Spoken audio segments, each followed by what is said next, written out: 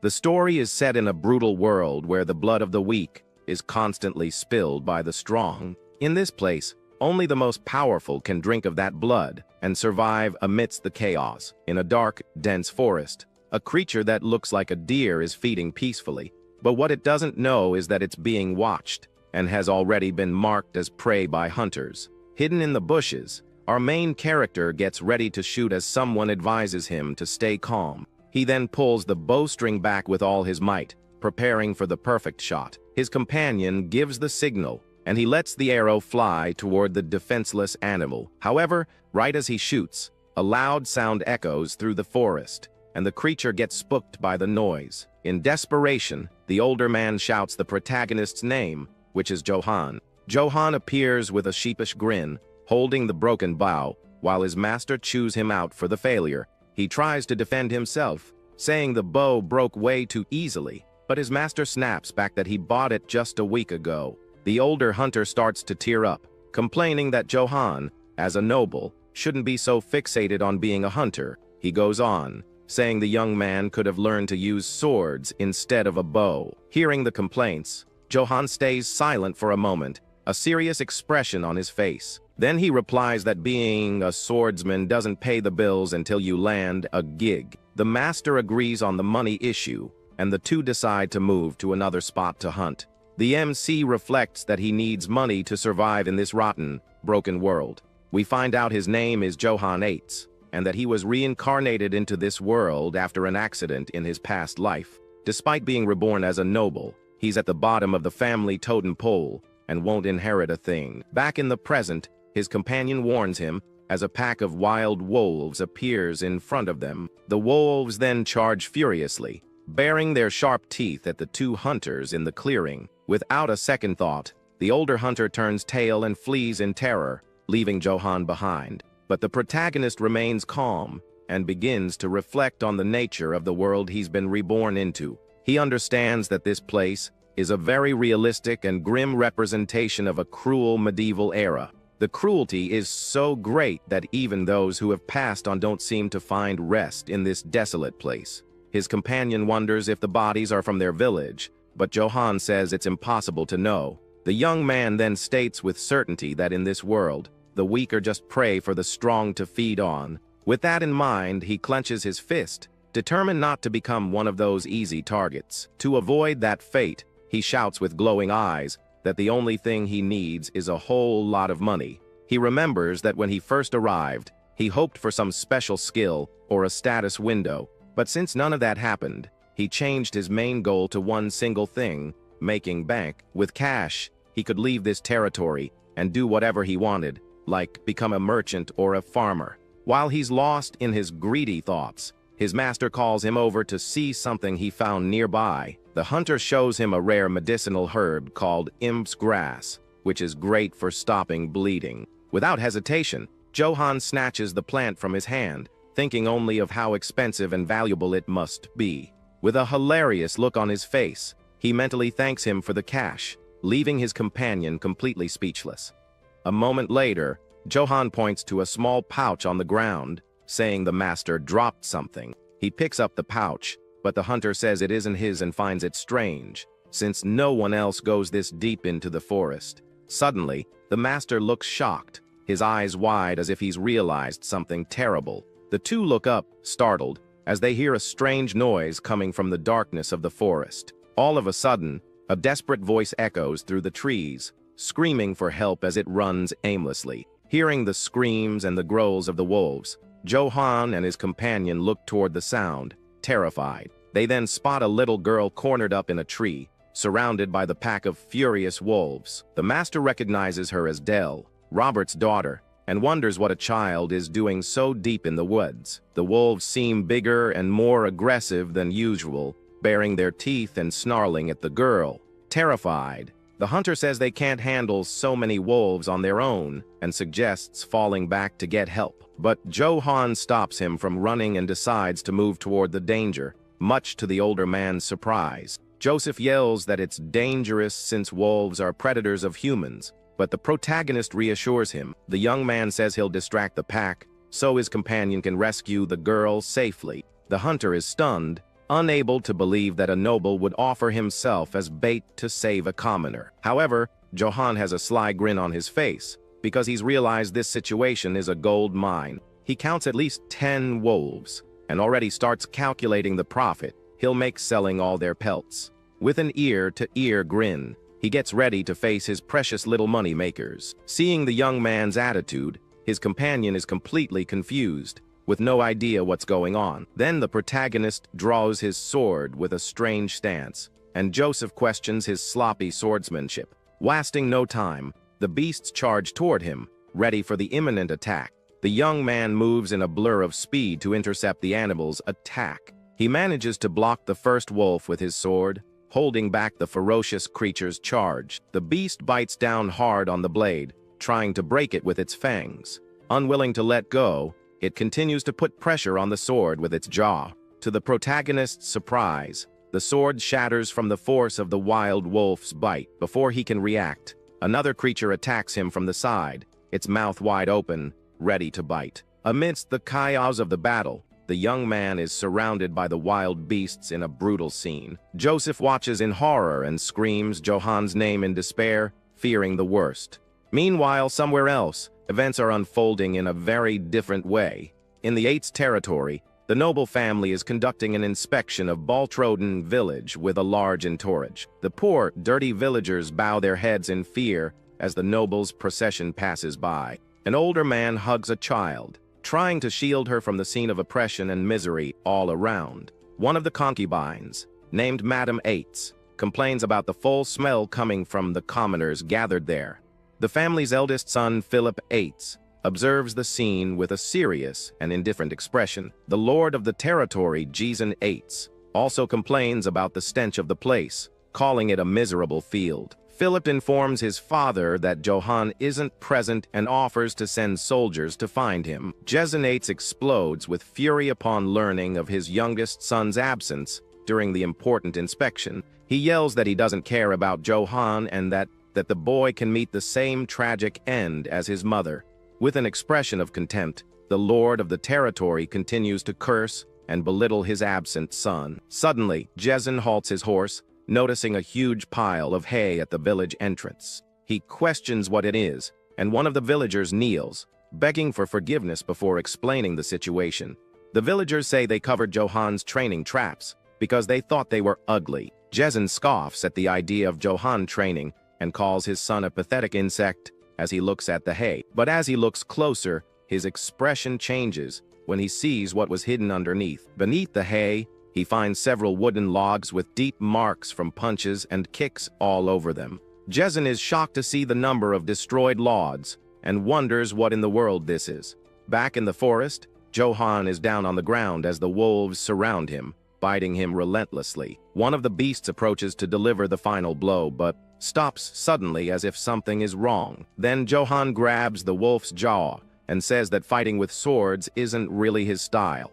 With incredible strength, he throws the creature far away, putting the other animals on alert. The protagonist grins and says that now he'll fight his own way, calling the wolves his little cash machines. He knows that in this world, it's survival of the fittest, and to avoid becoming prey, he needs cash. And to get that cash, he needs something more as the pack moves in for the attack. He then clenches his fist tightly, preparing to show his true combat ability. What he needs is overwhelming strength, capable of transcending the limits of an ordinary human being. Joseph watches the scene, completely shocked and unable to understand what's happening. With a direct punch, Johan lands a solid hit on a wolf's face, which barely has time to react. The impact is so powerful that it sends several other wolves flying through the air with extreme ease. The young man grabs another animal by the neck, displaying a terrifying and colossal physical strength. In a quick and brutal scene, he delivers a final, decisive blow to the defenseless creature. The wolf's body falls lifeless to the ground, to the astonishment of Joseph, who watches from a distance. The older hunter can't believe his eyes and wonders where that incredible strength comes from. Johan smiles amidst the bodies of the wolves, thinking about how much money he'll get for all those pelts. A memory shows that he had to accept from an early age that life in this new world wouldn't be easy. His older brothers constantly mistreated him, calling him a bastard and humiliating him for not having a mother. Because they held a higher rank, they tormented and beat him whenever they felt like showing off. Lying on the ground, young Johan realized just how cruel this world was, and that no one would care about him. He then understood that the only person he could rely on to survive here was himself. With that in mind, he started thinking about what he would need to get by in this medieval world. Fortunately, the protagonist had a major advantage: the knowledge from his past life as a student. Because of this, his head held wisdom that people of that era couldn't even imagine. So, he decided to use all this knowledge to his advantage. Starting with high-intensity training, the boy also created a balanced diet with superfoods, to the amazement of those who saw him eat. He also created an exercise regimen based on modern science and practiced martial arts up close. And so, his continuous training piled up over many years of dedication. After all that time, an older and stronger Johan could shatter tree trunks with a single punch. His determined expression showed the results of all his effort as he continued to train. The force of his blows was so absurd that he could rip an entire tree out of the ground. With each training session, his body demonstrated even more overwhelming strength, and he felt renewed. Amidst the destroyed logs, he wondered if this strength was a blessing or a new challenge in his life. Back in the present, in the forest, a growling sound echoes through the darkness after the intense battle. The protagonist breathes a sigh of relief, looking at his hand as he recovers from the fight against the beasts. He observes the wolves' bodies on the ground and concludes that this seems to be the last of the pack. Meanwhile, Joseph hugs little Dell, who is crying with relief at being saved from danger. Joseph sighs in relief, but still looks completely exhausted and shaken by the whole situation.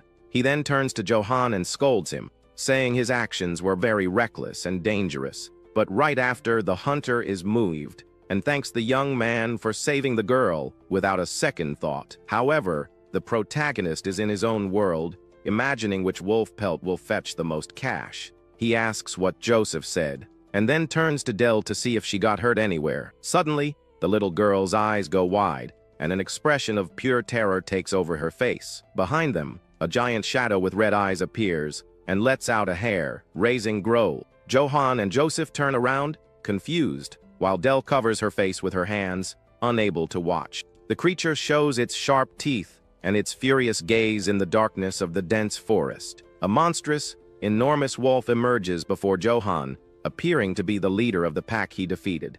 Joseph screams in complete panic, realizing they are facing a real monster. He grabs the girl and warns that they need to run, as only an army could handle that thing. But the protagonist smiles and turns to the creature, asking if it's the boss of this crew. He apologizes for taking out the monster's underlings and mentions their pelts are worth a lot. The giant beast stares at the young man with a look of pure hatred, its eyes glowing an intense red. Johan realizes the monster sees him as prey, and a confident smile appears on his face. The creature then opens its massive mouth and lets out a deafening roar that echoes throughout the forest. Unfazed, the protagonist charges toward the beast, saying it doesn't matter what it is. The young man picks up a giant rock from the ground and yells that this thing's pelt will be worth way more money. Then, with superhuman strength, he hurls the rock, which smashes right into the monster's head. The rock hits the monster square on, and it lets out a roar of pain and fury from the direct impact. But Johan yells in frustration because he scratched the animal's pelt, complaining that the price will drop now. With its red eyes glowing with hatred, the creature glares at the protagonist, growling furiously. Then the beast opens its mouth and lets out a powerful howl that seems to shake the entire forest. The sound is so intense that the protagonist covers his ears with his hands,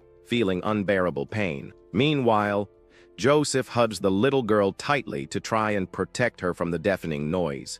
Johan grinds his teeth and writhes in pain, as the monster's howl seems to affect his mind directly. He feels dizzy and his vision starts to blur as he wonders what's happening to him. Suddenly, a strange vision of two warriors fighting with swords flashes abruptly in his mind. The scene is so intense and real that the young man screams in despair, feeling the pain of that ancient memory. Soon after, he collapses to the ground, panting and confused. wondering what just happened to him. Still a bit dizzy, he looks around and wonders where the monster that was in front of him went. To his surprise, the creature has simply vanished without a trace in the dark forest. He then spots Joseph and Dell on the ground, fast asleep, as if they had passed out. The protagonist approaches and realizes they are just sleeping, and that everyone is safe now. He doesn't know what happened but carries Joseph to head back, as other monsters might show up. The young man then hoists the hunter onto his shoulders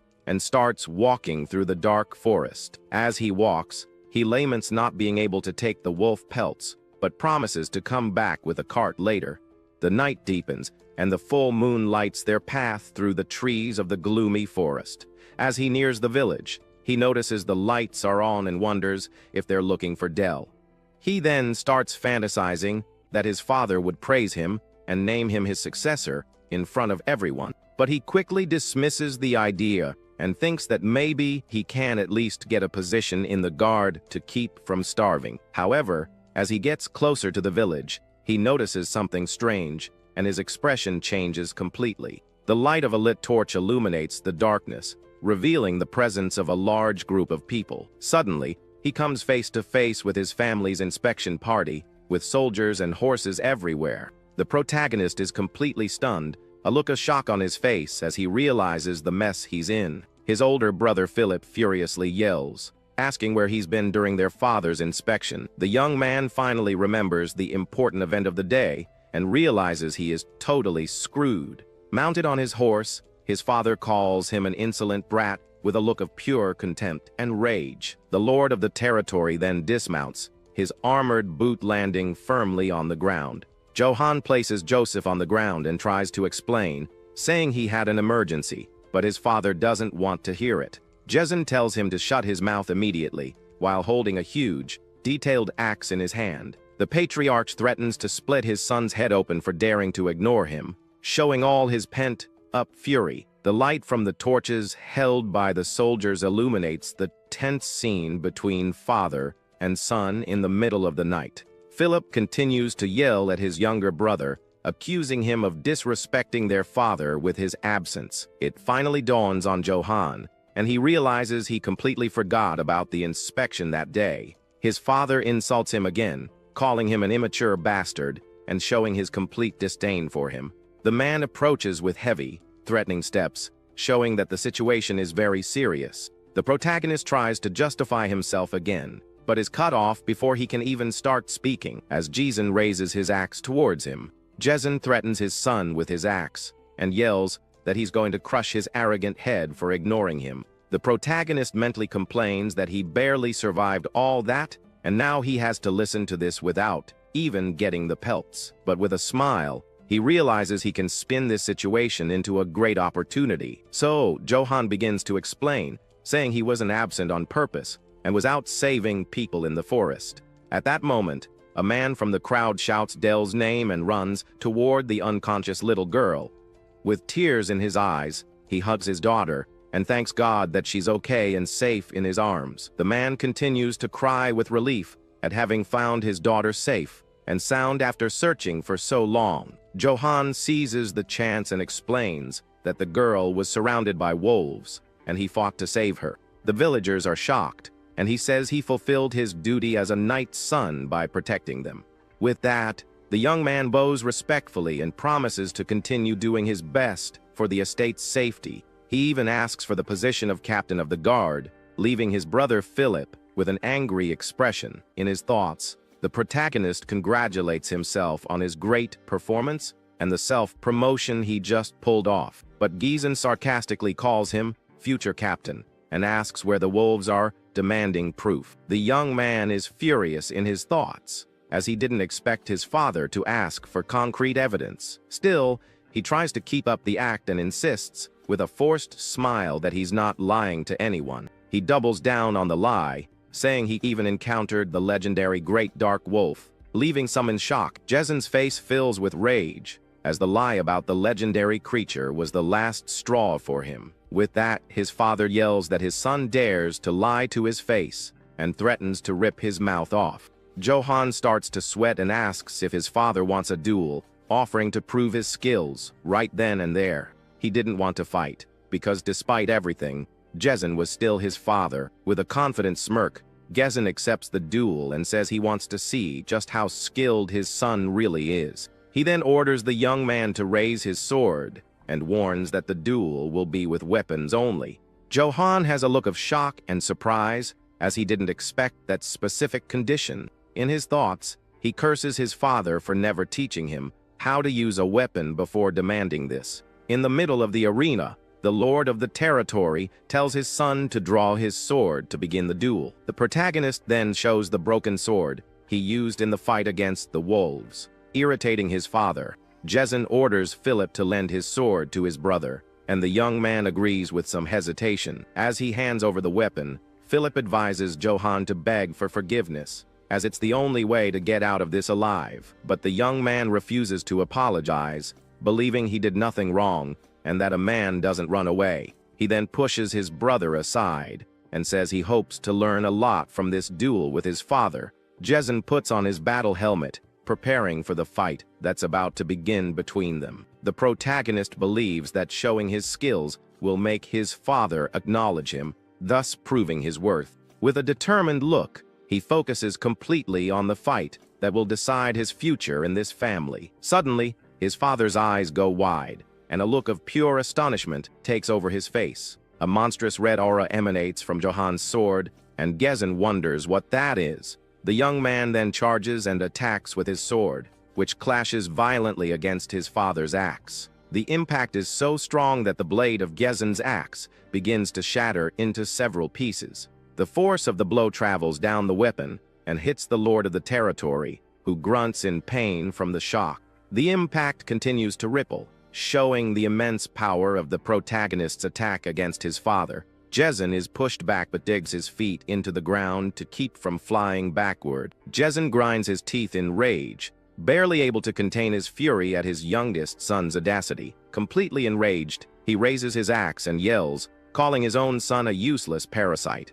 Johan is hit squarely by the violent blow and feels the impact run through his entire body with pain. His brothers watch the scene, shocked, and realize their father is serious and might finish the young man off. The patriarch then yells that he never taught his son to fight because he'd be useless anyway. He continues to insult the boy, saying that no matter how hard he tries, he'll never surpass him. Gezin seems to go mad, screaming that the estate is his and no one will ever take it from his hands.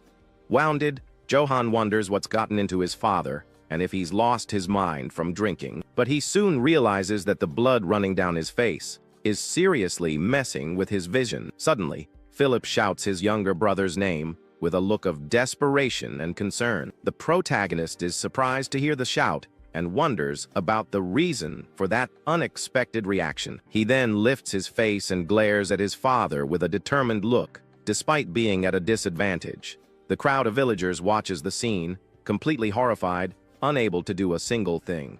With his last bit of strength, Johan manages to stop the axe blade using what's left of his sword. The pressure is immense, and sparks fly everywhere as the two test their strength in the middle of the arena. But the young man's sword can't take it and breaks into pieces, leaving him completely disarmed. Kneeling on the ground, the protagonist admits his defeat, with the remains of the sword beside him. Gezin then approaches and tells his son to know his place and never challenge him again. With a threatening glare, he warns that if he sees him again, he'll really crush his head for good. The lord of the territory then turns his back on his son and walks away, leaving him alone and humiliated. Alone in the arena, Johan is surrounded by the crowd, who watches him in silence with pity in their eyes. In a more secluded spot, someone comments that what Gezin did to his son was very unfair and cruel. Inside a church, a tall, blond man complains indignantly about the treatment the young man received.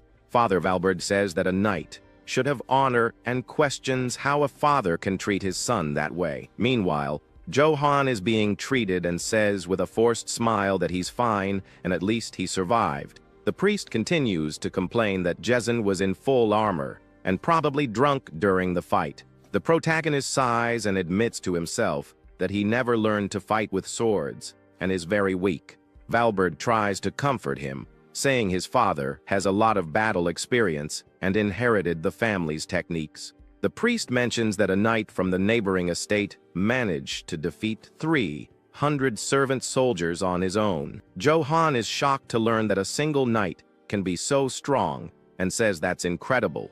He then reflects that fighting technique is important and that he underestimated his drunk father. Father Valbert hears the young man mention the Black Wolf, and his expression changes to one of surprise and fear. He grabs Johan by the shoulders and asks if it's true that he saw the legendary creature in the forest. The protagonist confirms it and says that Joseph and Dell also saw the monster before they passed out. The priest is shocked and starts to pray, thanking God, while the young man doesn't understand a thing. Valberg then grabs an old book from the shelf to show something important to the curious young man. He opens the book and explains that for a long time, black wolves have been considered a great taboo in the region.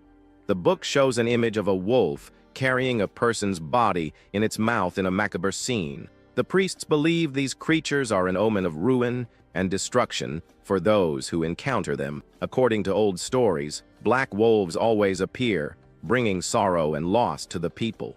Johan is silent for a moment as he processes the information about the black wolves and their meaning. He doesn't really believe it, but thinks the wolf was a warning about the fight with his father, and the priest agrees. The priest smiles and tells him not to worry, as the stories about the wolves are just old legends. He believes God is helping him because he's a good person who puts others first. The protagonist gives an awkward smile and wonders if he's really a good person like Father Valberg thinks. In his thoughts, he admits that all he really cares about is making a lot of money to live well. Meanwhile, near the Eights Estate, in the barony of Brits, a scene of chaos and terror is unfolding. Amidst the fire and smoke, screams of despair echo everywhere as people beg for help. A mother hugs her child tightly and screams desperately for help in a moment of pure panic. But her plea is ignored, and something terrible is about to happen to the two helpless and frightened individuals. In a moment of cruelty, that family's life is brutally cut short without any mercy. One of the victims' hands falls lifelessly to the ground, showing the tragic end of that bloody night. Two knights are talking, and one wonders why people try to run when they're going to meet their end anyway. The other agrees with the cruelty of the situation, but shows no hint of remorse for what they've done. The mercenaries then pile up the victims' bodies, preparing to burn everything and erase the evidence. They don't care about the cruelty. They're just there to do a job and get paid in gold. In front of a large, flaming gate, a knight kneels before an imposing and mysterious figure. He informs his superior, named Karamov, that the mercenaries have finished the job and hands over the Brits family ring. The mysterious man holds the ring of the noble family that was completely annihilated on that night of terror. With a squeeze of his hand, he crushes the ring and speaks the Brits' family name with contempt in his voice. He complains that he had high expectations for Brits, but the knight didn't even last 2 attacks. Karamov then introduces himself as the Sword of the Holy Empire and the Emperor's representative. He says he is also the seal collector and will punish all corrupt nobles on His Majesty's orders. The mysterious warrior promises endless gold and honor to all who stand with the Emperor. With a gesture, he orders his men to advance and destroy everything in their path without mercy. His soldiers, with red eyes and wolf shields, smile and announce that the Eights Estate is next. Back in the protagonist's strange vision, the two warriors continue their intense and deadly battle. The mysterious knight blocks a blow with ease and glares at his opponent with a look of contempt. The warrior in black armor seems to be much stronger and more skilled than his adversary in combat. With a swift and precise movement, he manages to disarm his enemy, leaving him completely vulnerable. The opponent's sword flies through the air as the knight prepares for the final, decisive blow. In a single strike, the warrior's head is separated from his body quickly and brutally. The knight's body falls lifelessly to the ground as blood gushes everywhere in the battle arena. His helmet rolls across the ground, showing the tragic and lonely end of that bloody confrontation. From under the helmet, a lifeless face is revealed, leaving the viewer shocked by the scene. The camera zooms in and reveals that the defeated warrior was actually the protagonist of the story. Johan then wakes up suddenly with a scream of despair, sweating and panting in his bed. He sits up in bed and tries to calm down, realizing it was all just a nightmare. The young man puts a hand to his head and takes a deep breath, still shaken by the intensity of the bad dream. Ever since he saw the black wolf, he's been having the same nightmare for days on end, unable to rest. He remembers the priest's words about the black wolf being an omen of doom and misfortune. The image of the creature howling at the red moon continues to haunt his thoughts.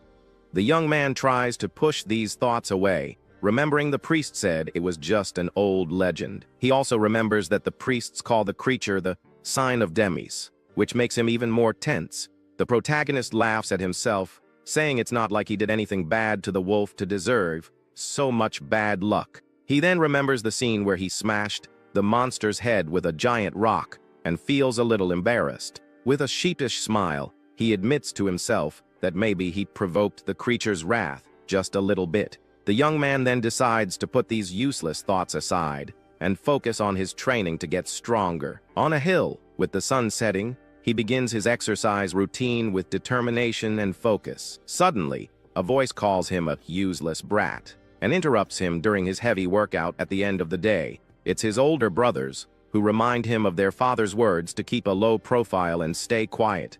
They continue to mock him, calling him cocky for still thinking he's strong, even after getting his butt kicked. The two accuse him of being all bark and no bite, saying that chopping wood won't make him any stronger. They scoff at his skills, saying that breaking a log is just a low-level party trick. With a smile on his face, Johan listens silently to the taunts about him never being able to join the guard. He then clenches his fist and focuses on the tree in front of him, preparing to show his strength. With a single punch, he shatters the tree trunk into several pieces with impressive force. His brothers' eyes bulge and their jaws drop in shock, unable to believe what they just saw. The protagonist breaks the tree in half with his blow, showing the result of his intense training. He then turns to his brothers with an evil grin and invites them to repeat what they just said. Scared, the two brothers scram, promising to tattle to their dad about everything that happened. Johan sighs and calls them pathetic idiots for not thinking about how they'll support themselves in the future. He then decides not to worry about others anymore and get back to his training to become stronger. Suddenly, a voice from behind interrupts him, saying that what his brothers said about their father was true. It's Philip, who approaches and confirms that their father has no intention of appointing him to any position. The protagonist isn't surprised and says at least he wasn't sent to the gallows, which is a relief. The older brother asks if he's not disappointed, but Johan says he'll find another way to make a living. Philip then reveals that their father is afraid of his younger brother, which is why he treats him with such contempt. Johan falls silent, and his expression turns serious upon hearing his brother's shocking revelation. Philip explains that his strength is a threat to their father, who prefers obedient and submissive sons. He continues, saying their father wants sons like him, who obey him, and that Johan is too independent. Jason believes that one day, his son's strength will take everything from him, just as he did to his own father.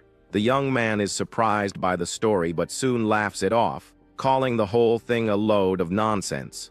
Philip then asks a servant to bring a bag and prepares to give something to his younger brother. The servant opens the bag and reveals its contents to the protagonist, who is curious to see what it is. Johan's eyes widen in surprise as he wonders what's inside the bag. The older brother explains that it's a coat and a chestplate of armor that were stored in the castle. He says he's not foolish enough to dismiss someone capable, and that he's not like their father. With a determined look, Johan listens attentively to his older brother Philip's words. Philip promises that when he becomes the lord of the estate, he will appoint him as the captain of the Eighth Guard. Johan yells back that he never starts trouble in the first place, defending himself against his older brother's accusations. Philip then throws something to him and turns to leave, leaving the protagonist alone with the gift. The older brother walks away with his servant as the sun sets on the horizon in a beautiful scene. The protagonist watches the two leave, and a strange feeling suddenly comes over him. He then looks at the armor's chestplate and realizes it's the exact same one from his nightmare. With wide eyes, He wonders if wearing that armor will lead him to the same tragic end as in his dream. But for some reason, he feels he can overcome this fate and change the course of his story. Even without any proof, he trusts his instincts and decides to wear the gear he was given. He puts on the armor and cape, feeling stronger and more prepared for whatever comes next. The sun sets completely, and night arrives, bringing new challenges and adventures for the young man.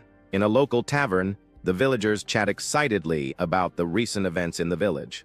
One man tells everyone that Johan is a purer and just hero who saved Del and Joseph from the wolves. Others agree, saying he's far more noble than his father, who is a drunk and a womanizer. A man in a hood listens to the conversation and chuckles quietly while holding his mug of ale. Another villager grips his mug so tightly that it shatters as he agrees with the criticism of the Lord. Del's father then announces that drinks are on him and that everyone can drink as much as they want. He raises his mug and toasts to young Johan, the just knight who saved his daughter from danger. One of the men asks the hooded stranger who he is, as he's never seen him around before. The mysterious figure comments sarcastically that the villagers aren't afraid to speak ill of their lord in front of a stranger. The two men get nervous and are left speechless, realizing the blunder they just made with the newcomer. With a sinister smile, the hooded man says their story is interesting and asks for more details. The two villagers are completely terrified by the threatening gaze of the mysterious figure in the tavern. He demands to know more about Johan Eitz. As the night deepens in Baltroden village, with an air of tension, the protagonist walks through the village, whistling happily and dreaming of his future as a captain. He imagines that when Philip becomes the Lord, his golden path to glory will finally be open. Suddenly, he stops and looks to the side, as if he noticed something strange in the middle of the street. He spots a drunk man passed out on the ground and thinks that a future captain can't just ignore a citizen. With a smile, he approaches to help and offers to take the man home. But as he touches the man, he feels something cold on his neck, and his expression changes to one of surprise. The supposed drunk is actually an assassin who attacks him by surprise with a dagger to his neck. The protagonist is shocked and frozen by the unexpected attack in the middle of the village street. A small wooden house in the distance seems to be the only refuge in the darkness of that dangerous night. With a quick move, Johan manages to break free from the attack and back away from the mysterious assassin. He wonders if the attack was his father's doing, but dismisses the idea, as he would have come personally. He then thinks of his stepmother and Philip, but also doubts his brother would do something like this to him. The young man gets frustrated that he can't figure out who sent the assassin to finish him off. He turns to the hooded man and asks what he wants with a serious and determined expression. The protagonist offers everything he has in exchange for his life, but the assassin doesn't seem interested. The mysterious man replies coldly that he already has more than enough money for what he needs. Johan becomes desperate because if money isn't the motive, he has no idea what the assassin wants. The assassin then says he will ask young Johan a question and threatens him with his sharp dagger. He warns that if he doesn't like the answer, he won't hesitate to act. The man's dagger is stained with something dark, and he presses it against the protagonist's neck. Johan gets nervous and wonders if the man will eliminate him if he answers the question incorrectly. He remembers a job interview from his past life and prepares to give the perfect answer. The assassin then gets ready to ask the question, and the young man musters the courage to listen and respond. With a mysterious look from under his hood, the man leans in to ask his decisive question. He compliments the protagonist's physique and asks if he's really the son of that pig, Jason Eitz. Johan is completely floored by the question and doesn't know how to react to such a strange inquiry. He grinds his teeth in anger and wonders what he should say to save his life in that moment. Very nervously, he replies that sometimes a lion can be born from a line of pigs. The assassin is silent for a moment, making the protagonist even more tense about the situation. Johan wonders if he gave the wrong answer, and if his fate is already sealed because of it. Suddenly, the hooded man starts laughing loudly and creepily, leaving the young man confused. The assassin says he liked the answer, but refuses to let him go. making him desperate. With a sinister smile, he says that from this moment on, Johann 8 belongs to him, and no one else. The protagonist is in shock, unable to understand what the mysterious man means by those words. We find out the assassin's name is Kegel, the poison master of the Niso's guild, and the greatest assassin in the empire. He perfected his swordsmanship through countless missions, and became known as the venomous serpent. However, Kegel had a serious problem. He couldn't find a successor to inherit his techniques. He searched everywhere, but only found useless insects who could never truly succeed him. Some even showed potential but were too attached to honor and refused to become assassins. One knight refused to learn the techniques, saying he'd rather meet his end right there than stain his honor. Without hesitation, Kegel granted the man's wish and eliminated him without any mercy in the middle of the arena. More than 30 heirs of knightly families met the same end at the hands of the master assassin. Impatient, he visited the Empire's witch in search of a solution to his succession problem. The witch said that the disciple he was looking for was in a small, forgotten rural territory. She revealed that he was one of the sons of the drunk and womanizing Lord of 8's castle. Kegel doubted his successor would be in such a miserable place where 1 coin could buy half the land. The witch laughed and said she would return his money if her prophecy didn't come true as promised. The assassin accepted the bet, as he knew you couldn't just take money from a witch. He decided to believe her because he had already wasted too much time and had nowhere else to look. But even upon arriving at the 8's estate, doubt about the prophecy still tormented him. He decided that if he didn't like the boy, he would eliminate him on the spot without a second thought. Back in the present, Kegel says he has no more time to waste and that Johann will be his successor. He gives the young man the choice to learn his swordsmanship or meet his end right there at his hands. The protagonist is shocked by the unexpected proposal and doesn't know how to react to the situation. In a moment of desperation and confusion, he shouts and asks how much he needs to pay to learn. Kegel gets irritated and yells back that he's not accepting money for the swordsmanship lesson. Johann's eyes start glittering with greed when he realizes he's about to get free lessons from a master. With his eyes shining, the young man says he's waited his whole life for someone like the master assassin. Kegel then warns him that his swordsmanship is that of an assassin, not an honorable knight. He warns that learning his techniques will mark him as a disgrace to his family for the rest of his life. But Johann yells that he doesn't care about honor or shame and begs the man to teach him. The assassin accepts, saying he's never met a brat like this in his entire life of searching. The protagonist then remembers something and asks his new master about an important detail. With eyes glittering for money, he asks if he'll get an allowance if he learns the lessons well. Kegel stares at the young man with a serious expression, thinking that this kid really is different from all the others. At 8's castle, the lord of the territory prepares to leave on his horse with a few guards. He announces that the inspection is over and that he'll be gone for a while, leaving his wife and eldest son. Philip says his goodbyes and states that he'll take care of the castle while his father is away on business. Johann's stepmother says that no matter how much her stepson fights, the castle will one day be hers, but Philip cuts her off, saying the next lord of the castle will be him and no one else in his family. Jezin complains that he's tired of their bickering and tells them to do whatever they want. The eldest son then reminds him that Johann still hasn't returned and asks what they should do. The lord grinds his teeth in anger,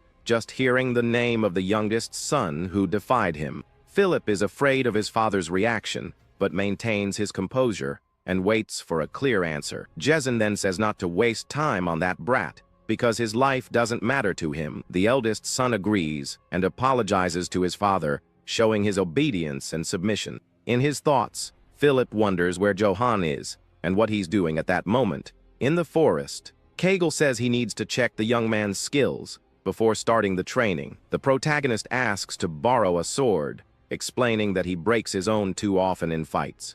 The assassin thinks the boy is reckless and that he doesn't like anything about him, considering the idea of eliminating him. With the sword in hand, he asks his new disciple if he's ready for the skill test. Johann confirms with an excited smile and prepares to show his full potential to the master. The two face off in the dark forest, and the young man assumes a very strange and clumsy fighting stance. Kegel sighs and thinks that stance is terrible for a knight's son and decides to eliminate him. The boy then asks if he can fight however he wants, and his master authorizes him to use any method.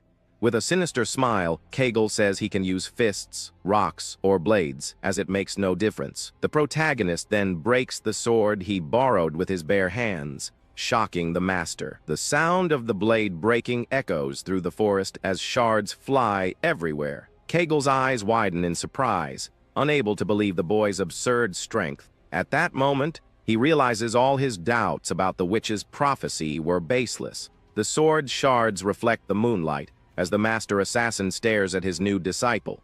He realizes the young man is monstrously strong and that the witch was right about his potential. With a confident smile, Johan prepares to attack using only his fists and his raw strength. The full moon illuminates the scene as the sword shards fall slowly around the two of them. The assassin is shocked by the air pressure generated by the boy's punch and braces for impact. He knows that if he's hit by that blow, his bones and muscles will be completely crushed. And so, Kegel understands that he's not fighting a human, but a wild lion. With eyes blazing with fury, Johan charges forward with his fist, ready to attack. However, the master assassin moves with incredible speed and easily dodges the blow. Kegel uses his serpent technique, moving in a fluid and unpredictable way, confusing the protagonist. The young man is shocked by the master's movements and can't predict where he'll go.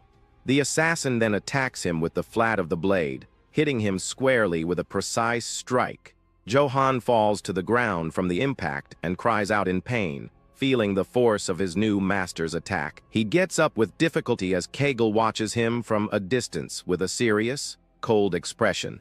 The master comments that he hit him with the flat of the blade, and that he's surprised he didn't pass out. He praises the boy's resilience, and says that if he had been born 1,000 years earlier, he would have been a legendary hero. The assassin then warns him of a critical weakness that could cost him his life in the future. With a serious look, he warns that if the young man doesn't fix this flaw, he will certainly meet his end. Johan is shocked by the revelation and wonders what his master means by that warning. Kegel explains that the protagonist can't control his strength, and that it will be his undoing one day. The young man doubts the claim, saying it's not like he's attacking himself with his own strength. The master then shows a set of daggers and prepares for a new challenge for his disciple.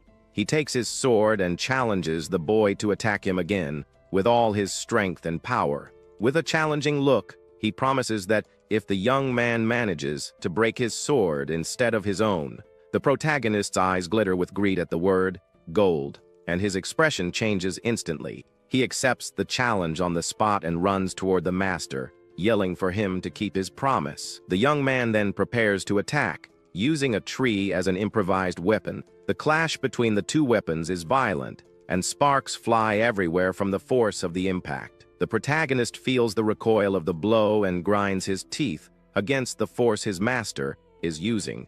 Something trickles from his eye, and he realizes the impact of the fight is taking a toll on his body. The young man remembers his fight with his father and realizes the situation is very similar to before. Kegel then says the boy lost to his own strength and that he needs to learn to control it. He warns him that if he doesn't learn to control his power, he will meet a tragic and inevitable end. The master throws a blade fragment that embeds itself in the disciple's armor as a test of skill.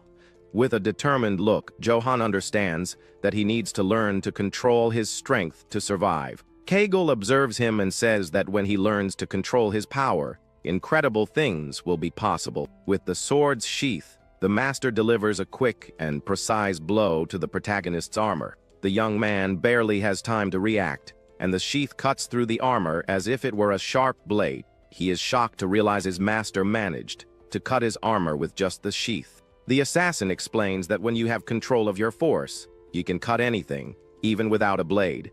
With a sinister smile, he says he can hardly imagine how powerful the boy will become. The master then says that's enough talk, and it's time to begin the real training. He warns that it will be difficult, and that the young man might not even survive the learning process. With a threatening look, He asks if the disciple is ready for the challenge ahead. Johan confirms with a confident smile, saying he's more than ready for the training. At 8's castle, life goes on as usual while the protagonist begins his training journey. Another young man in a cloak walks through the village, observing the residents and the local activity. Tired and bruised, Johan continues his intense training with his new assassin master. He thinks he's learning to hold back, but he still finds it very difficult to control his strength. Suddenly, he looks to the side and sees something that catches his attention. In the middle of the castle courtyard, he spots a group of elven soldiers with armor and shields standing in front of a gate.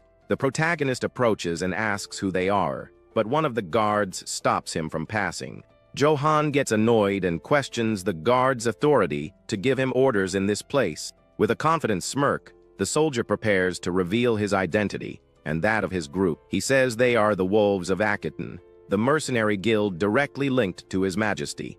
The protagonist gets excited to hear they're mercenaries and asks about the pay. The soldiers laugh and say they earn 2 gold coins per job, which is much more than a captain makes. They also say that what matters is skill, not the size of your muscles, to be a good mercenary. Johan's eyes glitter with greed as he thinks about the money and considers a career change. A mysterious man in golden armor observes the young man's interaction with the mercenaries from afar. The imposing figure approaches the protagonist with firm steps and an intimidating presence. Johan's eye reflects the image of the mysterious warrior, and he feels a shiver down his spine. A strange feeling comes over him, and his hand instinctively goes to the hilt of his sword. He prepares to draw the weapon, as if facing a deadly and powerful enemy. The young man is confused and wonders why he's reacting this way to the mysterious man. One of the elven knights yells at him for daring to draw his sword in front of Lord Karamav. But the mysterious figure stops him and says it's all right. Mounted on a white horse in golden armor, Karamov stares at the young man with an intimidating gaze. With his glowing red eyes, he asks who the boy is who dared to challenge him with a sword. Johan starts to sweat and gets nervous in the imposing presence of the mysterious knight. Surrounded by the soldiers, he introduces himself as Johan of House 8, trying to stay calm. The warrior in golden armor raises a hand to his helmet, preparing to reveal his true identity. He then removes his helm and shows his face to the protagonist, who stares at him with fear and curiosity. The man introduces himself as Karamov, a knight of the Holy Empire's Imperial Guard. Johan realizes his reaction was instinctive, and that he put his hand on his sword without even thinking. He's never felt anything like it, not when he saw the Black Wolf, or when his father tried to eliminate him. Karamov's killing intent is so suffocating that the young man feels completely paralyzed with fear. It's as if he's a helpless rabbit facing a relentless and very powerful predator. He feels like prey before a top hunter, and sweat drips down his face. With a cold, authoritative voice, the elven knight tells the protagonist to get out of his way immediately. The young man continues to sweat, his body trembling with fear before the warrior's overwhelming aura. A chill runs down his spine, and he is completely in shock from the man's presence. The mercenaries mock him and tell him to be more careful next time he runs into someone. One of the elven soldiers laughs and says he doesn't know if there will be a next time for the scared boy. A knight in training named Jane asks Karamov if it's okay to leave the young man there. With a smirk, he says he doesn't want to cause a scene on such a fine day. He then enters the castle with his men, leaving Johan behind, alone and confused by it all. The protagonist remains silent, thinking about the sudden arrival of a knight of the Emperor.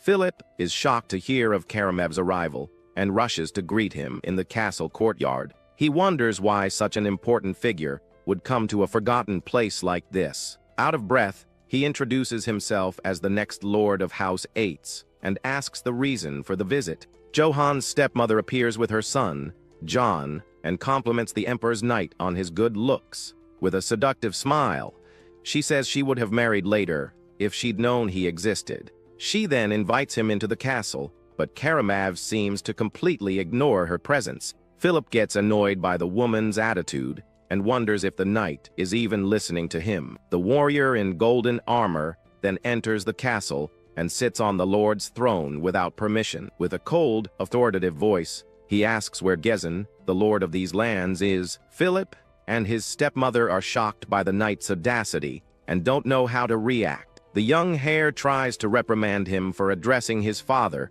so disrespectfully, but the stepmother interrupts him, saying there's nothing wrong with it, as he is the greatest knight in the empire. Philip realizes the woman is trying to use the opportunity to promote her own son. Karamov then yells for everyone to shut up and get out of his sight immediately. He asks for a drink and says he'll wait for Lord Gezin inside the castle. With his sword in hand, he waits patiently for the arrival of the Lord of House Eights for a settling of scores. Meanwhile, Johan continues his intense training, honing his skills with his master. Karamov takes off his helm, revealing his confident face as he waits for the confrontation to come. The two warriors seem to be on a collision course, and their fates will cross soon. During training, Kegel yells at his disciple to focus and not get distracted. The young man grinds his teeth in pain as he tries to dodge his master's swift and precise attacks. A small cut appears on his neck, showing he couldn't dodge the blow in time. The assassin warns him that if the daggers had been poisoned, he would already be lifeless. The protagonist apologizes and says something feels off. As Knights of the Emperor have arrived in the village, he finds it strange that outside knights are controlling the entrance to the castle that belongs to his family. With a serious expression, he says it makes no sense for them to close the gates and control access. Kegel asks what he can do about it, even if the situation is suspicious and strange. The master explains that Karamov is the strongest warrior on the continent and the central power of the empire. Johan is surprised and asks if the Elven Knight is stronger than his assassin master. The assassin is silent for a moment, a serious and thoughtful expression on his face. He then admits that if he had to face Karamov, he would run without a second thought. The protagonist says, "You only know the outcome of a fight after it's over," but gets a smack from his master. Kegel yells at him to know his place, saying he can barely control his own strength. He calls him a brat who doesn't even know the basics of swordsmanship and has no chance against the knight. But with a determined look, the young man says he will train and prepare for whatever comes. The master sighs and accepts his stubborn disciple's challenge, telling him to get back to training. The two then begin to train intensely, the clash of their blades echoing through the forest. Kegel attacks him repeatedly, yelling for him to keep trying without giving up on the training. The young man gives his all to keep up with his master's movements and learn his techniques. Kegel continues to pressure him with fast and precise attacks, testing his disciple's limits. With a furious expression, the master yells for the young man to keep trying without stopping to rest. The protagonist wonders why he can't hit his master, even with all his raw strength. He complains that he can't even cut the sword's sheath and feels frustrated with his lack of skill. The assassin then teaches him about the flow of force and how to concentrate it at the tip of the sword for a strike. He tells the young man not to swing the weapon blindly, but to transfer the force to the blade's tip. As time and training go on, Johan begins to understand what it means to control his strength. Kegel notices that the sound of the boy's sword is getting sharper and is surprised by his progress.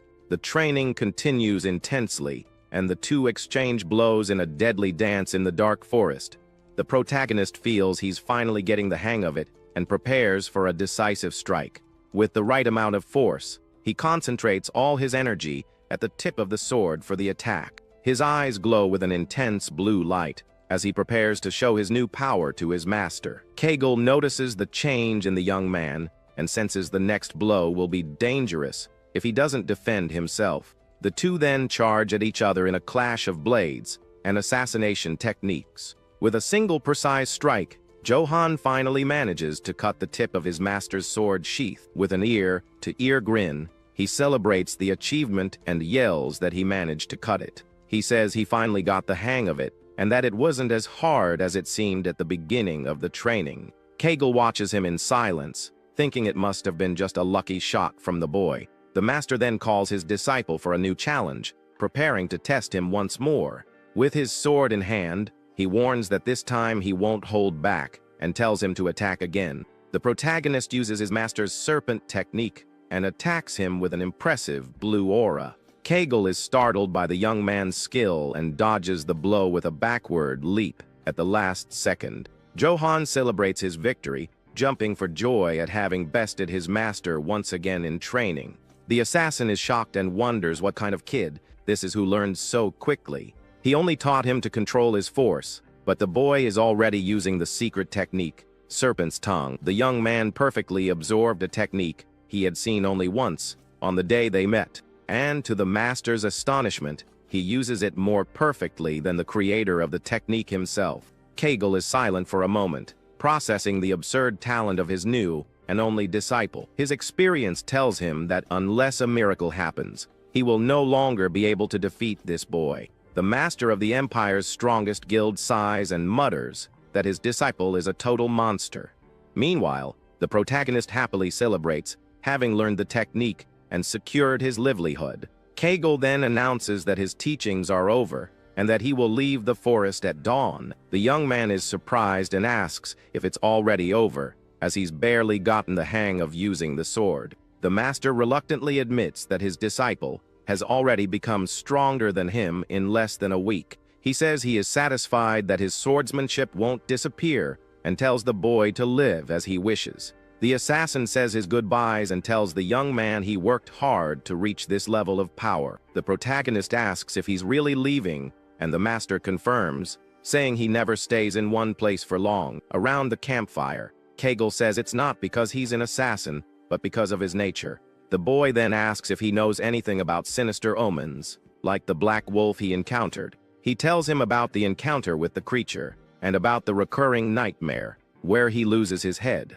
The protagonist says that when the master appeared, he thought he was the omen of his demise.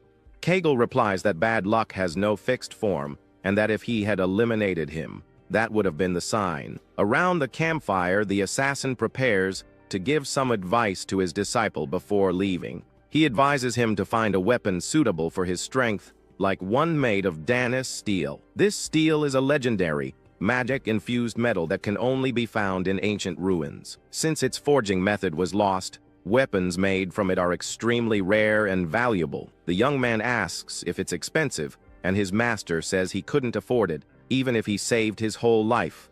Johan doesn't understand the recommendation, but the master says he just wanted to show him his pathetic situation. Kegel then advises him to run if he sees someone using a Danis steel weapon, even from a distance. The young man agrees and says he'll keep that advice in mind so as not to underestimate his opponents. The assassin then gets up and prepares to leave, leaving the protagonist alone in the forest. He gives one last piece of advice to the boy, telling him not to fight opponents he can't beat. If a fight is unavoidable, the master says to use any means necessary to win without fail. With a serious look, the young man listens to his master's words and commits them to memory. Kegel then says farewell with one last request, that his only disciple does not meet his end. The assassin's main lesson is for the boy to run, if it's dangerous, and eliminate, if he can't avoid it. With his hands clasped, Johan promises to remember his master's words and survive at all costs. Meanwhile, at Eight's castle, the night continues with an atmosphere of tension and mystery in the air. A woman asks Karamav if the drink is to his liking while he sits on the throne. The overnight complains about the taste and throws the goblet away, shattering it against the wall. Karamav says the only drink better than that is in Lord Gezen's chambers and laments the situation. Johan's stepmother invites him to a cozier room, but he completely ignores her. With a seductive smile, she insists, saying the Lord's room is very comfortable and he won't regret it. She suggests the two could have a wonderful time together, but the knight doesn't seem interested. With a cold, sharp voice, he tells the woman to disappear from his sight and leave him alone. The stepmother is shocked by the rejection and tries to justify herself, saying they don't have much time. Karamav informs her that Lord Gezen will arrive late at night, and his eyes glow with a red light. With a sinister smile, he says he was getting tired of waiting and is going to have some fun.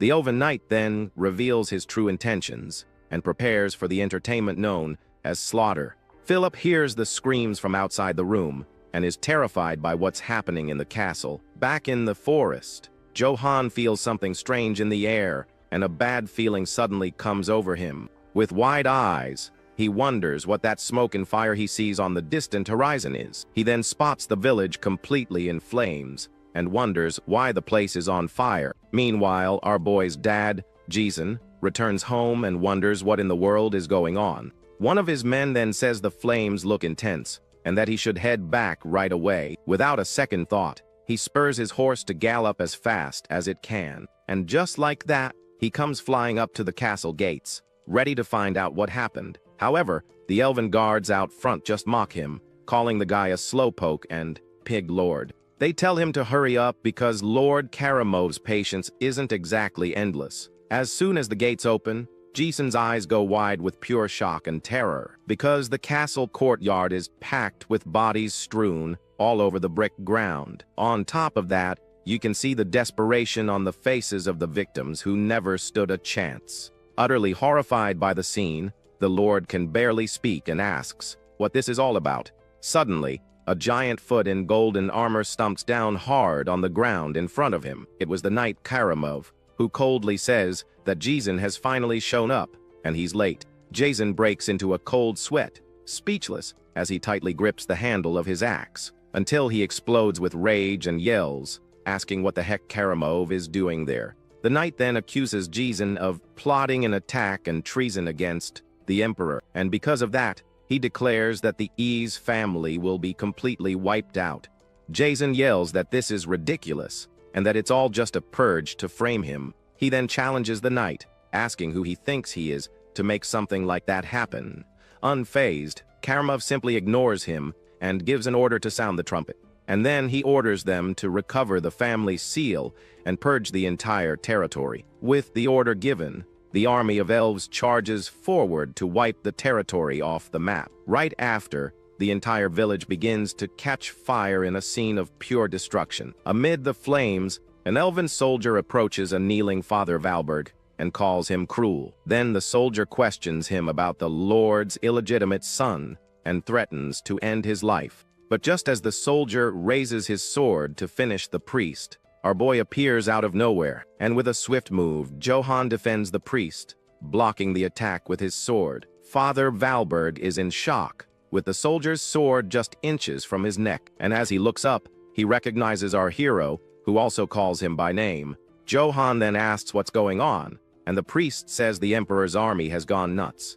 He also adds that Lord Jason has likely already met the same tragic fate. Our protagonist is completely floored by the news that even his father might be gone.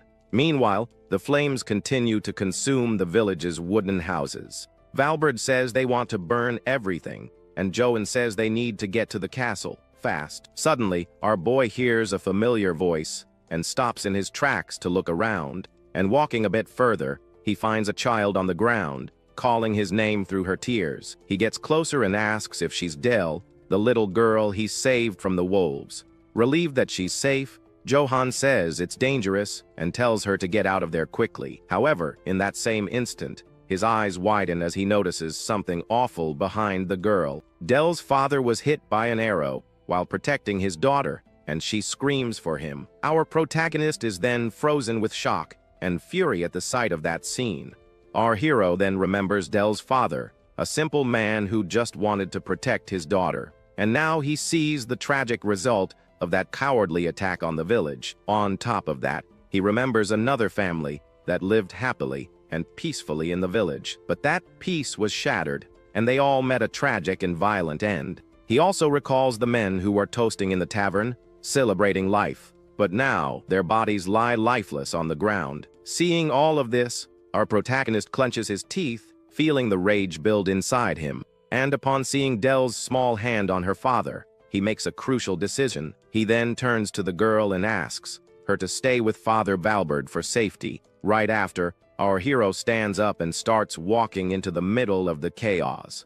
The priest then yells desperately, telling him he can't go and that he needs to get out of there. But our protagonist stops walking and completely ignores the priest's warning. He then raises his head and sees something awful on a standard stuck in the ground. Because his father Jason's head is on display there for everyone to see the scene. A sign then informs them that the Duke was finished for treason against the Emperor. It also warns that anyone who touches the body without permission will face the same punishment. Our boy stands in silence, processing the loss of his father and everyone in the village. On the other side, an elven soldier spots him and asks what that illegitimate guy is doing there. Their leader then scoffs, thinking he had run away, and asks if he came back to meet his end. But without saying a word, our hero charges forward and strikes a blow. With a swift move, he attacks Karamov, but the knight parries with his own sword. The impact of the blades is so strong that sparks fly everywhere in the fight. Then, our protagonist's sword starts to crack under the knight's force, and unable to withstand the pressure, the blade shatters into several pieces. Karamov then seizes the opportunity and attacks him with a powerful blow, sending him flying. Our hero then rolls on the ground, but gets back up quickly, ready to continue the fight. He then rushes toward the enemy with a determined and furious look in his eyes. Karamov smiles sinisterly and says that the fight is quite entertaining for him. Our protagonist then grabs another sword from a fallen soldier and goes back on the attack. He uses the serpent technique he learned from his master to strike the enemy, and with a quick movement, he attacks with both swords at the same time. However, Karamov manages to block the attack with his Danis steel sword. Once again, our boy's swords can't handle the pressure and break. The knight then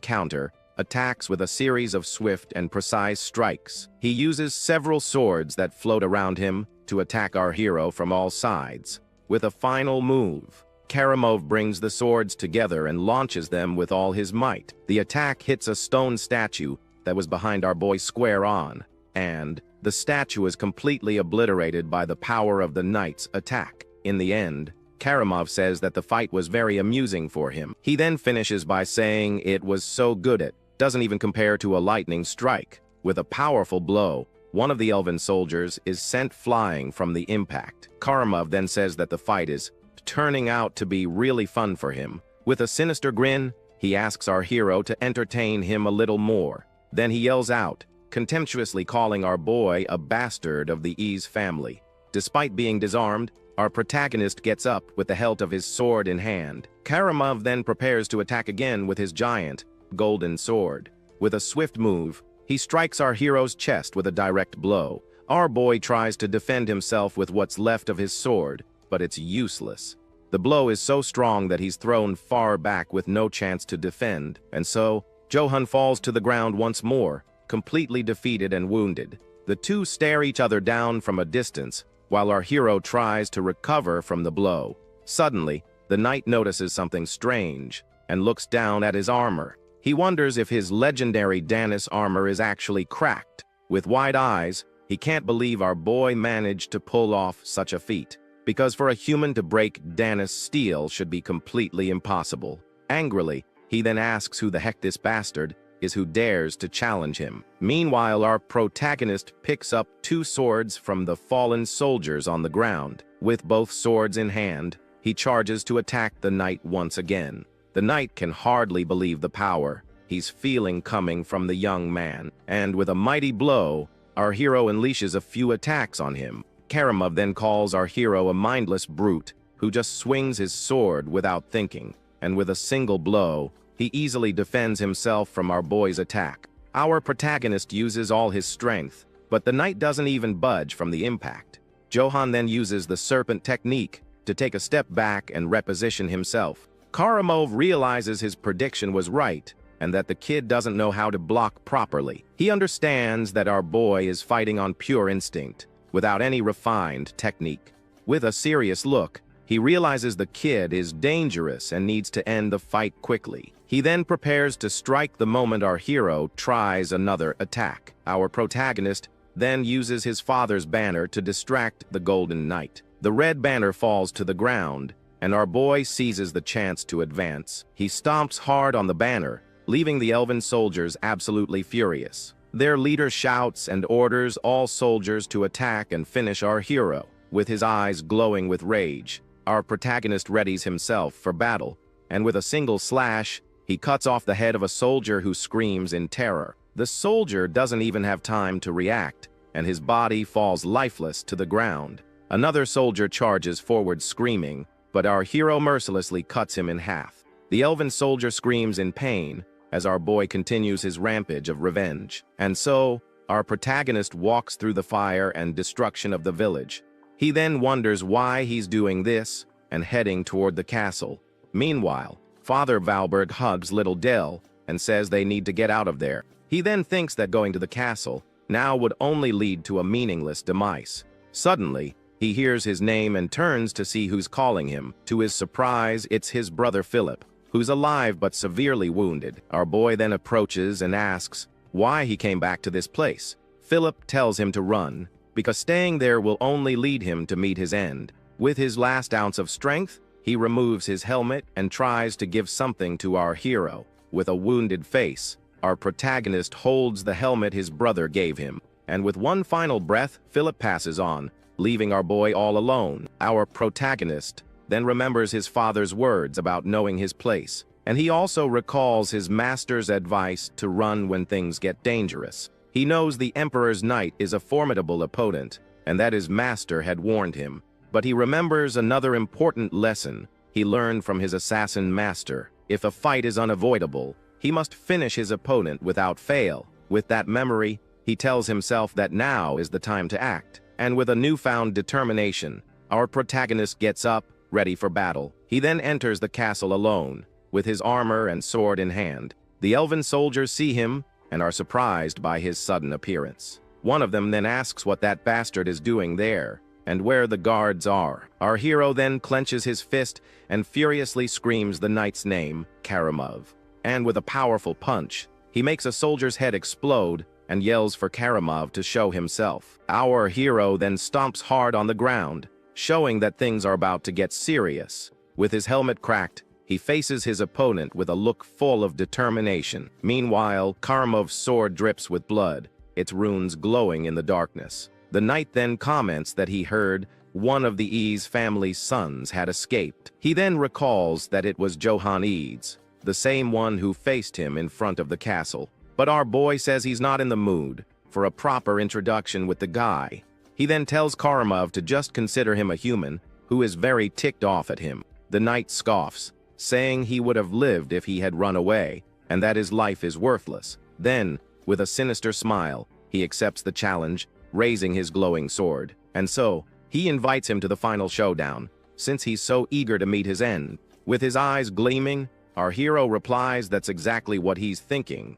The knight then charges with his sword, ready to finish our boy once and for all. The two blades clash once more in a duel of pure strength and skill. With a swift strike, Karamov knocks off our hero's helmet and promises to cut off his head. He then calls him a kid and prepares for the final blow with all his strength. But suddenly, the knight is startled by something and wonders what that is, because our protagonist is using the serpent technique with an intense blue light on his sword, and the technique manifests as a giant, blue serpent ready to strike. The blow then lands squarely on the knight's arm with devastating force. The impact is so powerful that the legendary Danis armor begins to shatter in half. With a direct hit, our hero's sword strikes the knight square in the chest. Karamov then screams in pain and shock, unable to believe what just happened. In the knight's eyes, you can see the reflection of our boy's clenched fist, and without wasting a moment, he follows up with a direct punch to the golden knight's helmet. The blow is so powerful that the impact reverberates throughout Karamov's entire body. On top of that, the force is so great that the knight's helmet shatters into pieces. Karamov then cries out in pure agony, feeling the pain of the young man's devastating blow. His sword then falls from his hand and gets stuck in the brick ground of the courtyard. Wounded, he hunches forward, roaring in pain while clutching the side of the blow. With wide eyes, he stares at our hero, trying to understand what happened. He then recognizes Kajal's technique and realizes the kid had been hiding his skills. Meanwhile, our protagonist approaches with an aura of pure determination and fury. Karamov then starts coughing heavily, indicating the wound was quite severe. A dark pool begins to form on the ground, showing the gravity of the situation. The knight keeps coughing non-stop, barely able to stay on his feet in the fight. Wearing his brother's helmet, our hero stares him down with a cold, serious look. With no strength left to fight, Karamov finally falls to his knees on the ground. Our boy then approaches and asks why he did all of that to his people.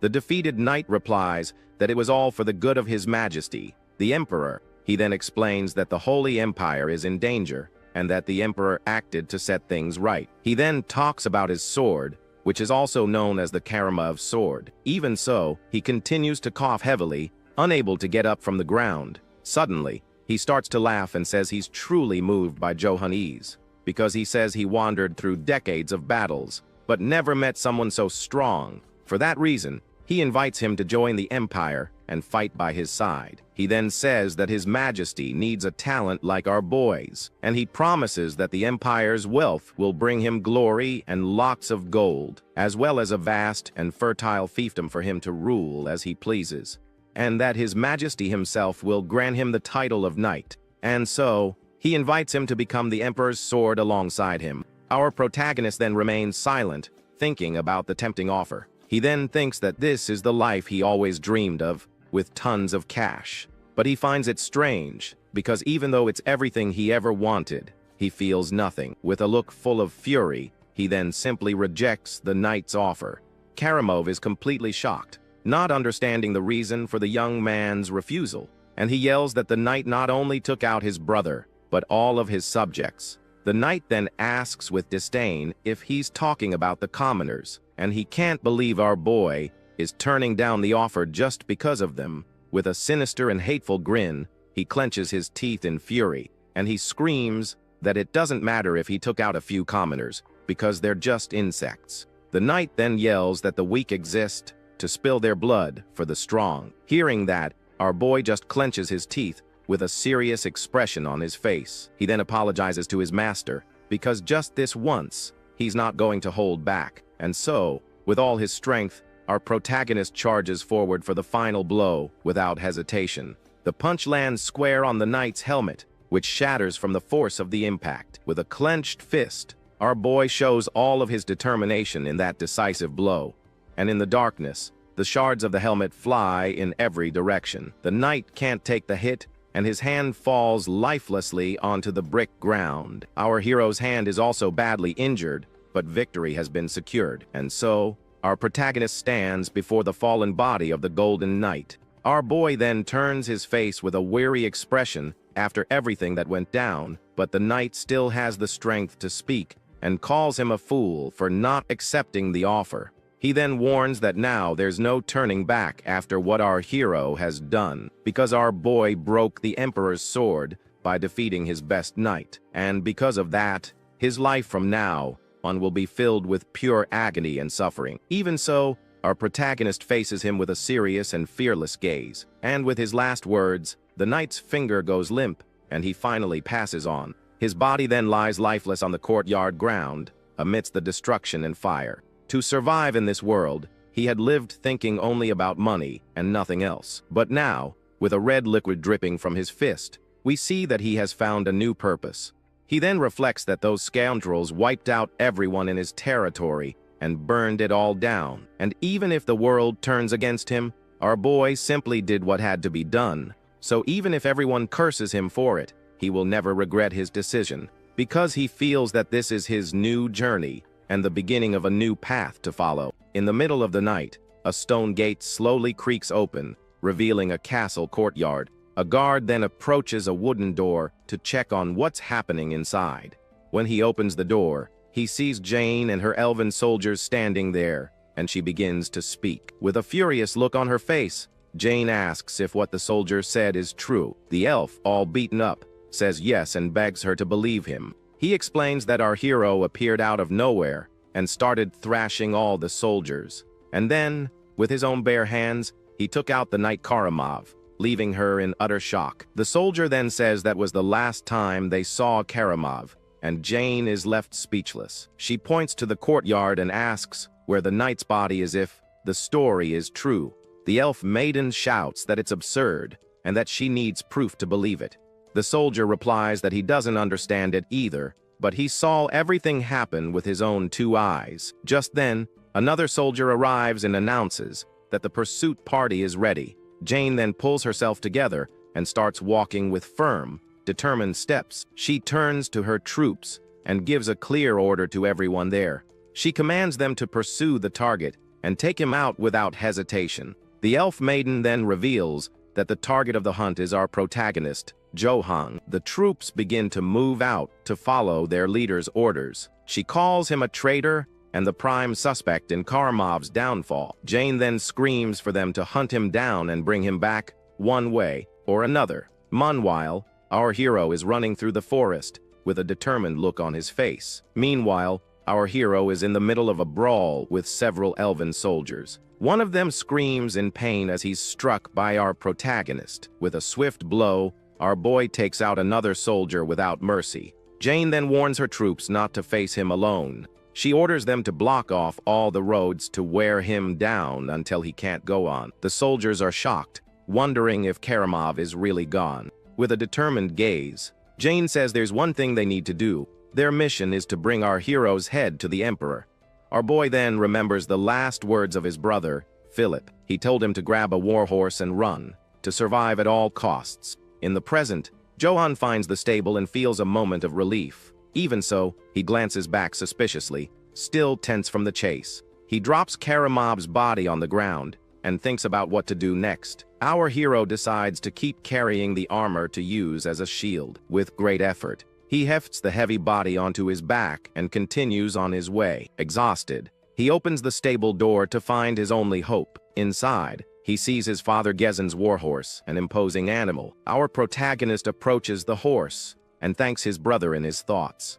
With a smile, he says that with this animal, he'll finally be able to get some rest. He then decides his new companion needs a name. The horse stares at our hero with its bright, imposing blue eyes. So, he decides to name the horse Philip in honor of his late brother. Meanwhile, an elven soldier shouts that he saw something shining over there. He's sure it's the gleam of Dana's steel and tells everyone to search. Suddenly, one of the soldiers hears a noise and realizes it's the sound of horse hooves. In the next moment, our hero flies past them on top of Philip. Our boy is completely focused on escaping as fast as he possibly can. One of the elves then yells in shock, seeing that it's Johan escaping on horseback. A moment later, our protagonist and his horse vanish into the darkness of the forest. The elven leader gets angry and orders his men to shoot him down. The archers then ready their crossbows and fire in our boy's direction, but the bolts hit Karamov's armor,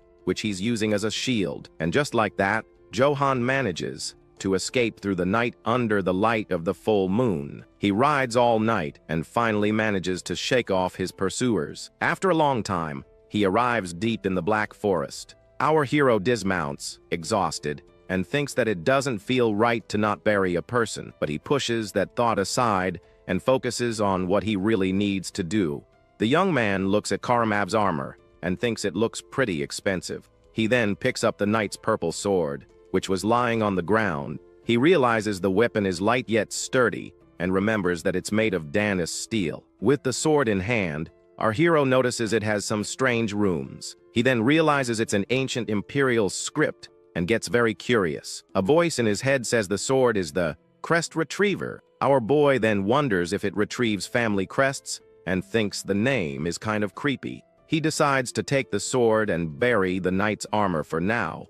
Johan thinks it's a waste, but promises that one day he'll come back for it. He then grabs a shovel and starts digging a hole in the middle of the forest. With a lot of effort, our hero manages to finish digging the grave. After a while, he finally finishes burying everything and rests for a bit. Tired, he wonders if what he did was enough to get rid of the body. Our boy remembers that news of the knight's downfall will spread, and he also remembers the knight's last words, saying his future would be nothing but suffering. But he thinks to himself that his life was already tough long before any of this happened. Our hero then reflects on what to do now that he's homeless and broke. Suddenly, a noise in the darkness catches his attention, putting him on high alert. He spins around quickly to see what it is and braces for the worst. And, just his luck, it was the same giant black wolf he had encountered before. Our protagonist is annoyed because the creature showed up right when he was completely exhausted. He knows he doesn't stand a chance of beating the monster in his current state. So, His only option is to try to get to his horse and get out of there. Suddenly, one of the elven soldiers shouts excitedly that he's found our hero's horse. They capture the animal, and the leader says that Johan must be nearby. Our protagonist recognizes the wolves of ActionToon and is shocked they arrived so quickly. One of the elves spots him in the darkness and points at him with a cry of surprise. Immediately, the entire group aims their crossbows at our boy. Johan gets irritated, knowing there's no way he can fight all of them alone. He's trapped between the giant wolf in front of him and the soldiers right behind him. Our hero realizes there's nowhere to run and falls into total despair. He wonders if this is the end for him, but then something completely unexpected happens, because the wolf ignores our boy and starts attacking the elven soldiers without mercy. The creature charges forward with fury, and one of the elves screams for help in a panic. Johan is confused, wondering why the monster didn't attack him first, but he soon realizes the wolf is clearing a path for his escape. Our hero understands that this is his only chance to get out of there alive. He knows he has to move, because if not now, he will definitely meet his end. So with a yell, our protagonist sprints, with all his might towards his horse. He pushes forward through the chaos to escape the situation. Our boy puts his foot in the stirrup and gets ready to mount his animal. With a leap, Johan gets on the horse and grips the reins tightly, and as he does, he starts to have some memories of his past. On his horse, our hero flees with a very determined look on his face. He then remembers when he was a child and a much simpler life. In the present, Johan continues his desperate escape through the dark forest. Various memories of his training and battles flash through his mind. He also recalls all the destruction he witnessed in his village. And with that, our boy leaves his burning home behind forever. Nearby, an elven soldier falls lifeless after the fight with the wolf. The giant creature then watches our protagonist's escape from a distance, and after helping him, the wolf vanishes into the dark of the night. Its red eyes seem to give our hero one last warning. Further ahead, Johan comes across a checkpoint set up by the elven soldiers. He realizes all the exits are blocked, and that he's cornered. Exhausted, our boy gets off his horse, having not eaten or slept properly. He never imagined he'd be hunted by the wolves of ActionToon for 3 days straight. Our hero almost met his end several times because of their attacks. Now he's at his limit and no longer has the strength to hold his sword. He sees more soldiers and wonders if there's really no way out of this. Hiding, our boy is at a loss for what to do in this situation. But suddenly, he spots a merchant caravan passing by. Johan then gets the idea to disguise himself as a merchant to escape. He thinks that if he looks like one of them, he might avoid suspicion. We're introduced to Eldons of the Gitana Trading Company. One of the guards, who has an eye patch, calls out to Master Eldons. The guard says it's a knight in heavy armor. A mercenary named Can tells them to prepare for battle, but another one named Gaz doesn't understand all the fuss. Goran then tells him to take a better look at the situation. On top of that, he's wearing a plate helm and red gauntlets. Can then tells the kid to look at the sword at his hip. He points to the purple hilt and reveals that it's a Dana's steel sword. Even so, Gas thinks that fighting him won't accomplish anything. Can gets annoyed and tells someone to get the idiot out of his way. Another mercenary pulls him by the ear and tells him to shut his mouth. The leader, Eldons, then gives an order for Goran and Can to get ready. With a serious look, he tells them to attack on his signal. The two mercenaries then reply that they got the message. Eldons then approaches our hero with his men. Can advises them to knock him off his horse first when the fight starts. Eldons arrives and introduces himself as the leader of the trading company. Our protagonist is surprised to see a cat like Beastman. Eldon sees his men, tense and ready to fight our hero. With cold sweat dripping down, he gets really nervous about the situation. Johan thinks they're suspicious and that he needs to get them to lower their guard. He then introduces himself and says he was attacked by bandits on the road. Our boy asks the leader to tell his men not to attack him. Eldon starts to laugh and says that as a merchant, he has to be prepared. Johan then accepts the apology and gets ready to make a proposal. He asks if he can join their group, since bandits took all his money. In exchange for food and shelter, our hero will protect their caravan. Eldons thinks for a moment, and since our boy seems strong, he accepts the deal. The leader says they're heading to Marcel, and that it's going to be a long trip. Our protagonist thanks him for the help, but wonders where that place is. Eldens informs his men that Johan will be joining them for the time being, but with a serious look, he orders them to eliminate him if anything happens. The mercenaries agree to the order, though somewhat reluctantly. Our hero feels relieved and thinks that now all he needs to do is get past the checkpoint. And so, the caravan continues its journey with our boy alongside them. Nearby, an elven soldier notices that something is coming their way. They are the wolves of ActionToon, and they order the caravan to stop for an inspection. Johan then thinks that it's finally time, and he just needs to get through quietly. Eldens then introduces himself to the elf and says he's from the Datana Trading Company. The soldier is shocked because the Marcel Company is so powerful that not even the Emperor can mess with them. The guard changes his tone and says they're hunting a traitor and need their help. Hearing this, our hero realizes the checkpoint was set up just to catch him. One of the elves points at our boy and orders him to take off his helmet to show his face. Johan gets really nervous, but makes up a story about having a skin condition to avoid being discovered.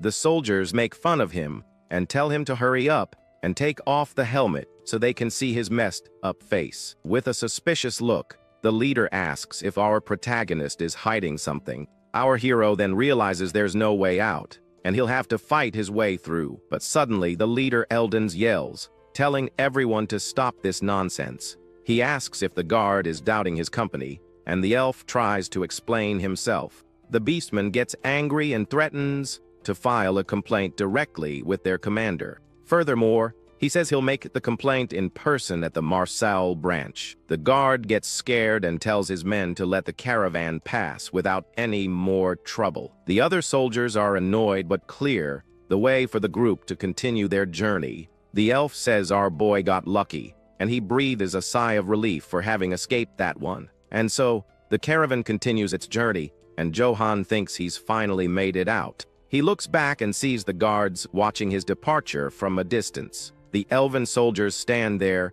watching the caravan disappear down the road. Later that night, the group makes camp, and Eldens organizes the night watch shifts. At the camp, Eldens is reviewing some papers before turning in. He then calls Johan over and tells him to go to sleep, since he has no obligations there.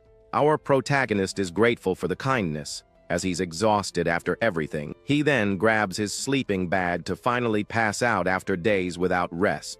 Our boy tosses and turns, and one of the mercenaries notices that he's finally managed to fall asleep. He then sleeps soundly by the campfire, regaining his strength. Meanwhile, hidden in the darkness, someone is watching the camp from afar. The mysterious man has a sinister smile on his face and seems to have a plan in mind. He then tells his men to get ready for what's coming. A moment later, he reveals the plan is to surround the camp and attack all at once. Meanwhile, Johan dreams of his past life as a soldier in the army. He remembers a training exercise where he used a defensive tactic against a larger enemy. Because of this, he became an example to the other soldiers for his intelligence.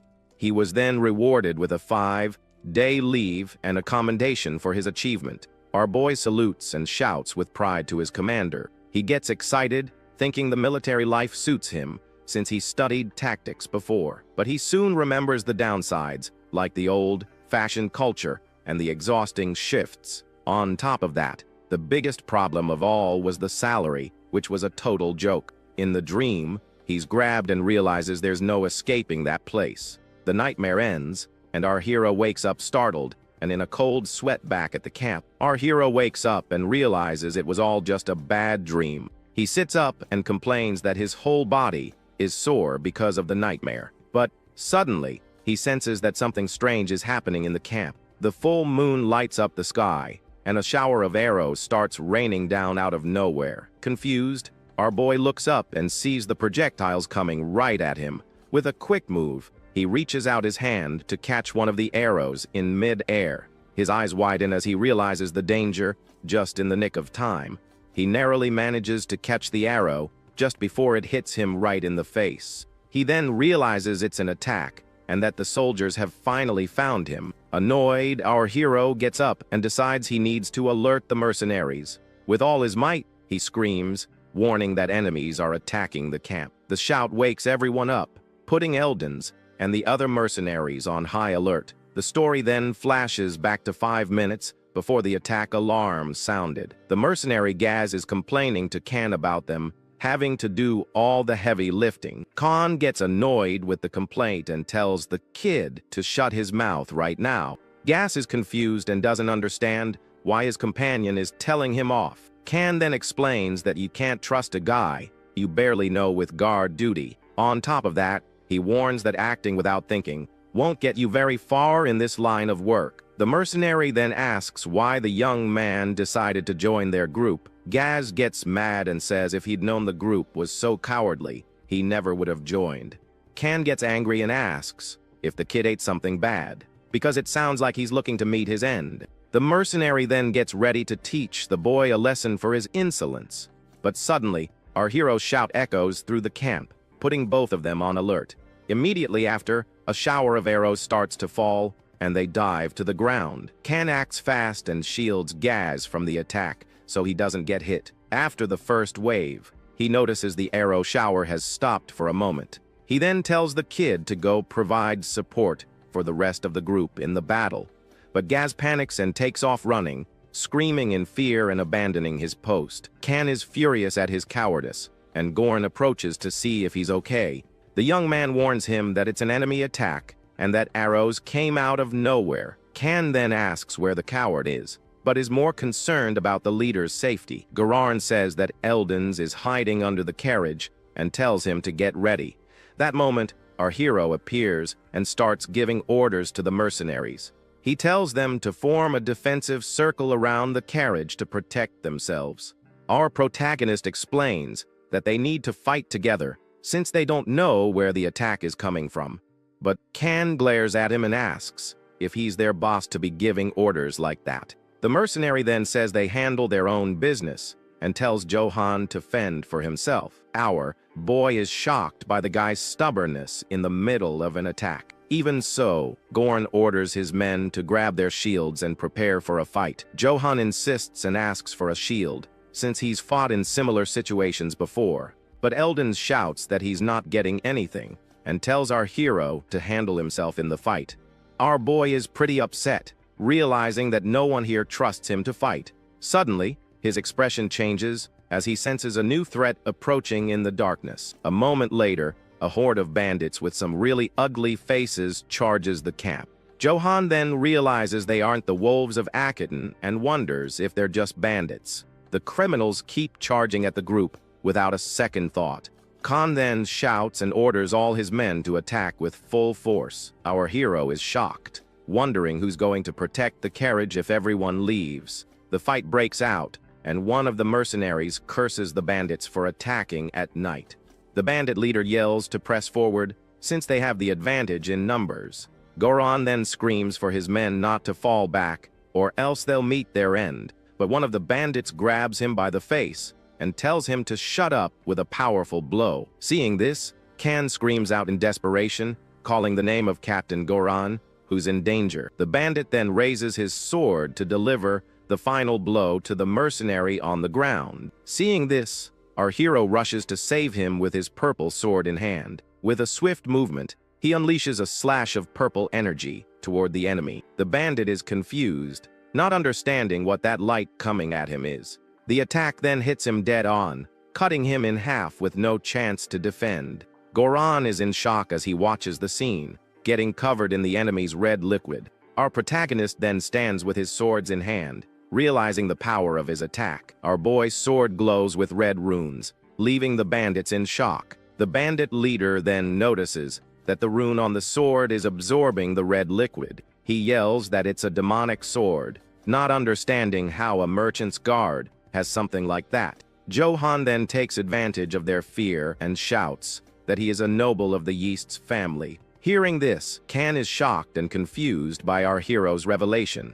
Goran is also surprised and wonders if he was a noble this whole time. In his thoughts, he wonders if changing the name Ates to Yeasts will cause any problems. The bandits panic, knowing that messing with a noble will end very badly for them. With his sword glowing, he asks again if they will surrender or not. He He then asks if they are going to surrender right now, or if they'd rather meet their end by his sword. The bandits are terrified, and he tells them to think carefully about their decision. Their leader starts to sweat, not knowing what to do in this situation. One by one, the bandits start dropping their swords on the ground. Soon, a pile of weapons forms on the campground. With their hands up, they surrender to our protagonist. Our hero then holds his sword and prepares to give his next command. He calls Goran and asks the mercenary to tie up all the prisoners. He warns that if anyone resists, the mercenary can finish them off. With the situation resolved, he asks Eldons what they should do now. Goran is worried about the noble and wonders if he'll be offended for being treated poorly, but Eldon says he'll smooth things over, since they accepted him into the caravan willingly. He then approaches our boy and thanks him for his hard work that night. The beast man then offers a reward, thinking that if he'd known, he would have given him a shield. Our hero says he doesn't need it, and that he's just happy everyone is safe. Eldons is surprised because our boy doesn't even want a reward for helping out. The two then stand there for a moment under the starlight. Our boy then asks if next time he could borrow a shield. Eldons agrees immediately and promises he'll lend him a shield without fail. Our hero says he wants to interrogate the prisoners, and the leader lets him go. Now that his status has been revealed, he says he'll speak more casually. He then kicks one of the prisoners and tells the guy to get a move on. The bandit groans in pain from the kick he just took from our boy. Our hero then asks who they are and why they attacked the caravan. The bandit reveals that they are soldiers from the exterminated Brit's family. He explains that months ago, the family was betrayed and everyone was taken out. The bandit then reveals that the attackers were the feared wolves of Actiontoon. They resisted, but when the noble executor arrived, they were defeated. Goran is surprised by the name Noble Executor and thinks he's heard it before, and he reveals that his name is Karamov, the Emperor's own hunting dog. The bandit kneels and begs for forgiveness, as he didn't know the caravan belonged to a noble. He says the army hunted them down, and that even the northerners turned their backs on them. So he says that stealing isn't justified, but they needed to survive somehow. Our hero then asks if there was any other reason they attacked the group. The bandit replies no, and that they only wanted the Merchant Guild's charter. Hearing this, Eldons becomes furious and yells that the charter is a matter of trust. He says they caused so much trouble, and Johan tells the leader to take it easy. Our hero then remembers Karamov saying the same thing about betraying the Emperor. With a serious look, he grits his teeth and finally understands what's happening. He realizes the Emperor just needed an excuse to get rid of the nobles. He then remembers the knight and curses him for falling for the Emperor's talk. Our boy realizes that in the end, they are just victims of power, just like him. Even so, he knows they are bandits, and deciding their fate won't be easy. Can then asks what to do with them, and offers to get more information out of them. But our hero says that's not necessary, as they've already told them everything they needed to. Suddenly, Jazz grabs his mace and decides to put an end to one of the prisoners. But before he can land the blow, Can stops him with his own weapon. The mercenary defends the bandit and shows he's not going to let the kid continue. Gas is shocked and asks why he's stopping him from getting his revenge. Can then says they don't have the right to punish them because they surrendered to the noble. Gaz looks embarrassed and agrees with Can that he was in the wrong. Meanwhile, the bandits kneel and beg the knight to spare their lives. They cry and tremble with fear, knowing that their end is very near. Can then turns to Johan and offers to finish them all off right there. With his hand on his sword, he waits for our hero's order to start the job, but to everyone's surprise, our boy tells them to untie and release the prisoners. The bandits are shocked and start crying with relief at his decision. Gas is outraged and asks why our protagonist is letting them live. Our hero ignores the young man and turns to the bandits with a message. He says he understands their situation, but being a bandit is never the solution. He then reveals that he also learned a trade to be able to survive. Eldons is shocked to hear a noble say he needed to learn a job. Goran also comments that he's only here for the good pay he gets. Our boy then says he will spare their lives on one condition. The bandits bow in gratitude and promise they will never forget his kindness. The group then prepares to leave, and our hero doesn't want any more trouble. But from a distance, the silhouette of a wolf watches everything from the top of a hill. The mysterious creature seems to be following the caravan's steps. It's the same giant wolf with red eyes that our boy has met before. Before heading to Marcel, the group decides to stop in a village called Lutzbach. In the village of Lutzbach, the chief is informed that Eldons of the Gitana company has arrived. The village leader then goes to meet the beastman to welcome him. Eldons greets him with an enthusiastic hug and says it's been months since they've seen each other. The chief hugs him back and asks if anything happened on the way there. The beastman explains that they ran into bandits and that things are looking bad with the emperor. The chief scolds him, warning that someone might hear him speaking ill of his majesty. Even so, Eldon says they managed to deliver everything thanks to a noble who helped them. The chief is surprised, but says that another noble also showed up there a few weeks ago. He says the guy was a fake noble and that he kicked him out of the village. Eldons laughs and says his friend hasn't changed his habit of acting without thinking of the consequences. But he assures him that the noble accompanying them is different and very brave. The chief is shocked because the guy didn't even ask for a reward for his good deed. He then thinks that having a knight in the village would be a great help against the bandits. Besides, a real knight would be strong enough to take out an entire group. The chief then invites our hero to stay in the village for a few weeks. Eldons refuses the invitation, but the chief insists, and the two start to argue. The beastman then realizes his friend is trying to steal his companion. The chief then changes the subject and asks where the noble knight is. Meanwhile, our hero is sitting under a tree, looking very tired. He's starving and about to pass out from weakness. Goran then approaches our hero to talk to him about something. He holds out his hand and offers something to our protagonist. The mercenary hands him a bag of coins and says it's the bandits' money. He explains that they sold everything the bandits had and it brought in a good amount of cash. Our hero asks if they aren't going to take any, and Gorn says it was all his doing. Our boy then thinks for a moment about what to do with all that money. But to everyone's surprise, he hands the money bag back to Goran. The mercenary doesn't understand and says the spoils are his by right. Our hero then says he took his share and shows just a few coins. He insists that it's okay, but in his mind, he's crying over the lost money. Even so, he knows that staying with the group is better than facing the wolves alone. Goran is touched and says they fought together like true companions. Our boy then shows a single coin and thinks this will make the guy like him even more. With that, he says his goodbyes and gets ready to continue on his way. Goran blushes and thinks that our hero's dignity is that of a true knight. Later, he gathers the other mercenaries to give them an important message. He says that Joan praised their efforts and that he's going to distribute the profits. Excited, he tells everyone to line up to receive their share of the money. The mercenaries are shocked, unable to believe they're actually getting something. They then look at him, confused. The mercenaries then get super excited and start cheering in celebration. They raise their fists and shout our hero's name all through the village. Meanwhile, our boy is resting at a nearby inn. He finally manages to sleep in peace with his sword and a pretty funny-looking cap. But in the middle of the night, his room door starts to creak very slowly, and a moment later, the doorknob turns and the door opens carefully.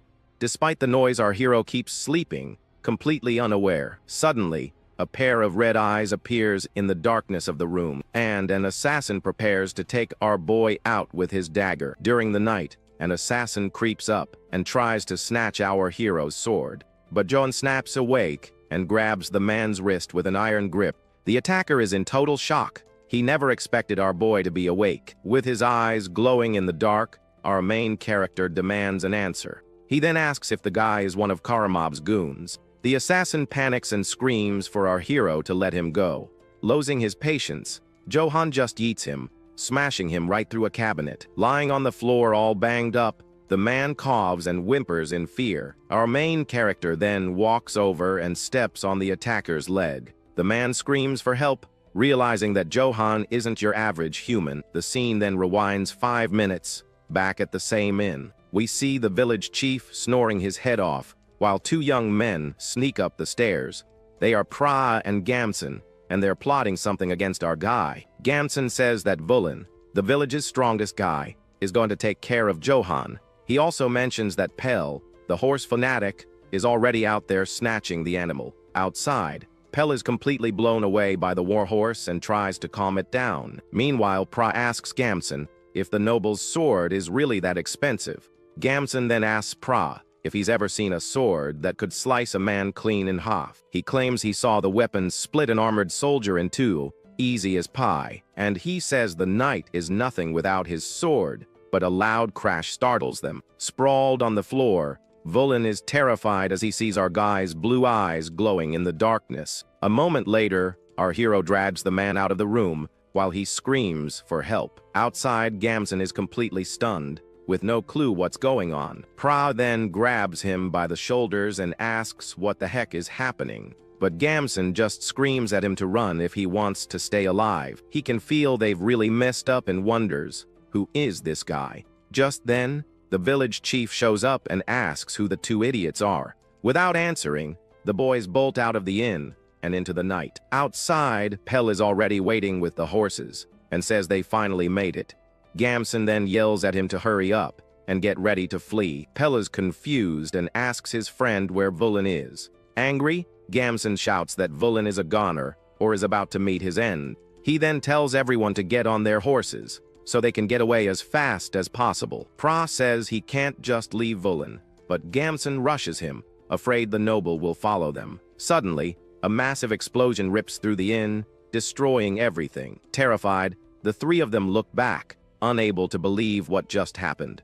They then see Johan landing on the roof, surrounded by a terrifying red aura. With his eyes glowing, our hero glares at the boys with pure fury. The scene shifts to the outskirts of the Southern Empire, in a grim place, and a hand holds a wooden mallet, about to smash something. Two soldiers in armor finish nailing up a wooden sign. The notice says that these people stole from a noble, and for that, their families have been punished, and the order came from the emperor himself of the Holy Cardirian Bizalfric Empire. One of the guards then asks what they stole to end up like that. He finds out the crime was stealing 1 chicken and 3 eggs from Baron Dvorab. The soldier is shocked to learn they all met such a tragic end, and it was all because of such a small and insignificant crime. Meanwhile, in a tavern at night, the full moon lights up the sky. The caravan leader, Eldens, is having a quiet dinner at a table. He's enjoying his meal and having a drink to unwind. But a man runs in and says there's a problem involving Mr. Eldens. He reveals that Gamson was caught trying to steal from our hero, Johan. Eldens is startled and spits out his drink, shouting in surprise at the news. He gets annoyed, thinking he wanted to convince Johan to travel with them to Marcel. The beastman then takes a deep breath and tries to calm down to think of a solution. He orders them to capture Gamson, and for the rest of the group to pretend they know nothing. The messenger is impressed with his leader's calmness in a moment of crisis. Inwardly, Eldens is panicking but tries to keep his composure. He thinks he needs to find a way to handle the noble, just in case. And so, the caravan leader sits there alone, thinking about what to do next. Under the full moon, a blue flag flutters atop a wooden house. Inside, the village chief is wrapping up a meeting with other villagers. Suddenly, a man rushes in and shouts that things have gotten ugly. He tells them those troublemakers, caught trying to rob the noble. The chief becomes furious and calls the boys useless, slamming his hand on the table. The other villagers panic and ask what they should do. The chief orders them to gather gifts for the noble and to include a slave. With a serious look, he also tells them to prepare for the boy's execution. The boy's parents become desperate and say he can't do that. The chief then completely loses it and throws a chair at them, calling them idiots. He screams, asking if they've already forgotten the emperor's decree. With a determined look, he says they need to act before the noble does. The law states that anyone who covets a noble's property will have their tongue cut out, or they could be sentenced to hanging, along with their entire family. The parents are terrified because entire families have been wiped out for this before. The chief explains that it happened just for asking for 1 chicken and 3 eggs. He then yells and asks what they think the noble is going to do now. For offending a noble, he will surely want to punish everyone. One of the men suggests asking for help from Count Jarpan, the owner of this territory, but the chief just laughs and says nobles only care about their little games of honor. The village chief then slams his fist on the table and screams for the villagers to wake up. With tears in her eyes, one of the boy's mothers cries in silence. The other villagers just hang their heads without saying a word. The chief then asks if they think he feels good about doing this. He says it's for the good of the village and asks them to accept his decision. That night, the villagers gather around a large tree. The three young men are kneeling and tied up, crying in fear. Our hero watches everything with a serious expression, his hands bandaged. He thinks to himself that the situation has blown up way more than he expected. He thought they were assassins, but they're just kids who wanted his expensive sword. Because of this, he decides he's going to keep the weapon hidden from now on. Our guy then decides he'll scare them a little and then let them go. Sitting there with his sword, he looks exhausted from all the chaos. The village chief approaches with a nervous smile and asks if he's okay. With a sour look on his face, our main character yells that he is now okay. He then asks if this is how they welcome guests in this village. The chief immediately throws himself on the ground and apologizes desperately. He says it's all his fault for not being able to control the idiots. Our hero then says the scare was enough and tells everyone to leave. And finally, he raises a simple sword as if to teach them a lesson. With wide eyes, our hero watches the scene in disbelief. The chief then yells that he will cleanse the noble's honor with his own hands. Our guy thinks that this lunatic is just making the whole situation worse. But the chief insists that whoever tarnished the noble's honor deserves to meet their end. With a cry of rage, the chief brings the dagger down with all his might. The boy's mother screams in despair, covering her face with her hands. However, the dagger is stopped by something and digs into the ground with a heavy impact. With a furious look, our guy asks if the chief didn't hear him. It turns out our hero grabbed the chief's hand and stopped the blow. The village chief is terrified by our main character's reaction. The other villagers are also startled by the noble's actions. The crowd of villagers watches the scene in silence under the moonlight. Our guy then stands up and yells, asking if everyone there has gone crazy. He says if they want them to pay for their crimes, they should pay with money. Everyone falls silent, not understanding our hero's proposal. In his thoughts, he wonders if his love for cash was a bit too obvious. He then calls to cover it up and says he'll repeat himself. With a serious look, he asks how honor can be more valuable than life. Finally, he throws the dagger to the ground and tells them to release the boys. The chief then falls to his knees, crying and thanking him for his honorable decision. Kneeling, the villagers thank Johan for his kindness and promise to never forget. Soon after, the parents run to hug their children, crying with relief and joy. The chief also cries emotionally and apologizes in his thoughts to Eldons for ever doubting him. Meanwhile, Gamson apologizes to Johan for falling for some idiot's scheme. An old man then scolds the youths, telling them they got lucky with our hero. Just then, the mercenary K approaches Gamson, who tells him to untee him already. The boy then complains that he never should have joined this unlucky bunch. Annoyed by his audacity, K grabs Gamson's head with great force. With a cold stare, he tells the boy to relax, because it'll be easier this way. Gamson is terrified and stammers, asking what he's talking about. But in the blink of an eye, a red liquid flies everywhere. Our main character then turns around to see what happened behind him. With a serious face, he observes the scene, his blue eyes shining in the night. However, our guy is confused and doesn't quite get what just went down. Suddenly, Gamson's life is brutally taken by the mercenary K in front of everyone. His eyes widen in despair in his final moment of life. And then, the young man falls lifelessly to the ground in a terrible scene. K holds his bloody dagger after doing the dirty work. Our hero is in shock and yells, asking what the hell he's doing. With a serious look, K says he acted according to the imperial decree. He claims to have executed the one who coveted a noble's wealth. Furious, our guy shouts that he had made it very clear he didn't want any trouble.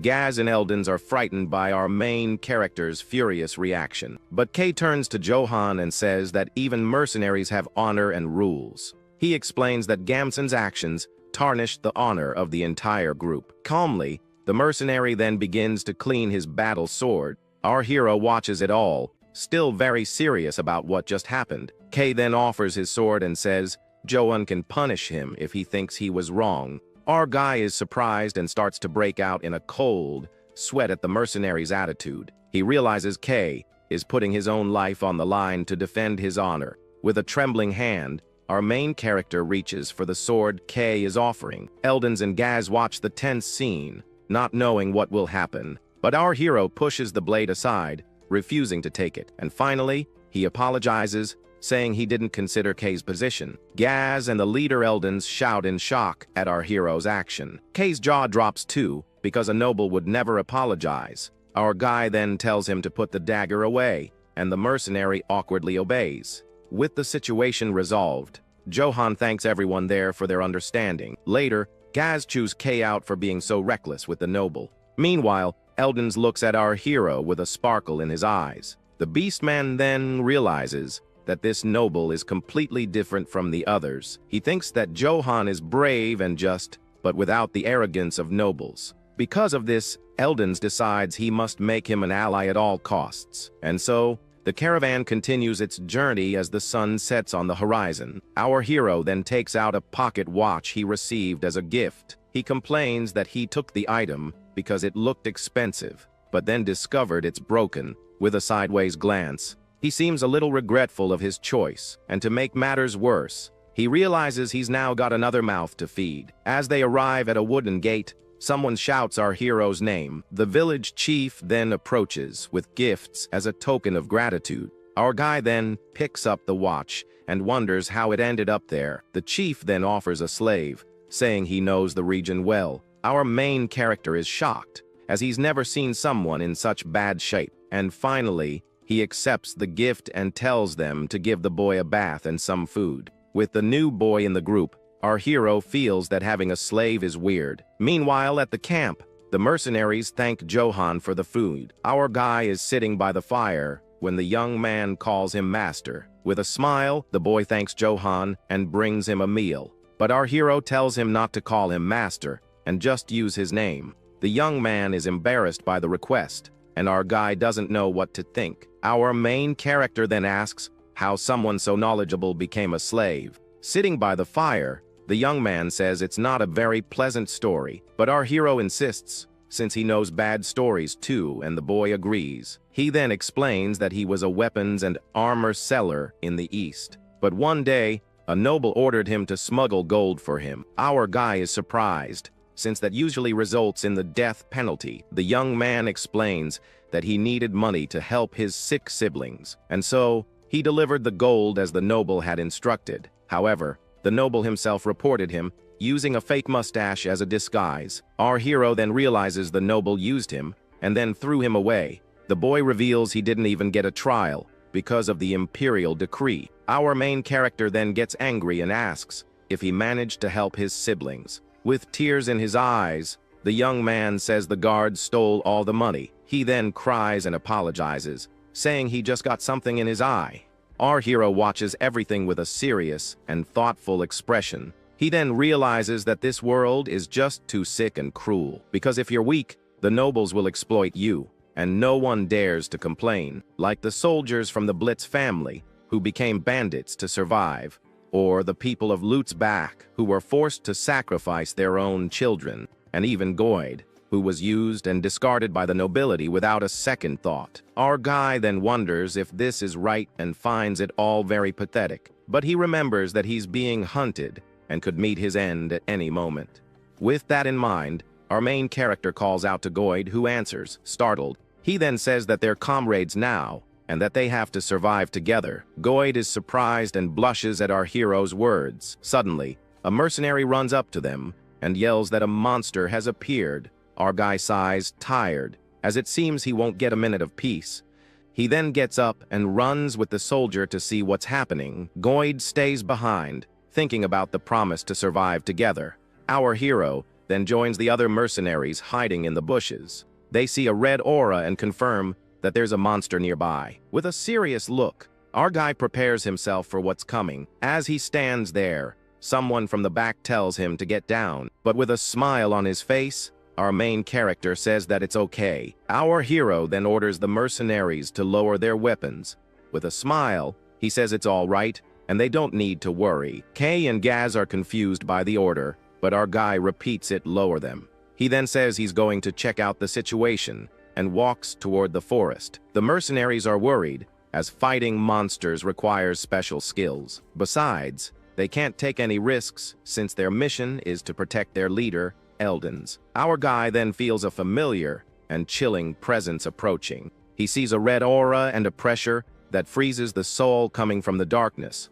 It's the glowing red eyes in the dark that our hero already knows. It's the Black Wolf of Ill Omen, and he's sure it's the same one from before. He remembers that last time, the wolf helped him by attacking the soldiers. Our main character knows the creature could have attacked him at any moment, but with a smile, he realizes the wolf has no intention of hurting him. Our hero then tells the monster to stop hiding and show itself. With a snarl, the giant wolf emerges from the darkness with its red eyes. Our guy then thanks it for saving his life last time. The mercenaries are shocked and wonder if Johan is a monster tamer. The wolf then gets closer and starts sniffing our main character's face. The creature then begins to lick our hero in a very affectionate way. The mercenaries are left with their mouths wide open, not understanding a thing that's going on. Our hero then tells everyone not to be scared because the wolf isn't evil. He reveals that the creature is actually the Dawn's messenger. With an excited smile, the leader Eldon seems to recognize the name, but our guy is confused, not understanding what the Beastman is talking about.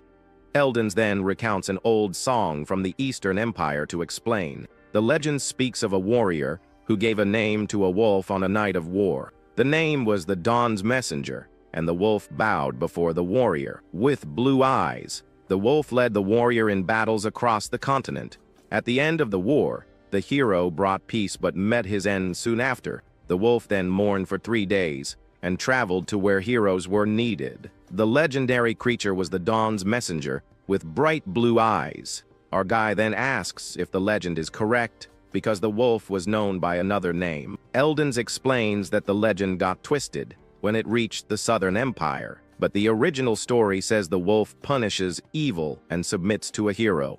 The Beastman claims that this is written in the ancient texts of the Empire. Our hero is then surprised to learn that the wolf is a legendary creature. With an excited smile, Eldons asks for permission to pet the wolf, but the creature snarls and shows its teeth, scaring the caravan leader. The Beastman then gets scared and says it's probably better not to touch the animal. And finally, he realizes the wolf is only gentle with our main character, Johan. Eldons then remembers an important part of the Eastern folklore. The legend says that if you name a divine beast, it becomes your familiar. He then wonders if our hero is actually a legendary hero. The leader asks if Johan has given the wolf a name yet, and he says not yet. Excited, Eldon suggests that he give the creature a name right then and there. Our guy is surprised, because something incredible could happen if the legend is real. He then thinks of a name for the wolf and suggests calling it Keta, but our hero remembers the last time he saw Karamov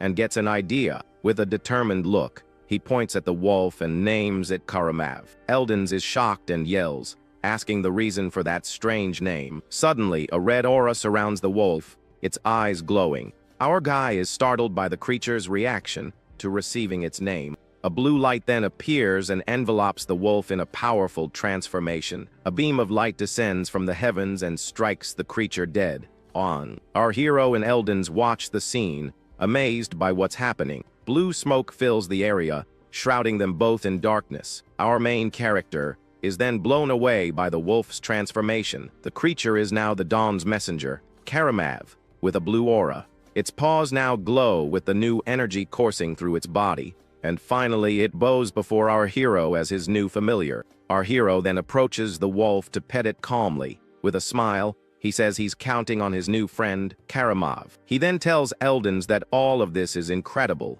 and the Beastman agrees. Suddenly, The caravan leader throws himself to the ground and begins to bow. He says it's the first time he's ever seen a myth become reality before his very eyes.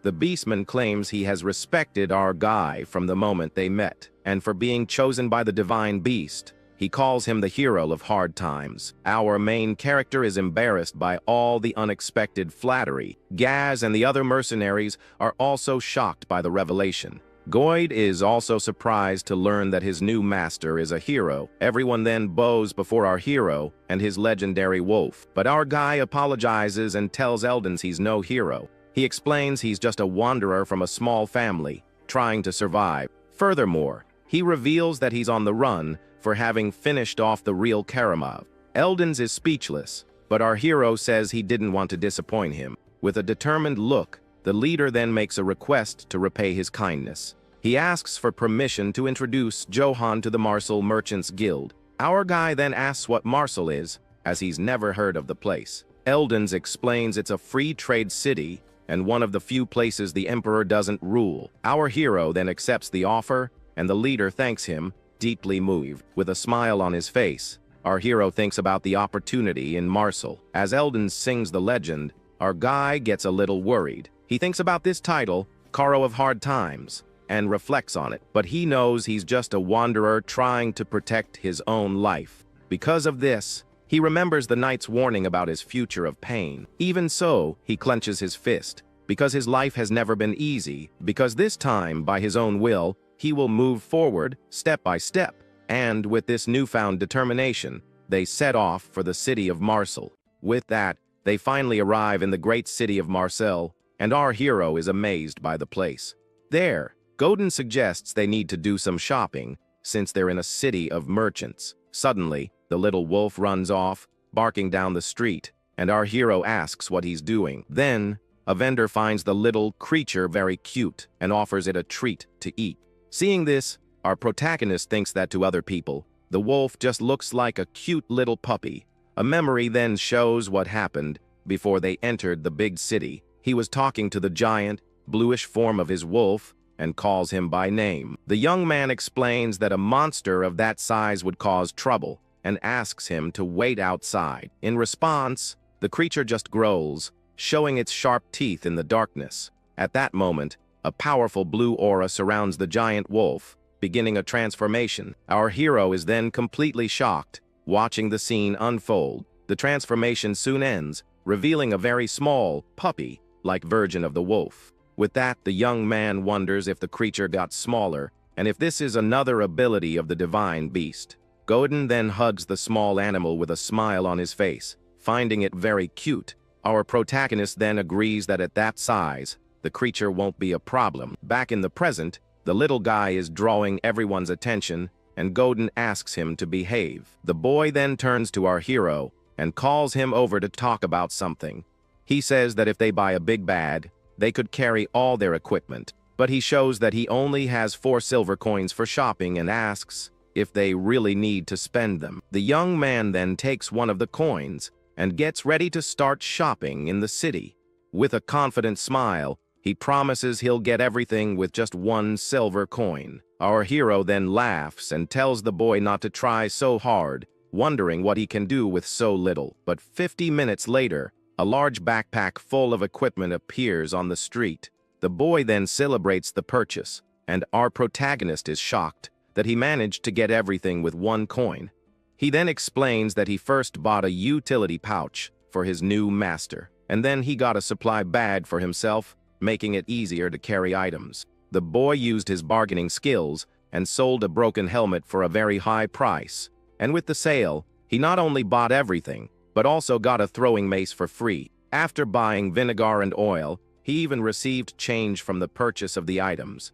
A scroll then shows that they ended up with more money than when they started. Seeing this, our hero wonders how much the equipment he buried in the forest would be worth. He then decides that if he needs to go back, he'll dig it all up and sell it without a second thought. Our protagonist says the boy seems used to this and asks if he enjoyed being a merchant. With a smile, the boy says he misses his old life as a seller. He then remembers when he became a slave and lived every day in fear and despair. But now that he's met our hero, he feels like he's back to being a merchant and no longer a slave. The boy then thanks his new master and says that if he hadn't been a slave, he never would have met him. Our protagonist smiles and says he's happy to hear that and that he'll count on his help. With a big smile, the boy replies that he can leave it to him and that he won't disappoint him. And with everything settled, they finally decide it's time to explore the city of Marseille. Our hero,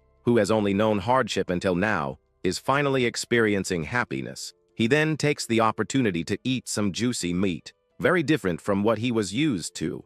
With his mouth full, he remembers that the dried meat he used to eat felt like shoe leather, and this one melts in his mouth. He also remembers that before, he couldn't even take a bath, and his whole body would itch nonstop. But now in the city, he can finally take a hot bath whenever he wants. He recalls that while traveling, he could never sleep in a good place, as there was only mud and rocks. However, here in Marseille, he can sleep under a warm and soft blanket like never before. With his eyes shining, he thinks that life in Marseille is wonderful and decides he's going to live there. And so, our hero dreamed of living peacefully in that place, but fate had other plans. The next day, in the city square, things seemed normal and quiet as always. Our protagonist was enjoying the morning, eating a meat skewer. He walks with his friends, thinking that life there is very good, and that it's been a while since he could walk around peacefully. Suddenly, he stops, and with a serious expression, he realizes that something bad is happening. He then sees two men talking worriedly, and wonders if it's another group of bandits. The men comment that this time the bandits took a man named Dave's daughter and stole everything. Our hero continues eating his skewer while listening intently to the conversation. One of them says he's scared of the next day's news, because with bandits on the loose, no one can live in peace. The boy then comments that it seems there are bandits nearby, and that's why the city doesn't have a good atmosphere. At that moment, an orc-faced bandit shouts at a vendor, saying he'll pay later. He then approaches and yells that he's just asking for a skewer, and that he hasn't eaten in 4 days. It turns out this man is a remnant of the Acadon wolves, who lost his group while wandering to survive and ended up in Marseille. He was still trying to shout that he would pay later, but is interrupted by someone. With a shocked face, our hero points and yells at the mercenary. The elf is then completely shocked and frozen, recognizing who is there. Furious, the soldier calls him a scoundrel and charges at him with his sword. Our protagonist then recognizes the Acadon wolves and realizes he was followed to Marseille.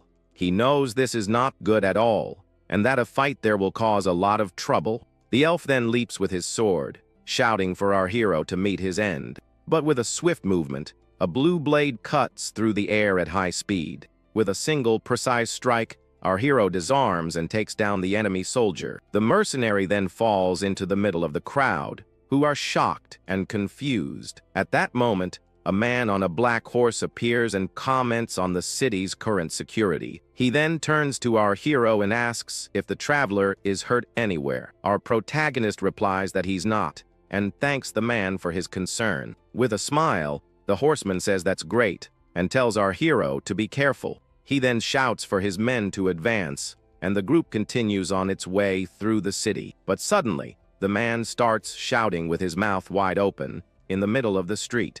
He then addresses the citizens of Marseille, getting everyone's attention. The camera then focuses on the soldiers and horses standing still in the city square, and with that, a huge army is revealed, filling the square with soldiers and banners. Then, a man introduces himself as Brattle, the captain of the Oak Tree mercenaries, and asks them not to worry. He then guarantees that his 500 mercenaries will exterminate the bandits and make the city safe again. The boy gets excited, saying it's amazing to see them in person, and our hero asks if they're famous. The boy confirms they are the Oak Tree mercenaries, and that they are an elite group from the Empire. He then looks at a group of bandits and says they must have been hired to finish them all off.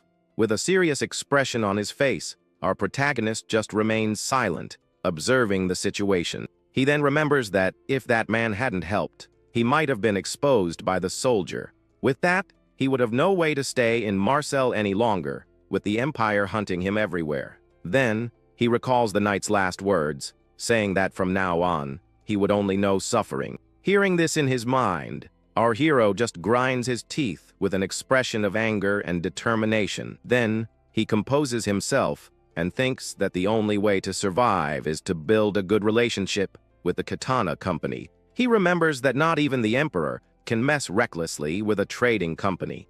And luckily, since Eldens thinks he's someone important, he has an opportunity to interact with them. But he worries and wonders what would happen if his identity were revealed before then. He then concludes that they absolutely would not protect him if they found out the Empire was after him. If he's exposed before forming a good relationship with the company, he will undoubtedly meet his end. With his goal clear, he clenches his fist and decides he needs to go to the company and earn their protection. With that, he decides that until he gains their trust, his identity cannot be revealed under any circumstances. At that moment, a woman with cat ears approaches and asks, "Excuse me, are you Mr. Johan?" She then introduces herself as Ibelka, a maid from the Katana Trading Company, and greets him. The lady says she heard Eldon speak well of him and that she would like to form a bond with our hero and his house. With that, she invites him to the Katana Trading Company if he's not too busy. And so, they arrive at the imposing branch of the Katana Trading Company in the city of Marseille.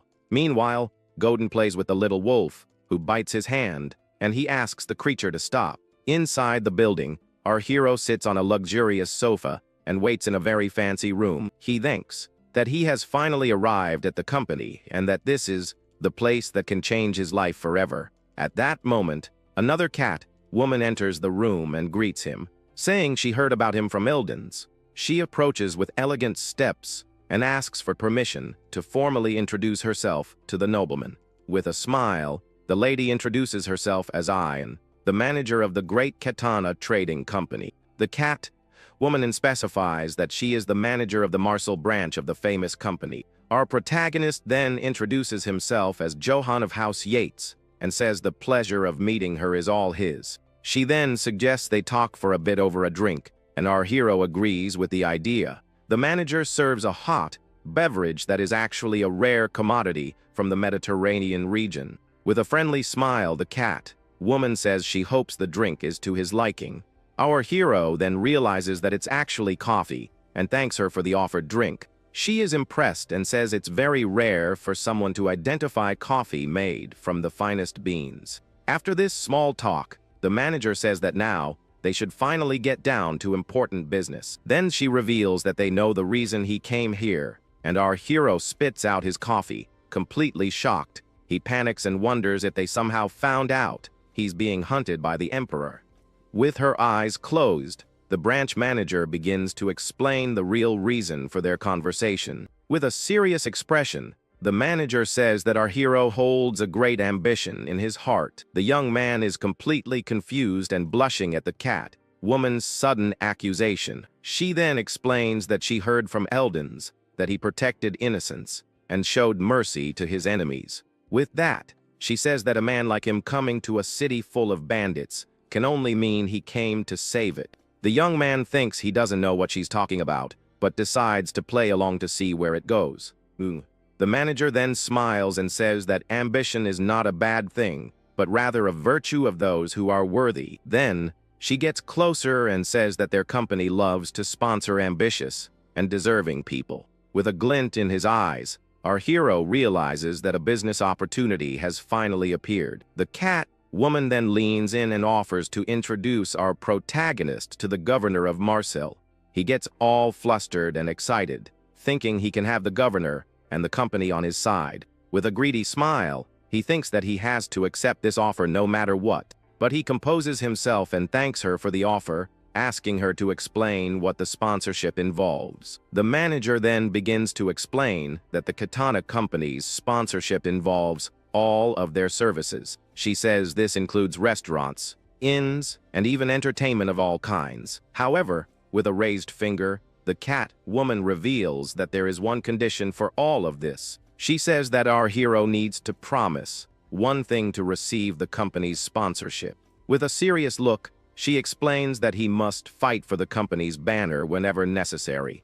Our hero then asks if she wants him to deal with the bandits, but she says no. The manager says that the oak tree mercenaries will already do that, and that they want something else from him. The young man gets curious and asks what this other thing he needs to do would be. With a sinister smile, the cat woman begins to explain her proposal to our hero. She says that the number of commercial districts with a grudge against them has increased, and it's becoming a problem. Then the manager asks him to remove the members of these districts, and preferably their children as well. With a threatening look, she asks what our protagonist is going to do about the proposal. The young man then remains silent with a serious expression on his face. Thinking about how to respond, he continues to stare at the cat woman without saying a word about the absurd request she made. A while later, we see the outside of the company building with the sun setting on the horizon. Our hero then walks towards the location's door, seeming to have made a decision. Godin sees him and asks excitedly how his conversation with the company manager went, but the boy's face is in the shadows, and he doesn't answer, making the mood very tense. The boy then gets worried by the silence and calls his master's name. Suddenly, a mischievous smile appears on our protagonist's face, breaking the silence. He then yells to Godin and says they're going to get a taste of some honey. The boy is completely confused and stammers, not understanding what that expression means. The scene then goes back 1 hour in time to show what really happened in the conversation. In the past, our hero refuses the cat woman's proposal with a very serious expression. He says that in a big city like Marseille, it's normal for complaints about monopolies to appear, and even so, he questions why she wants him to harm people, and even their children. With a determined look, he states that he cannot harm innocents and rejects her proposal. The manager is shocked by his answer, and he suggests they pretend this offer never happened. The manager gets a very irritated expression after hearing his firm response, but our hero stares back at her with his blue eyes full of determination and courage. Suddenly, a smile appears on the cat woman's face, completely surprising the young man. She then says that he passed, and our protagonist is shocked, not understanding anything at all. The lady bows and explains that it was a test, and he asks if the monopoly story was a lie. She confirms that the company has never monopolized anything in that. In fact, they are well regarded in the city. The manager then says she would like to keep the terms they discussed before the test. She says that the oak tree mercenaries will deal with the bandits and that he can rest. With that, she extends her hand and asks if he will join their company once and for all. A smile then appears on our protagonist's face, who seems to have really liked the proposal.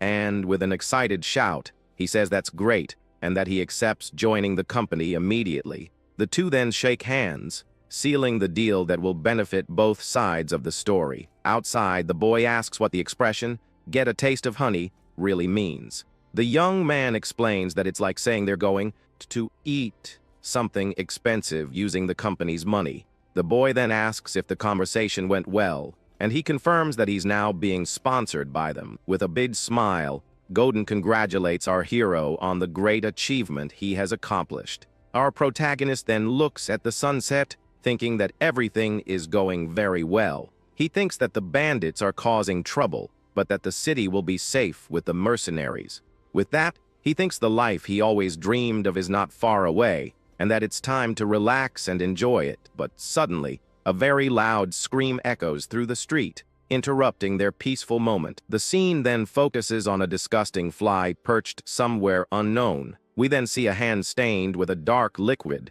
lying on the ground, with flies around it. The camera pans up and reveals bodies lying on the ground, with people around them crying in sorrow. Our hero is then completely shocked and speechless upon seeing the horrible scene. He wonders what that is and why there are so many bodies lying out in the open. Then Gorn approaches and asks if he knows what is happening in that place. The mercenary explains that the bandits have become more violent and are attacking merchant families. He says that after the attacks, they leave the bodies there to threaten the city of Marseille. Angrily, our protagonist curses and realizes that nothing is being resolved in the city. A man then says it's the city's fault, but another claims the news is that the emperor is behind it. A third man says that's nonsense, and that there's no way the emperor would do something like that. The crowd starts to argue and wonder if His Majesty is really behind the attacks. Confusion then breaks out,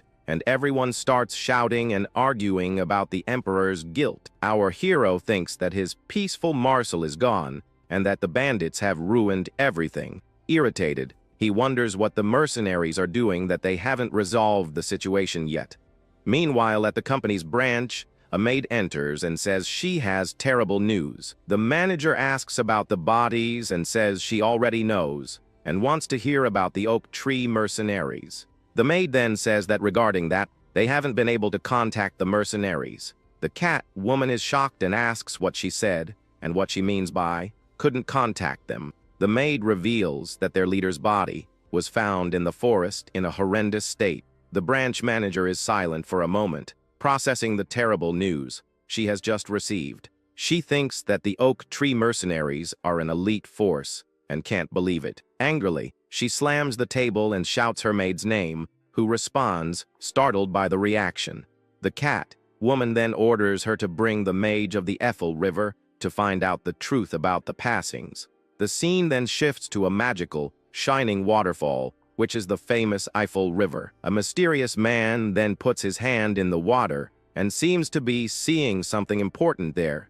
The hooded figure says that Katana got it all wrong, and that looking for the mercenaries won't help. He then reveals that the man who defeated the Emperor's hound is hiding in Marcel. The mage continues his vision and wonders about our hero, who is now in the city. The scene then returns to the trading company's branch under a cloudy and gloomy sky. An old man with a white beard and long hair arrives at the location's door with a mysterious air. The maid is then startled to see the man standing there, unannounced. She recognizes him as Lord Suetka and thanks him for answering the company's call. The old man complains that the journey was terrible, and the lady apologizes for the inconvenience. She offers to call the manager, but the mage says there's no need and stops her from going. The maid is confused and says the matter was urgent, but he doesn't seem to care. With a serious look, the old man tells her not to make him repeat himself, and the lady agrees, afraid. The mage then sits in a chair and clears his throat, preparing to talk about what he saw. He says that according to the voice of the river, he would be able to find the person he was looking for there. And then the scene shows our hero smiling with his little wolf, confirming that he is the mage's target. Our hero looks at the building and thinks that today he will finally meet the governor of Marcel. He then walks with his wolf, thinking about pleasing the governor and putting an end to his life as a fugitive. With firm steps, the young man makes his way down the stone corridor of the large building. He then wonders what the governor must be like and regrets not asking the manager about him before. Suddenly, his little wolf starts to growl, and a mysterious voice comments on the animal's name. It was the mage, who says that name doesn't suit a divine beast, leaving the young man surprised.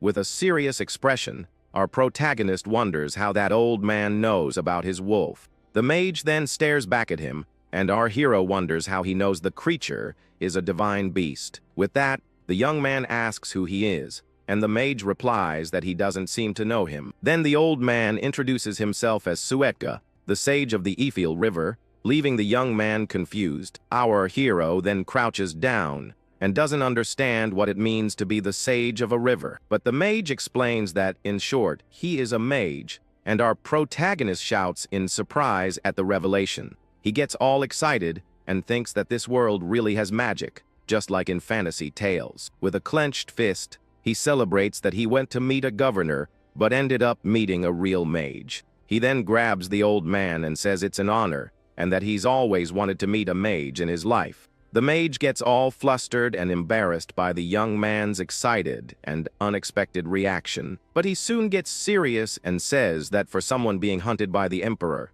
our hero seems to be doing very well. The old man explains that with magic and the mystery of the river, he can see people's past and future. With sweat dripping, the young man asks if he is going to report him to the emperor and end his life. With a serene look, the mage just stares at him and asks why he would do such a thing. With wide eyes, our hero is surprised by the question the mage just asked. The old man then introduces himself as one who knows the secrets of the river and an observer of nature. He says he has no interest in political disputes, and that only the voice of the river truly moves him. The mage then says that if he intended to report him, he wouldn't have told him he knew the information. Our protagonist thinks that now that the mage has said it, it really makes perfect sense to him. With that, he gets all excited and asks Lord Suetga to tell him everything about the subject of magic. The mage wonders what's wrong with the boy, as a knight wouldn't act that way. A memory then shows a knight mocking a mage, calling him a cowardly student. Then he questions why this knight would be so interested in the subject of magic. Our hero asks how he uses magic, and if a normal person could do the same as him. He thinks this is his chance to learn magic and become a super powerful magic swordsman. The old man agrees and says that fate has brought them together and that he can't just not tell him, but he warns that telling him for free would be boring and proposes a game for the young man. Our protagonist asks if it's chess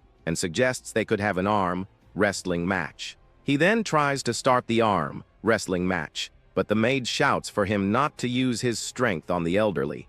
The old man says that in arm wrestling, he would have the advantage and tells him to follow him. As it's not chess, he comments that the game of kings is fun, but it doesn't compare to the famous game of the gods. With that, the mage shows a go board, leaving our hero quite curious about the situation. He then places 2 bowls with the game pieces on the board, getting ready to start.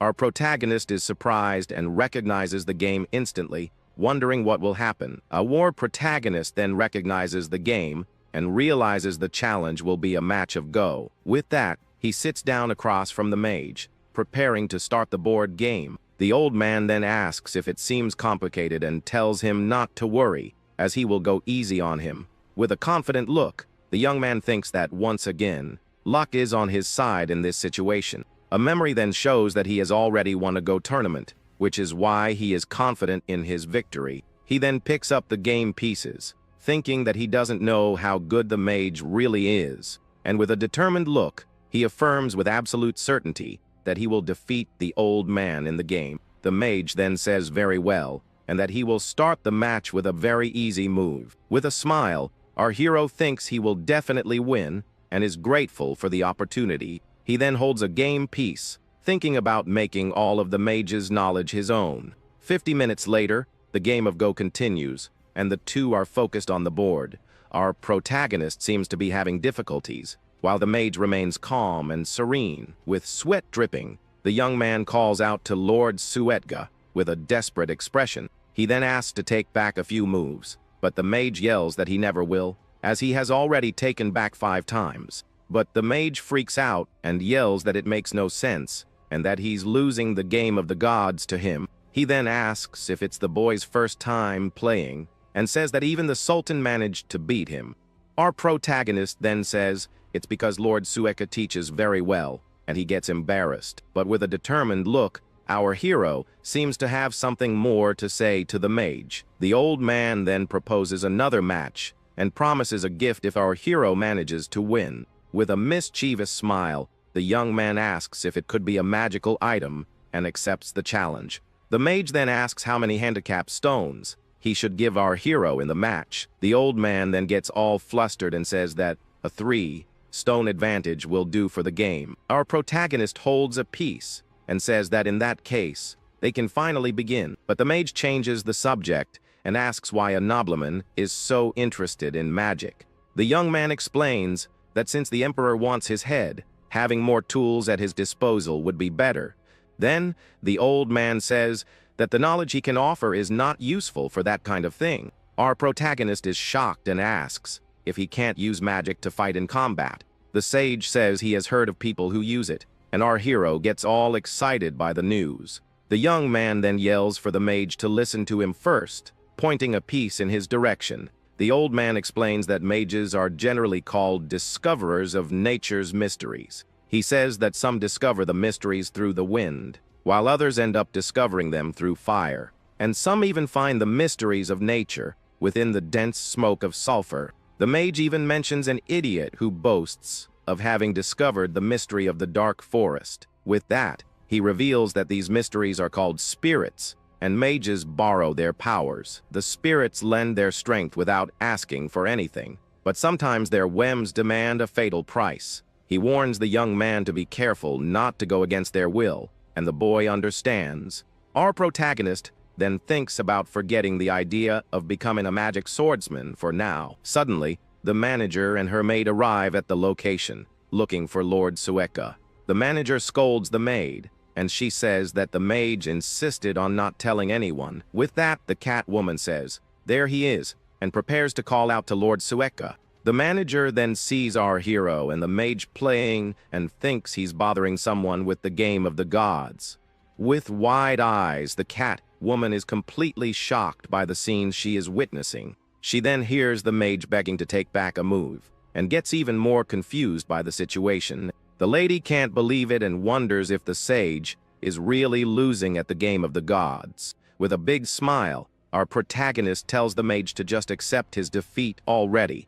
The manager then enters and greets Lord Sueka, saying that he has finally arrived. She says he should have called her and asks if he's having fun with our hero. The mage laughs awkwardly and replies that he was just playing with the knight to pass the time. With that, he says that since the branch manager has arrived, they should end the match there. Our protagonist then holds a piece, preparing for his next move in the game. The old man clears his throat and hands 2 mysterious bottles to our hero as a gift. The young man then gets curious and asks what those bottles he just received are. The mage remembers the promise and says they are the secrets of the river, the water of wrath, and the water of blessing. The story takes us to the forward base of the Oakwood Mercenary Company. Inside, one of the mercenaries is completely terrified of something. He and his comrades scream in terror, not understanding what's happening. From the shadows of the forest, a sinister figure with glowing red eyes emerges. The creature reveals itself to be a woman with a gruesome smile and red eyes. Up close, her face looks even more frightening and menacing in the darkness. Her dark silhouette is enveloped in a powerful and sinister red aura. The mercenaries realize they're not facing ordinary bandits, but something much worse. One of them is completely paralyzed with fear at the terrifying discovery. Under the moonlight, a scream of pain echoes as the scene takes a dark turn. Back at the Katana Company's branch in Marseille, the situation is different. Our hero then wonders what the vials of wrath and blessing are. The sage explains that since ancient times, the river has hidden the mystery of life. He tried his whole life to uncover the mystery, but the river only revealed itself with Johan's arrival. The red vial heals wounds, and the green one can make someone disappear with a single drop. With a smile, the young man gives his thanks, as he didn't expect to receive such incredible magic items. The manager then asks the sage about the prophecy and the bandits of Marseille. She then says she sent the Oakwood mercenaries, but hasn't had contact for days. The mage reveals with a serious look that the mercenary group failed 3 days ago. The branch manager is completely shocked to hear the terrible news from the sage. The river's prophecy reveals that southeast of Marseille, the will of the oak will be broken. With this, the sage confirms that the Oakwood mercenaries were defeated without a chance.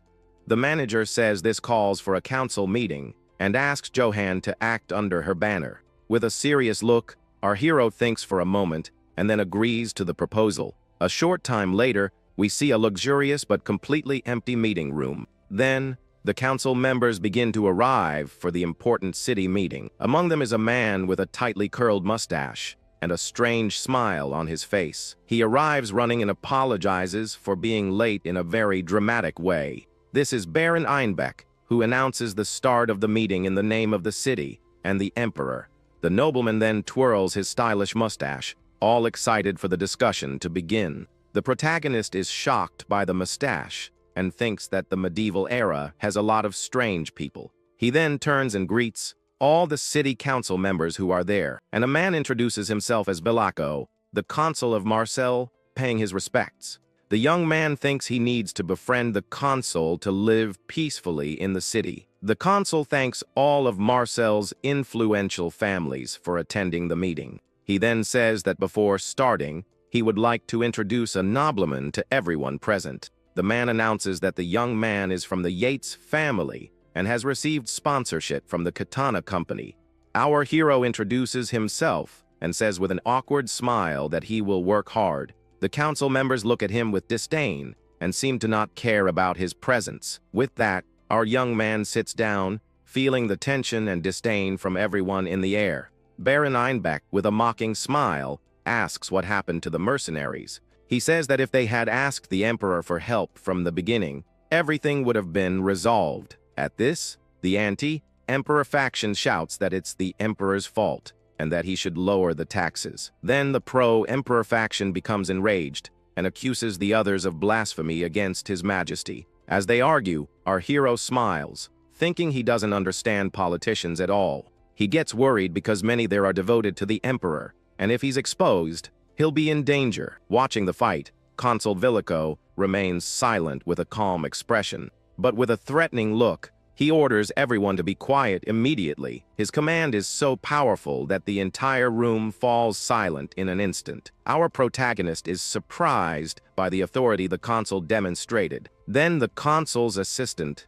stands up to present the solution to the problem. She says the leader understands everyone's concerns and has therefore devised a plan. The plan is to form a second subjugation force to attack the bandits at their source. All the council members are shocked by the idea of a new attack force. Baron Einbeck praises the consul's wisdom and says the emperor values Marsil's peace. He adds that his majesty is ready to send the army at any moment. The young man panics, imagining that if the army comes, he'll be caught and done for. In his thoughts, he begs for the consul to refuse the baron's offer. Villico then thanks him for the help but says he must respectfully decline the proposal. He explains that he wants to lighten the burden on the emperor, who is already busy with the rebellion in the north. The consul then announces that Marsil will organize a new mercenary force, including our hero. Baron Einbeck accepts the decision and says the emperor will hear of the consul's loyalty. Our young man sighs in relief at the refusal, but he still feels a bit suspicious.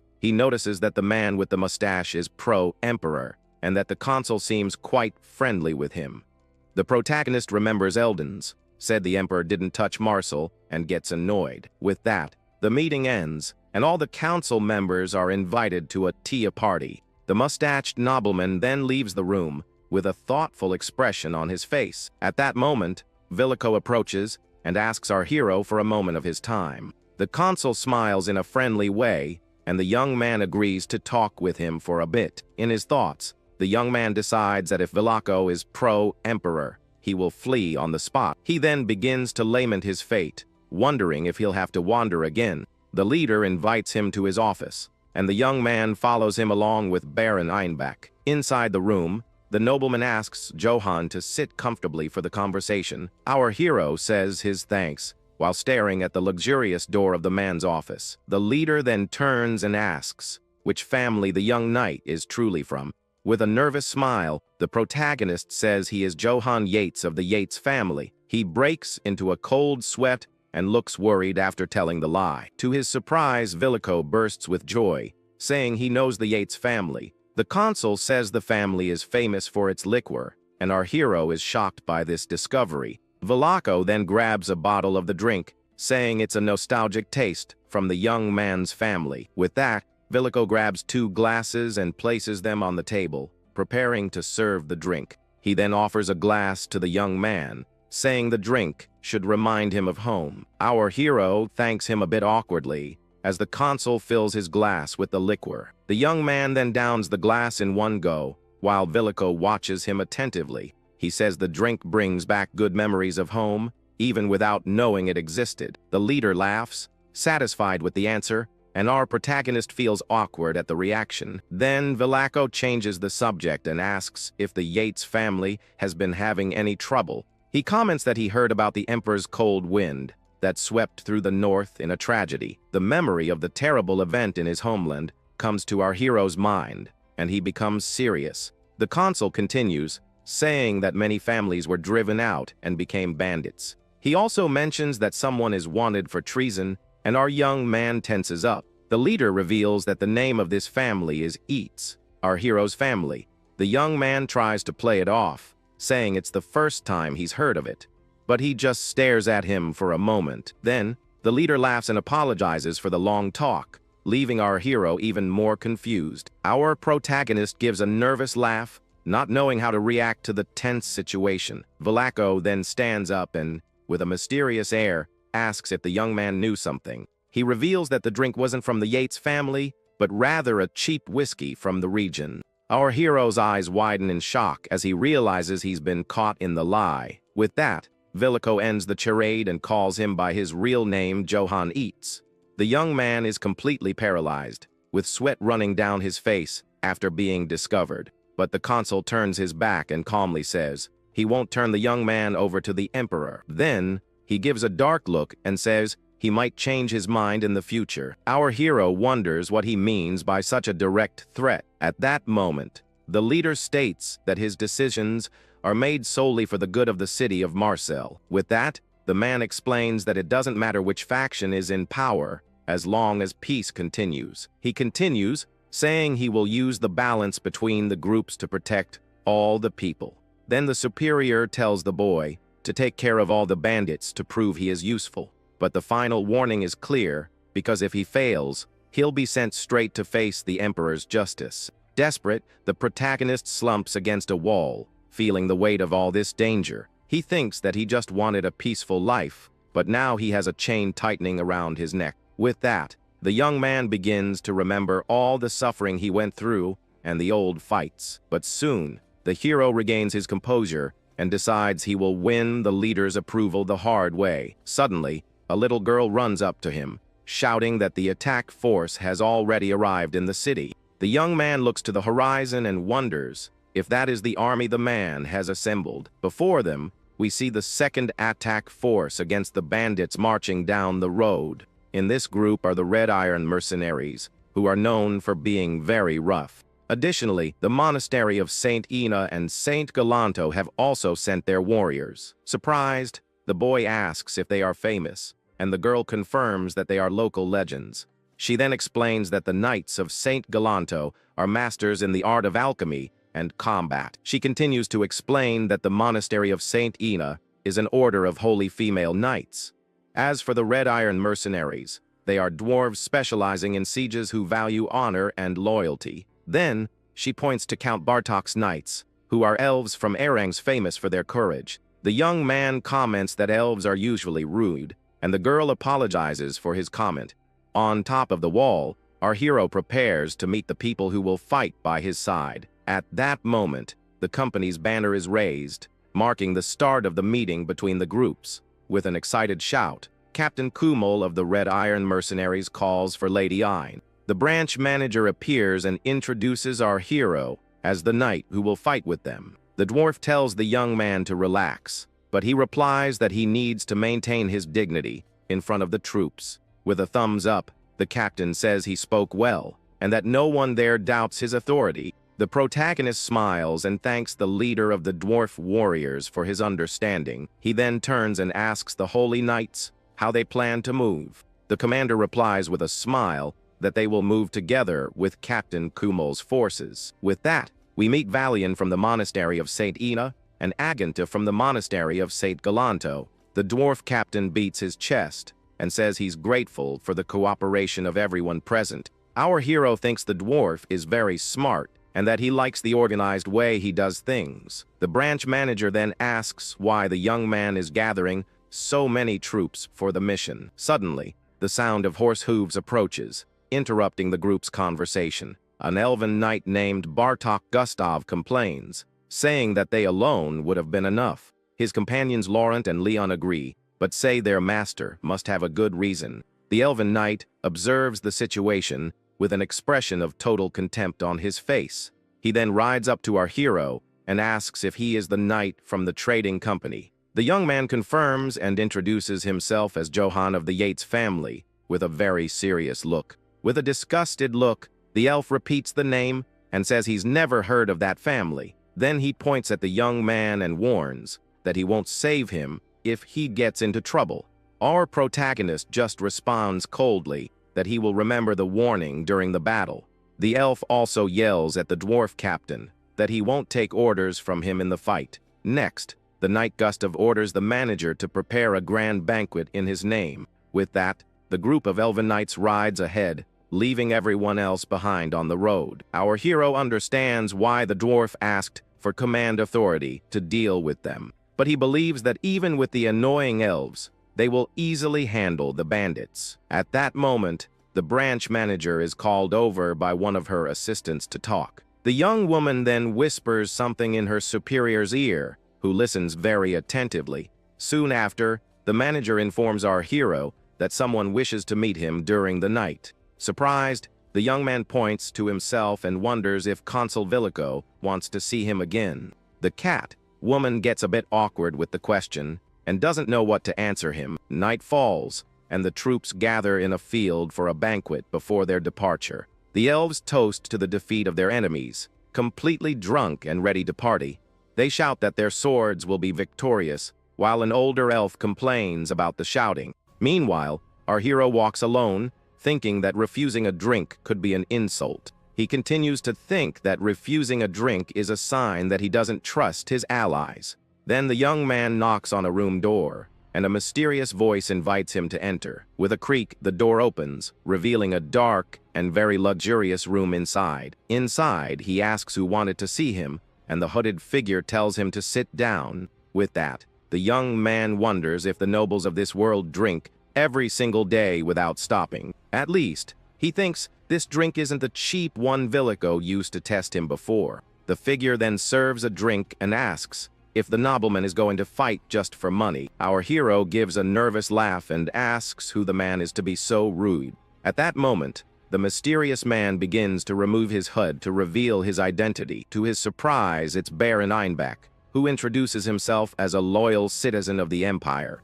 Our protagonist's eyes widen, as he didn't expect to find the nobleman there. The man with the mustache explains that Marcel claims to be neutral but acts as if it's against the Emperor. He then asks if the young man understands the reason for the meeting, and the young man says no. With that, the nobleman just stares at him with a serious look while twirling his stylish mustache. The boy says he's not good with politics, and that getting involved with people from the Empire is not a good idea. The Baron laughs and says he'll give him some advice, as merchants need two things.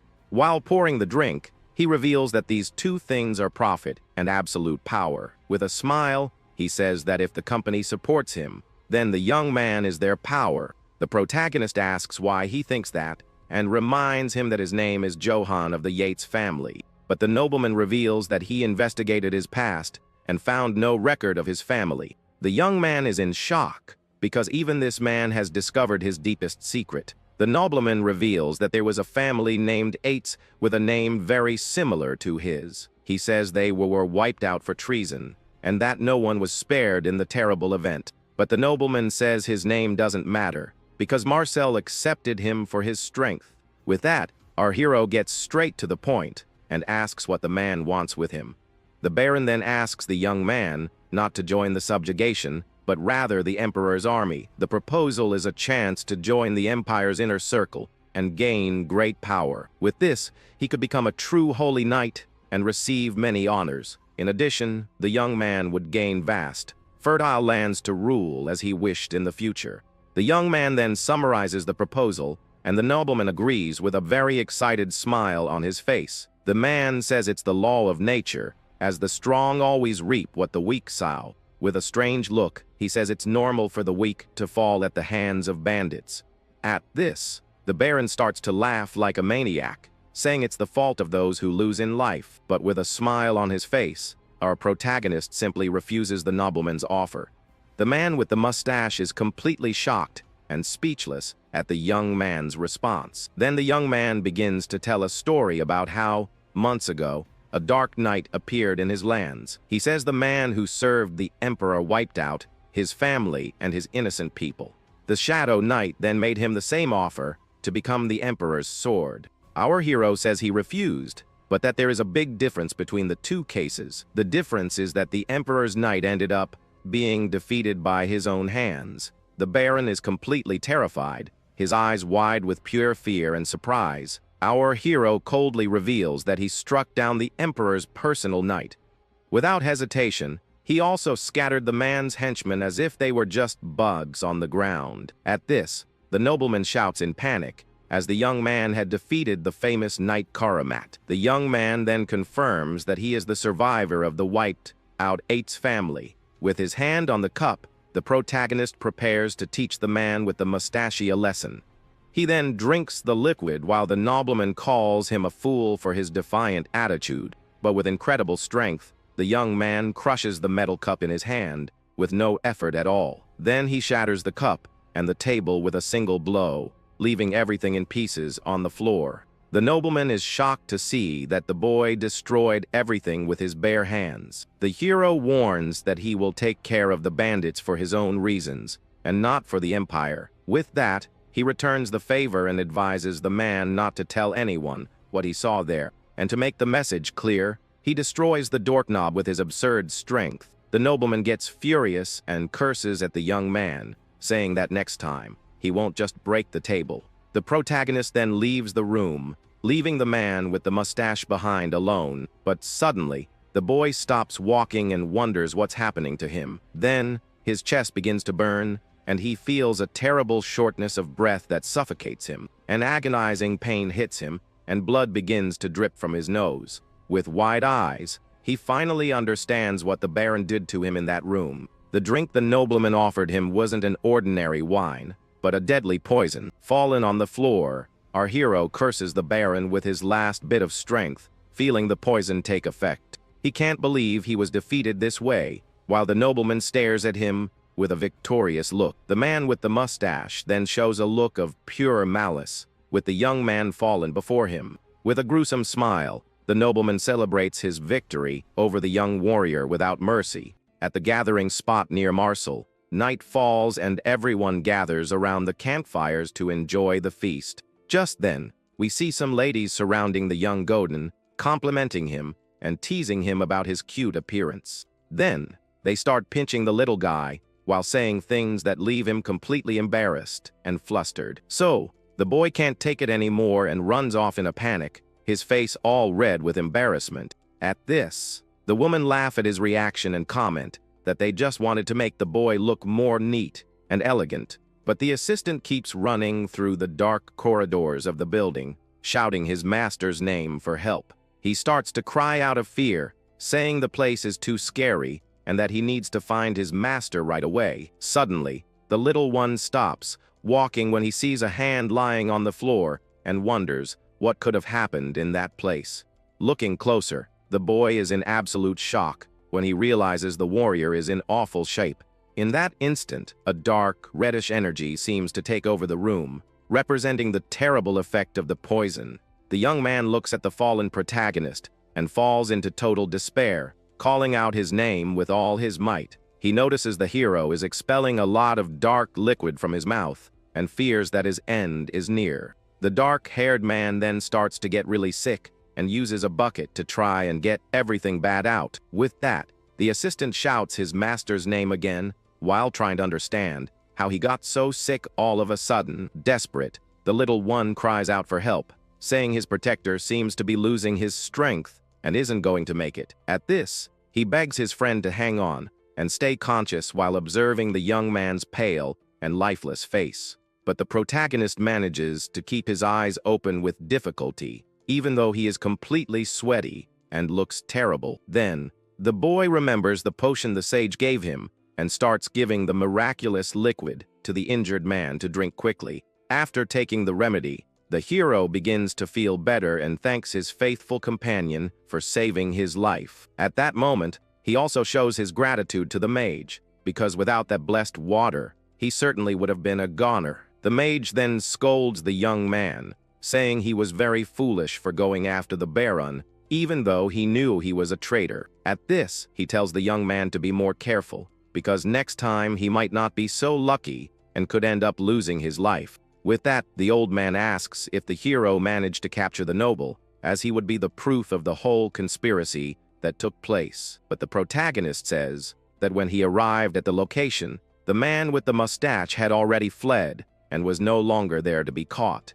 A flashback then shows the warrior furiously shouting the noble's name and telling him to show up and settle the score. At that moment, he charges at the Baron's guards and says he won't go easy on anyone who gets in his way. One of the soldiers then informs him that the man has already escaped, and the young man reflects on how nobles always get away with things. The dark-haired man then gets confused when he notices something on the floor and wonders what that could be in front of him. At this, he sees a sealed letter on the ground and realizes the noble must have dropped it during his desperate escape. Back in the present, the young man shows the envelope to the mage and says he found something very important in the Baron's room. He explains that they are documents the man couldn't take with him and that everything about the incident is written there. The sage then asks what's in the letter and if it proves that the emperor hired the bandits to attack the city. But the protagonist denies it and says the truth is much more serious and terrible than they could ever imagine. At that moment, we see a castle gate opening and a hooded figure leaving at high speed during the night. The man with the mustache then rides through the dark forest with a determined look and an evil plan in his mind. With a sinister smile, he thinks that by now the young warrior must already be lifeless because of the poison. He then feels victorious and says that everything is going exactly as the emperor planned from the beginning. The noble then arrives at a camp, and the guards shout to clear the way because Lord Ainbeck has finally arrived. Another man then greets him with a smile, and the Baron just nods, confirming his arrival at the location. We then see someone's foot stepping on a wooden platform, indicating that the noble has dismounted from his horse. The Baron then presents himself before a huge army of mercenaries gathered in a camp. With a furious shout, he declares to everyone that they are not simple bandits as everyone thinks. He reveals that they are actually mercenaries of the Empire, the strongest and most feared warriors of all. With that, the Empire's banner is shown, and the man says that they swear loyalty to their majestic emperor. The noble then shouts that for a long time, he has undermined the city of Marseille, and that he knows all of their plans. With an evil look, he claims that the enemies will fall into chaos without even knowing who truly attacked them. At this, a vision of chaos and destruction shows soldiers screaming in despair during the great battle. The man with the mustache then smiles with an air of superiority and total confidence in his foolproof plan. He then reveals that, on top of everything, the emperor himself sent a mage from the imperial court to help. The mercenaries are shocked and wonder if it could be the famous Kegel of the Crimson Flame. At that moment, a dark and mysterious figure emerges from the shadows, shrouded in a sinister purple aura. The figure then says it's absurd to be mistaken for a common mage, as she is the emperor's favorite. With a wicked smile, the woman reveals herself, showing her red hair and serpent-like features. She then introduces herself as Janina, the imperial court mage, leaving everyone surprised by her identity. One of the mercenaries is confused, as he has never heard of a woman mage with that name before. The lady says of course he hasn't, and that she is not a mage who uses simple elements like the others. With a sinister look, she reveals that she actually deals with living weapons, to everyone's astonishment. At this, she opens a vial, and a bright green liquid starts to pour out of it with a strange energy. The sorceress then confirms with a wicked smile as she holds the potion that glows brightly in the night. The scene then shows the leads of some soldiers on the ground, preparing for what's to come. The potion then begins to take effect, and a dark creature appears before the soldiers. With that, the mercenaries become completely terrified, not understanding what is happening. Then, the serpent woman reveals her living weapon, which is actually a giant, monstrous troll. With a sinister smile, the mage says that her lovely monster will fight alongside them in the battle. At that moment, the Baron shouts that the next day will be the day they crush Marseille's forces. He then raises his fist in fury and says that they will offer up the city of Marseille. With an expression of pure evil, he completes the sentence, saying the offering will be for the emperor. At this, the mercenaries begin to shout and celebrate the glory of their sacred empire. Everyone then raises their swords and continues to cheer the name of the emperor and his great empire. Back in the room, the protagonist remains silent with a serious and thoughtful look on his face. He then calls his assistant, Gordon, who promptly answers his master's call. The hero hands him the letter and asks the boy to take it to the consul without telling anyone. With that, the young man takes the envelope, understanding the importance and secrecy of the mission he has received. The young man then calls the mercenaries Goran and Kan for a private and important conversation. Elsewhere, the river questions the mage about why he is helping that night. The guild manager is then shocked and asks what the river's wish is in all of this. She wonders what the river intends to do through the young warrior who is in the city. On the day of departure, in front of Marcel's gate, the dwarf captain awaits the start of the mission. With that, the second subjugation force prepares to leave and face the bandits. A holy knight then says a prayer, asking for his lord's blessing for the battle. Mounted on his horse, our hero rides forward with the troops to begin the subjugation mission. At that moment, one of his companions calls his name, and he looks back to see who it is. The little assistant then wishes him good luck, and the warrior asks him to take good care of the mage in his absence. With that, the sage says it's not his first time on an operation, and tells the young man to take care of himself. The protagonist then says his goodbyes and rides towards the army, leaving his friends behind. He then joins the rest of the troops and passes by one of the dwarf soldiers, who is watching him. The dwarf captain greets him, and the young man confirms he's ready for whatever comes. At this, the dwarf leader gives a hand signal, preparing to give the attack order to everyone. With a powerful shout, he gets the attention of all the troops gathered there on the field. He then orders everyone to advance and begin marching towards the enemy camp. But the elf knights ignore the order and charge ahead, shouting and thinking they're the best. We then see that they are moving away from the rest of the army, acting on their own without any strategy. Our hero gets annoyed and understands why the dwarf asked for command authority to deal with them. The captain then repeats the order to advance, so that everyone follows the plan as previously agreed. Elsewhere, the consul watches the city from his window while his assistant accompanies him. The cat woman then informs him that the subjugation force has finally departed on its mission. With a serious look, the magistrate of the city of Marcel, named Velaco, continues to observe the horizon. He then holds the letter our hero sent and asks if it has been verified by anyone yet. The assistant confirms and says the letter was found in the baron's room, leaving the leader intrigued. He then finds it very suspicious that the letter appeared just on the eve of the departure and in the noble's room. Consul Velaco, on the balcony, still doesn't believe the letter is genuine, especially with the rivalries between the noble houses. But his cat woman assistant confirms that the seal is undoubtedly from House Einbeck, and the leader then understands the situation. With this, he thinks that looking at the seal and the contents of the envelope, it seems the Baron is really behind everything. The magistrate then holds the letter and concludes that the evidence points to the guilt of the man with the mustache. The assistant informs him that they tried to pressure the noble, but he had already fled, and asks if that isn't enough to be suspicious. However, the leader says he still doesn't trust the young knight, and that he is concerned about the trading company's faith in him. The cat woman then defends her guild and states that they only trust those who truly deserve their support. With a smile, the elf says he understands her position, but warns her to remember something important. He warns that if the warriors' misguided actions break the city's balance, things will get ugly. At this, the assistant breaks into a sweat, and the warning ends with the company not being able to escape responsibility.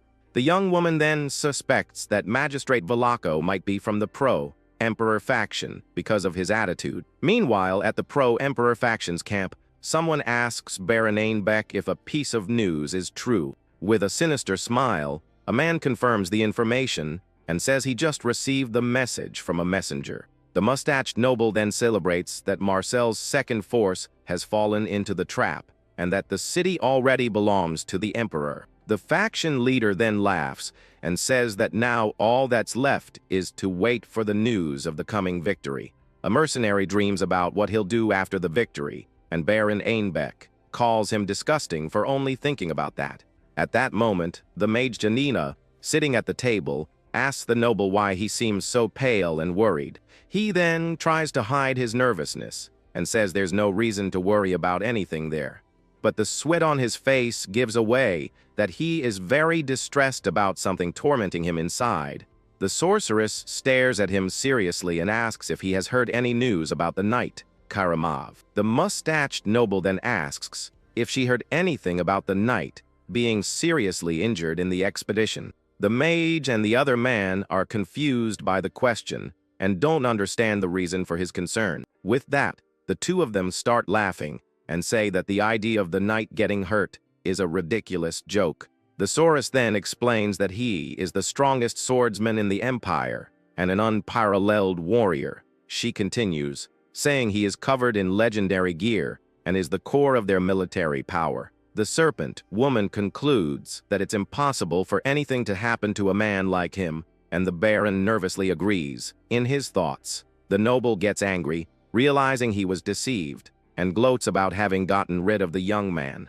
Far away, our hero rides calmly and stops when he notices something strange on the path ahead. He then comments that the elf Gustav's unit seems to have cleared the area efficiently. The scene shows several bodies on the ground, confirming that the elves did indeed pass through there and won the battle. The elf knight then arrives and scoffs at the dwarves, saying they are slow as expected of their kind. The dwarf captain gets angry and points at the elf, saying that he is a dwarf, not an elf like he said. With a smile, he remembers that our hero is a noble and that the elf should show more respect. The dwarf then becomes enraged and threatens to crush the elf's pointy ears, who becomes furious at the audacity. Our protagonist just watches the fight and concludes that elves and dwarves really don't get along. He then intervenes and asks Captain Kummel to calm down, and the dwarf apologizes for his behavior. The young man turns to one of the elf soldiers and asks where everyone went after the battle.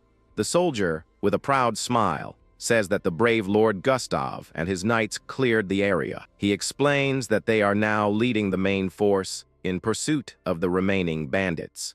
The scene then shows the elf knights chasing the bandits who are running desperately through the forest. An elf soldier then declares that all the loot and prisoners belong to his master Gustav and his knights. He also says that since the others arrived late, they have no right to anything, and the dwarf captain gets angry at the audacity. The dwarf leader replies that they've already been paid, and that the pointy ears can have everything, and the elf becomes enraged at the insult. But our hero has a serious expression on his face, because he feels that something is very wrong here. He reflects that the bandits defeated 3 mercenary groups, but now they were beaten by the elves with no losses. With a keen eye, the protagonist analyzes every detail of the battlefield, because he knows something doesn't add up. At this, he looks at a nearby forest and realizes it's the perfect place for an enemy ambush. The young man then asks the elf soldier if he investigated the forest, and the guard scoffs, asking if he wants to go hunting. With that, the young man understands everything and realizes the enemies retreated on purpose to lure them all into a trap. He then shouts in his thoughts that this is all a huge trap and that they are walking to their doom. But the dwarf captain ignores it and tells everyone to keep advancing because he doesn't want to hear the elf knight's complaints. The protagonist rides up to the dwarf leader and asks him to stop for a moment, and the captain asks what the problem is. With a desperate shout, the young man orders everyone to form a defense line and aim at the forest immediately. The dwarf and the elf are confused, and the soldier says that attacking an empty forest is strange, and that the young man has gone crazy. The hero explains that if there's an ambush, the terrain puts them in great danger, and they can't take the risk. In a mental map, he shows that they are surrounded by enemies, and need to check the area before advancing. The dwarf says they can crush the enemies, since they are just bandits, but the young man disagrees and says they aren't ordinary. With a shout, he says they need to confirm the situation, now before the main force advances any further. The captain looks bored and says that if they are wrong, the elves will humiliate them and call them cowards. But the young warrior shouts that he doesn't care about pride and would throw his honor away to save everyone there. The elf soldier laughs at the situation while the dwarf captain gets annoyed and grumbles at the decision. Though reluctant, the dwarf leader bows and says he will follow the young knight's opinion. The hero is relieved that he managed to convince everyone and thinks that last time he was ignored because he was a nobody. With that, the captain shouts for all troops to get into a defensive formation and for the marksmen to get ready. The dwarf soldiers then run and quickly organize themselves, forming a shield wall for protection. One of the shields is driven into the ground with force, showing the firmness and seriousness of the defense formation. With the shield wall ready, the dwarf leader calls for the marksmen again to begin the attack. The archers get ready, and the captain orders them to aim at the flanks towards the forest area. The dwarves with their cannons then get ready and point their weapons at the suspicious location, awaiting the order. The dwarf leader then gives the order, and a powerful artillery barrage is fired into the dark woods. Arrows and cannonballs fly at high speed, destroying everything in their path in the forest. But a giant creature in heavy armor appears in the middle of the attack and takes all the direct damage. The elf knights who were watching are in total shock, not understanding what is happening there. The dwarf captain is also stunned and realizes there really was an ambush waiting for them in the forest. Amidst the smoke, an enemy with red eyes and a wicked smile emerges, showing its true face. The protagonist then asks his companions if they've ever heard of the bullhead mercenaries. At that, one of the mercenaries says yes, explaining they're a well-known group among their kind. He even mentions an elven group called the Accident Wolves, and that the bullheads are much more expensive. Hearing this, the young, dark-haired man asks the man to tell him everything he knows about this mysterious group. The mercenary explains that they're shrouded in secrecy and don't take just any job because their fee is very high. From what he knows, the group moves like a real herd of furious bulls when attacking their enemies. Their tactic is to charge forward, break the enemy's defenses, and then overwhelm them from the inside without mercy. Our hero then realizes their strategy is very similar to German tactics in the Second World War. The other mercenary then asks if they're going to face this group the next day, and the protagonist confirms it. He then warns them that the enemy isn't just any old band, but the Emperor's own elite mercenaries. The man with the eye patch gets worried and suggests that if they're really going to face them, the best thing to do is retreat. He adds that no matter what, they must avoid a direct confrontation at all costs. But the dark-haired young man asks why, and the man says they wouldn't stand a chance. According to a rumor he heard, this fearsome group of mercenaries might even command a minotaur. At that moment, the young man remembers hearing the same story when he was just a small child. Next, an image shows the creature's title, known to all as the Minotaur, Vanquisher of Heroes. The legend says it has a giant body with unbelievable strength, and all who challenged it ended up defeated. The younger mercenary then shouts not to worry, as they'll risk their lives to help him escape. With a flushed face, he says the payment for their help can be settled after their friend is safe. Hearing these words, a slight smile forms on the protagonist's face, who seem to be amused by the situation.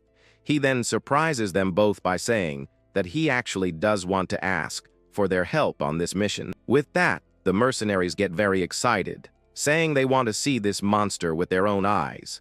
Our hero then calls them by name and thanks them, but says he actually wants to ask them for something different. The two mercenaries are very confused by the request and wonder what else he could want from the pair. Far away, some hidden men are watching the army and notice their suddenly changing formation. At that exact moment, a shower of arrows flies toward the men hidden in the middle of the forest. The arrows then strike the soldiers, who cry out in pain after being caught completely by surprise by the attack. Amid the chaos, someone shouts that it's an enemy attack and that the bull-head mercenaries must advance. With a powerful step, a boot that looks like a bull's hoof stomps firmly on the ground, preparing for the fight. Then we see the helmet of one of the mercenaries, which has bull horns, showing his affiliation with the famous group. In the middle of the forest, an arrow lands a direct hit on one of the enemies wearing a bull helmet for protection. Then, one of the mercenaries adjusts his bull skull helm,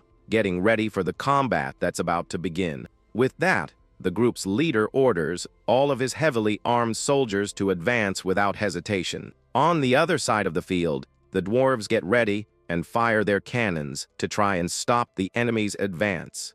Even with the explosion, the bullhead mercenaries continue to advance fearlessly with their leader in front. The troop then begins to march in a disciplined formation, showing they aren't just common bandits. The soldiers continue their march in perfect sync, getting closer and closer to their targets. We then see that they're mounted on boar-like creatures, ready for the imminent attack. One of the beast-faced mercenaries lets out a powerful roar while holding his axe, ready for battle. The fearsome soldiers with bull helms and glowing eyes prepare to overwhelm their opponents in the fight. The huge enemy army advances in large numbers against our protagonist's much smaller attack force. The dwarf captain observes the scene and finally recognizes the legendary mercenaries he had only heard about.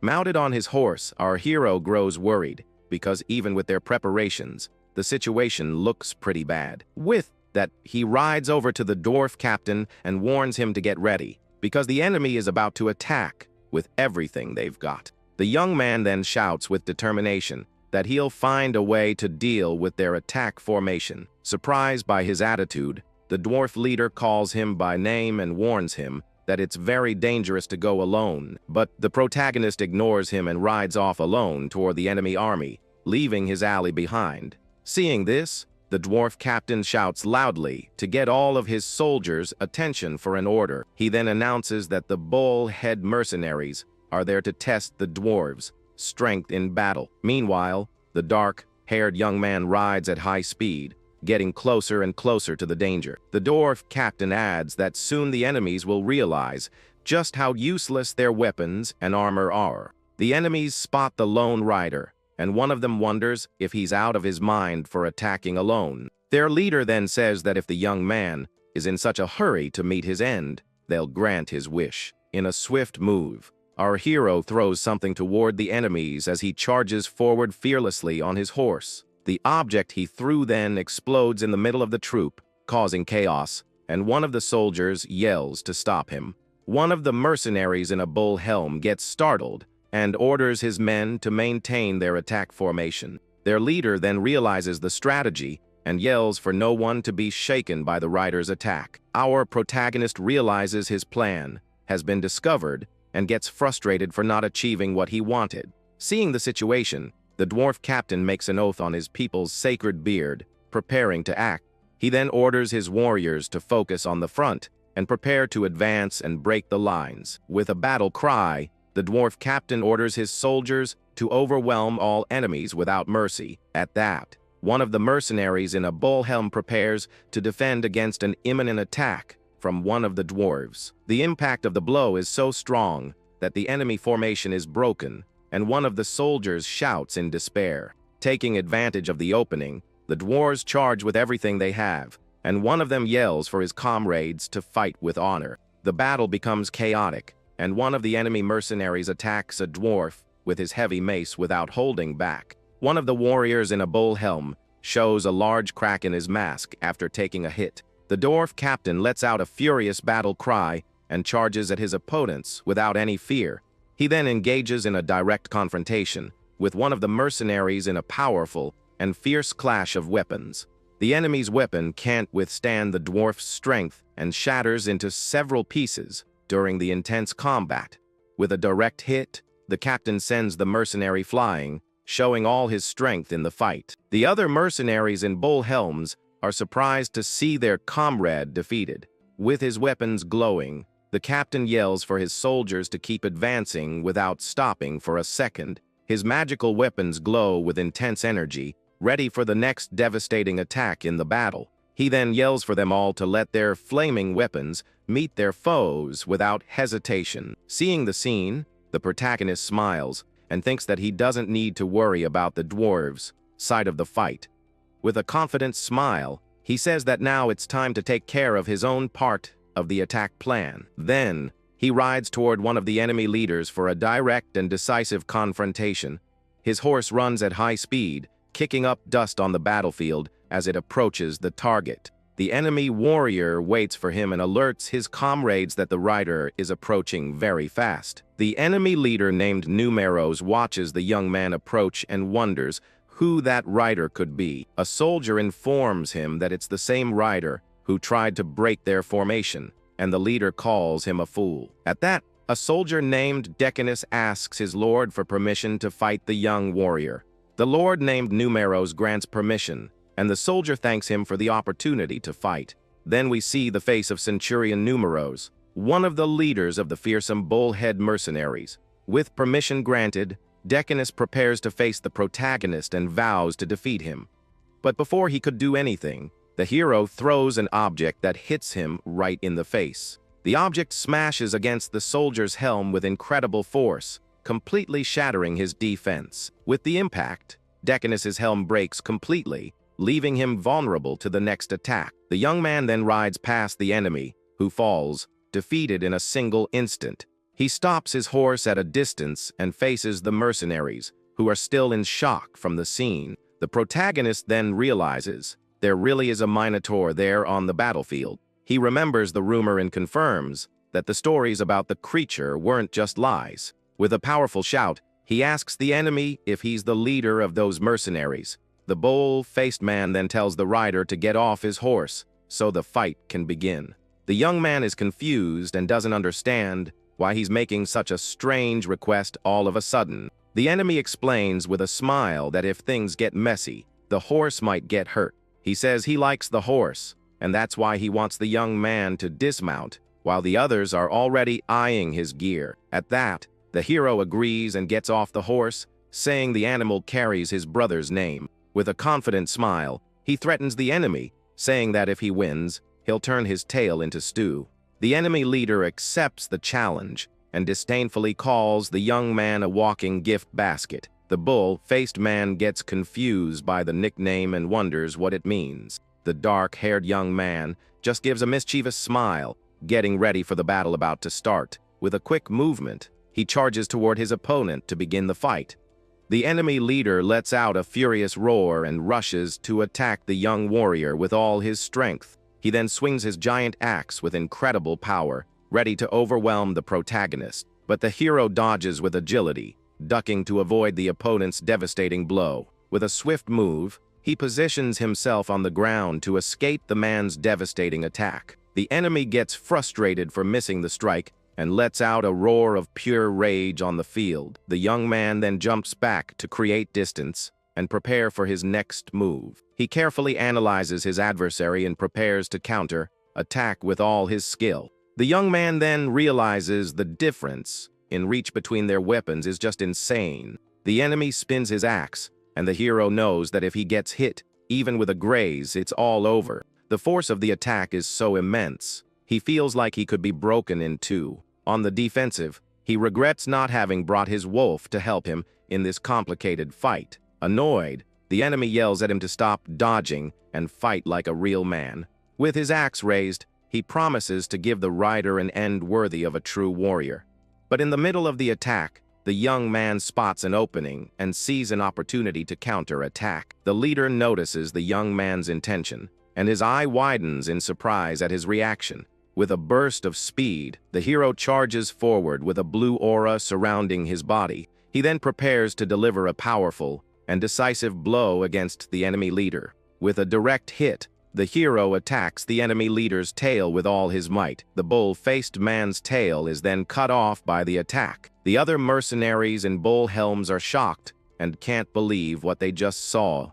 The enemy leader becomes furious with the attack, and bolts of fury appear around him on the field. In pain and surprise, he ends up dropping his giant axe, which falls to the ground with a thud. The man is reeling, completely in shock, and in great pain from the blow. The protagonist then moves toward the stunned opponent, preparing to end it. With his weapon in hand, he prepares to deliver the final blow and end the fight for good. On the other side of the battle, the dwarves take advantage of the confusion and advance against the mercenaries. The fight between the dwarves and the mercenaries intensifies, with both sides fighting bravely. Suddenly, a group of holy knights appears, led by a man who gives an order. The knights then drink a mysterious potion, preparing to enter the combat. The mercenaries in bull helms are confused, not understanding what's happening. The holy knights' eyes glow blue, and they enter a powerful berserker mode, strengthened the knights advance and begin to easily overpower the mercenaries. A knight with blue eyes attacks one of the enemies with his sword, showing his strength. Furious, one of the mercenaries tries to overwhelm a knight with his weapon, but is stopped. A female knight appears and strikes the mercenary with her sword, saving her comrade. She shows a determined face and continues to fight bravely against the enemies. With a precise blow, she defeats another mercenary, showing her great skill. The woman then tells her comrade Aganti to get up and keep fighting with her. The strengthened knight then recites a somber creed, saying that the light will be with them. Seeing the situation, the mercenaries' leader shouts for his men not to retreat in the battle. He says that Lord Numeros will finish off the rider and will soon join them in the fight.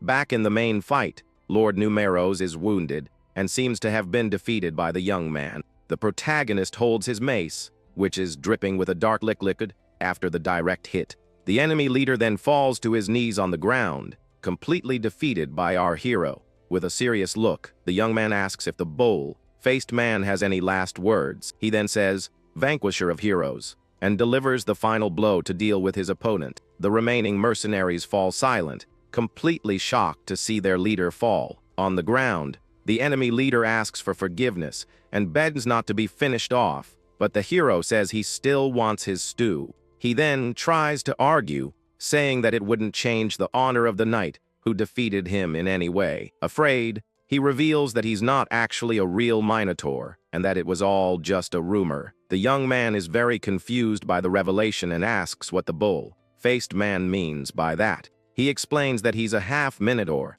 so there would be no real achievement to be gained by finishing him there. The protagonist is silent for a moment, seeming not to care much about the enemy's excuse. He then says he has no idea what the man is talking about regarding achievements and glory. With that, the dark-haired young man turns to one of the soldiers who was holding a bugle. He orders the man to send a message to the enemy army's front line immediately. The hero then tells the soldier to inform everyone that they have been completely defeated in that battle. The bull-faced leader despairs, thinking that now they are truly and utterly lost. The young man then turns to him and says he'll be his spare meat for the upcoming holidays. With a serious look, he warns that the man will be the witness, and that only the truth will come from his mouth. Scared, the bull-faced man just lets out a fearful moo, not knowing how to react to that. The remaining mercenaries are still trying to fight, yelling that their lord will soon join them. Suddenly, one of the soldiers hears the sound of the bugle and wonders what that strange noise was. He's shocked when he realizes the sound means their centurion was defeated by a single knight. At that moment, the dwarf captain arrives with his soldiers and mocks the remaining mercenaries. With a shout, he orders his butler to sound the call of victory for all to hear. The scene then shifts to the Katana Trading Company's branch in the city of Marseille.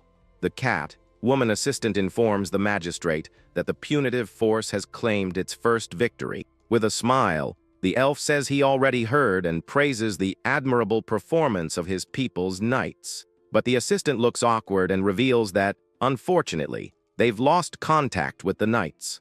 The magistrate jumps out of his chair and shouts, completely shocked by the news he received. He can't believe it and wonders how they could lose contact with the knights in a fight against bandits. The woman explains that against normal bandits they would have been fine, but the enemy was something else. At that, she hands over an important document that had just arrived for her superior. The assistant then asks him to take a look at the paper, paying close attention to the details.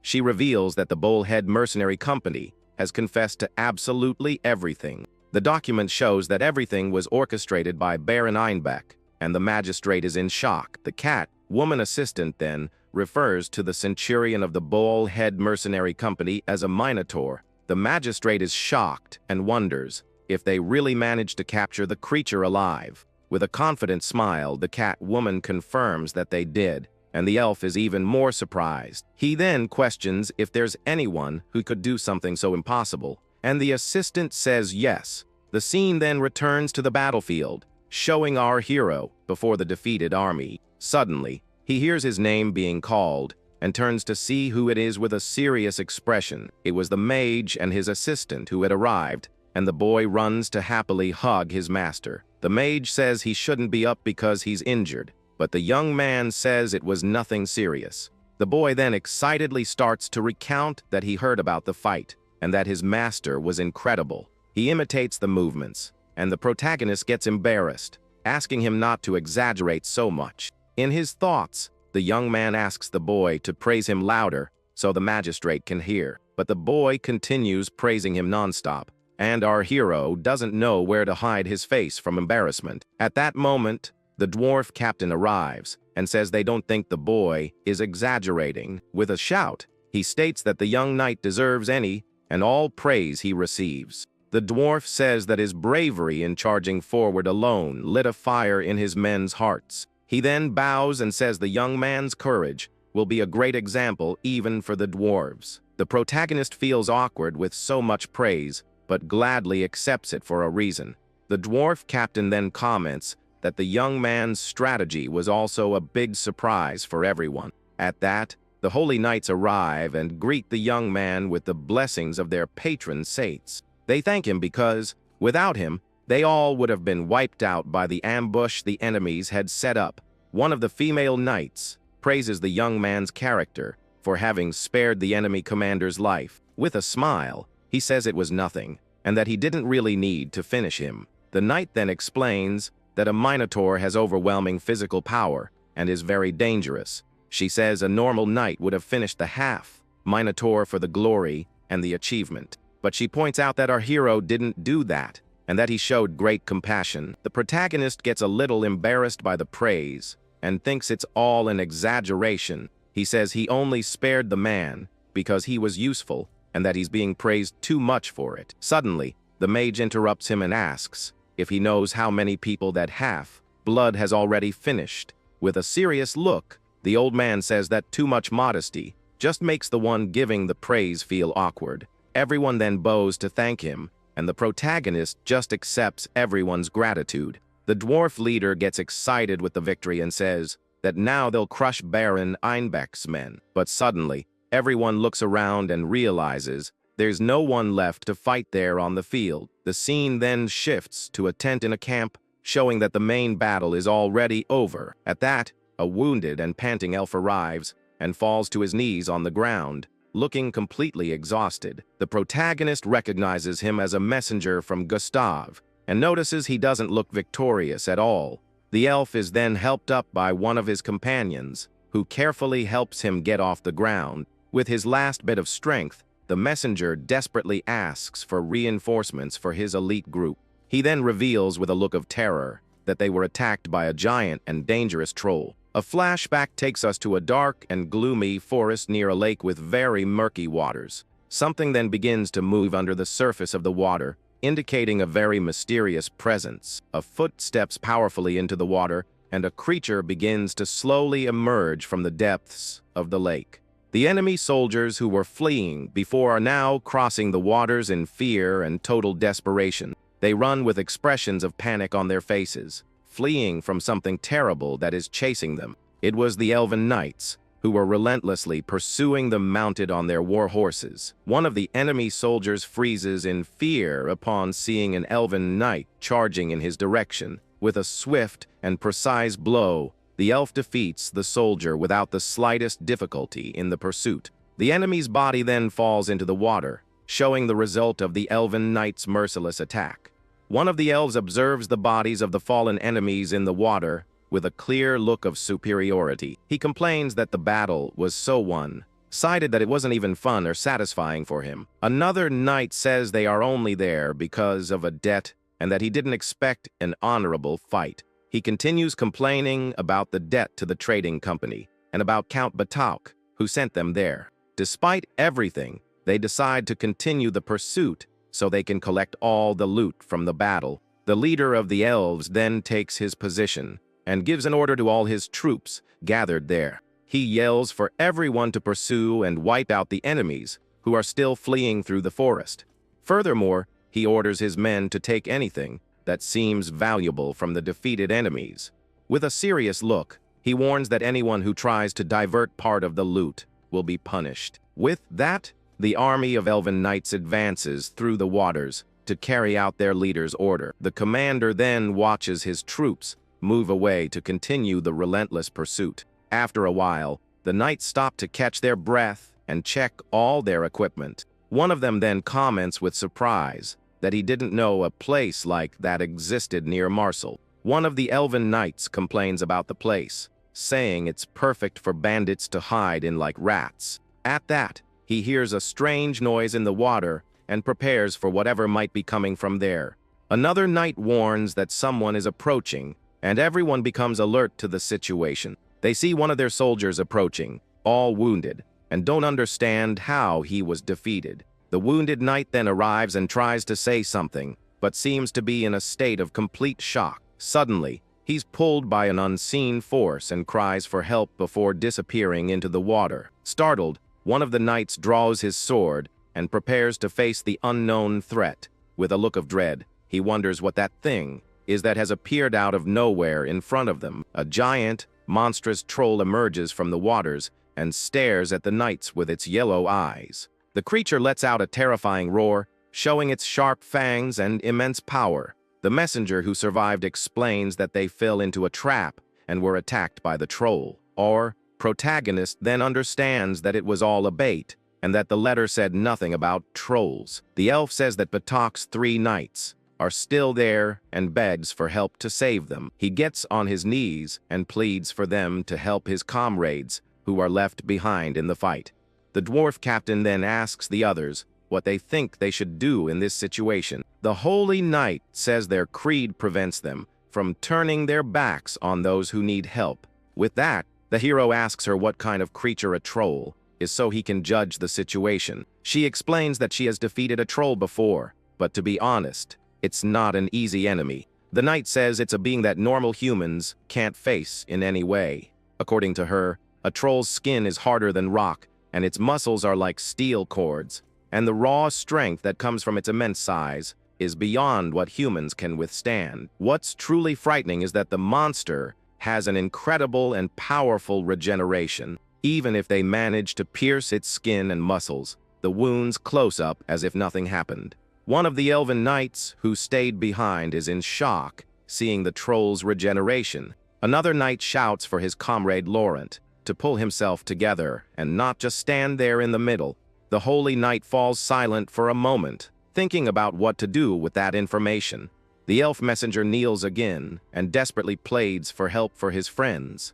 The protagonist then asks the knight what she thinks, and if they should go rescue them. She answers yes, but only if the dwarf captain allows them to separate from the group. However, she warns that even if they go at top speed, it will probably be too late. The dwarf captain then turns to the elf messenger and calls him over for a serious talk. With a serious expression, he says he doesn't think they can send a rescue party. He explains that their mission isn't over yet, and that there's no guarantee the others are alive. The elf is devastated by the answer, but our protagonist calls the captain over to talk. The dark-haired young man then says with determination that he himself will go on the rescue mission. The elf messenger is shocked and says that this isn't something that can be decided so lightly. The young man says that with so many warriors here, his absence won't cause any problems for the group. The dwarf captain tries to argue, saying it will be useless, and that he'll only be putting himself in danger. The hero then asks,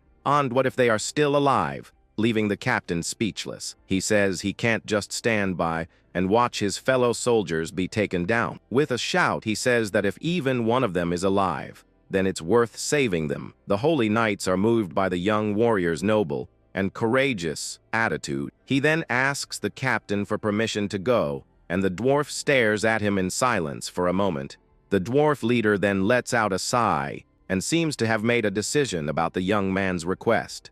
With a smile, he says the young man never ceases to surprise him and that he will assemble the team. The mage and the boy observe the scene, and the old man comments on the noble character of his prodigal. He then says that to him, the young man's intentions are quite obvious in this situation. The hero thinks that even if it's a troll, the elven knights aren't weak and can still be saved. Besides, he thinks he can get a huge reward if he successfully rescues them. Far away, in a dark hideout, someone receives the news that the elves fell into the trap. The hooded man lets out an evil laugh upon hearing the news and celebrates his successful plan. With a smile, he says that if the elven knights are wiped out, the relationship between Marcel and Erengs will crumble. Another person says it's still too early to celebrate because the main force hasn't been lured in yet. A woman with red hair says they spent a lot of imperial gold on them and that they gave in easily. She then wonders what could have happened for them to be defeated. So, quickly, a man with a stylish mustache says the Bullhead Company was just a disposable piece. He then shows an oak emblem and says that his real plan lies elsewhere. The woman then asks how the Imperial Mage Janina's troll is doing, and he seems very confident. The man with the mustache explains that he heard trolls are weak against fire, and he's not worried. He believes that even if the elves discover the weakness, there's no reason to worry about anything. The red-haired woman explains that she put the troll in a swamp on purpose because it's very damp. The man with the mustache agrees and says that normal fire is useless against a monster of that type. Then the woman says they will meet their end in the darkness, unable to even light their torches. The scene then shows the dark, damp swamp where the creature hides from the elven knights. But suddenly, a green light appears, illuminating the place with a very intense and powerful flame. The protagonist asks how that fire is burning so well in such a waterlogged place. A female knight then explains that it's a holy spell known as the legendary fire of Inna. She reveals that it's magic passed down for generations in her monastery to be able to face monsters. The young man then asks if it was with this same fire that they managed to defeat the giant troll. The knight confirms it, saying this holy flame can even stop the monster's regeneration. With that, the dark-haired young man asks if this fire is different from the common fire everyone knows. Another woman explains that once lit, not even water can extinguish this flame of purification. Our hero is shocked and thinks that it's basically the same as white phosphorus from his world. He's impressed by the magic, swordsmanship, and resilience of the sister knights on this mission.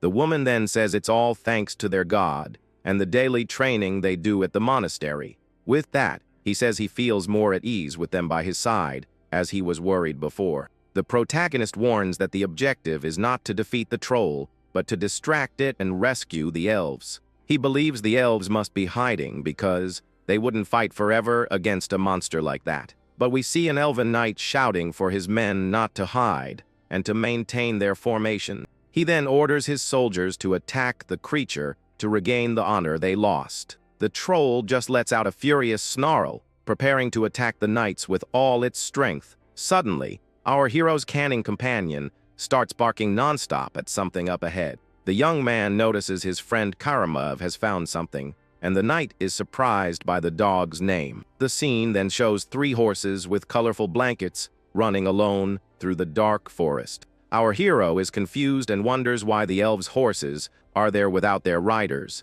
Both he and the knight have expressions of shock as they realize what happened. The young man tells Sister Valian that their prediction about the elves hiding was wrong, but she says that's actually great news because it means they are still alive. The knight warns that with the fire they have now, they won't be able to take down the troll at all. The protagonist then says that's perfect, as he'll go on ahead to buy them some time. The knight is shocked by the young man's attitude and yells that's not what she meant by that. He then ignores the warning and orders his canine companion to go after the horses that fled. With that, the young man rides off alone on his horse, and the knight shouts his name, very worried about him. The leader of the knights then tells her sisters to concentrate because they need to create a stronger fire. One of the warriors then draws her sword and prepares for the ritual they are about to begin. The leader kneels with her sword in hand and begins to pray to her order's patron saint. At that, a large pillar of green flames erupts as they pray for the souls crying out for salvation. They then ask for the sacred flame to guide all those who wander in darkness back to the light.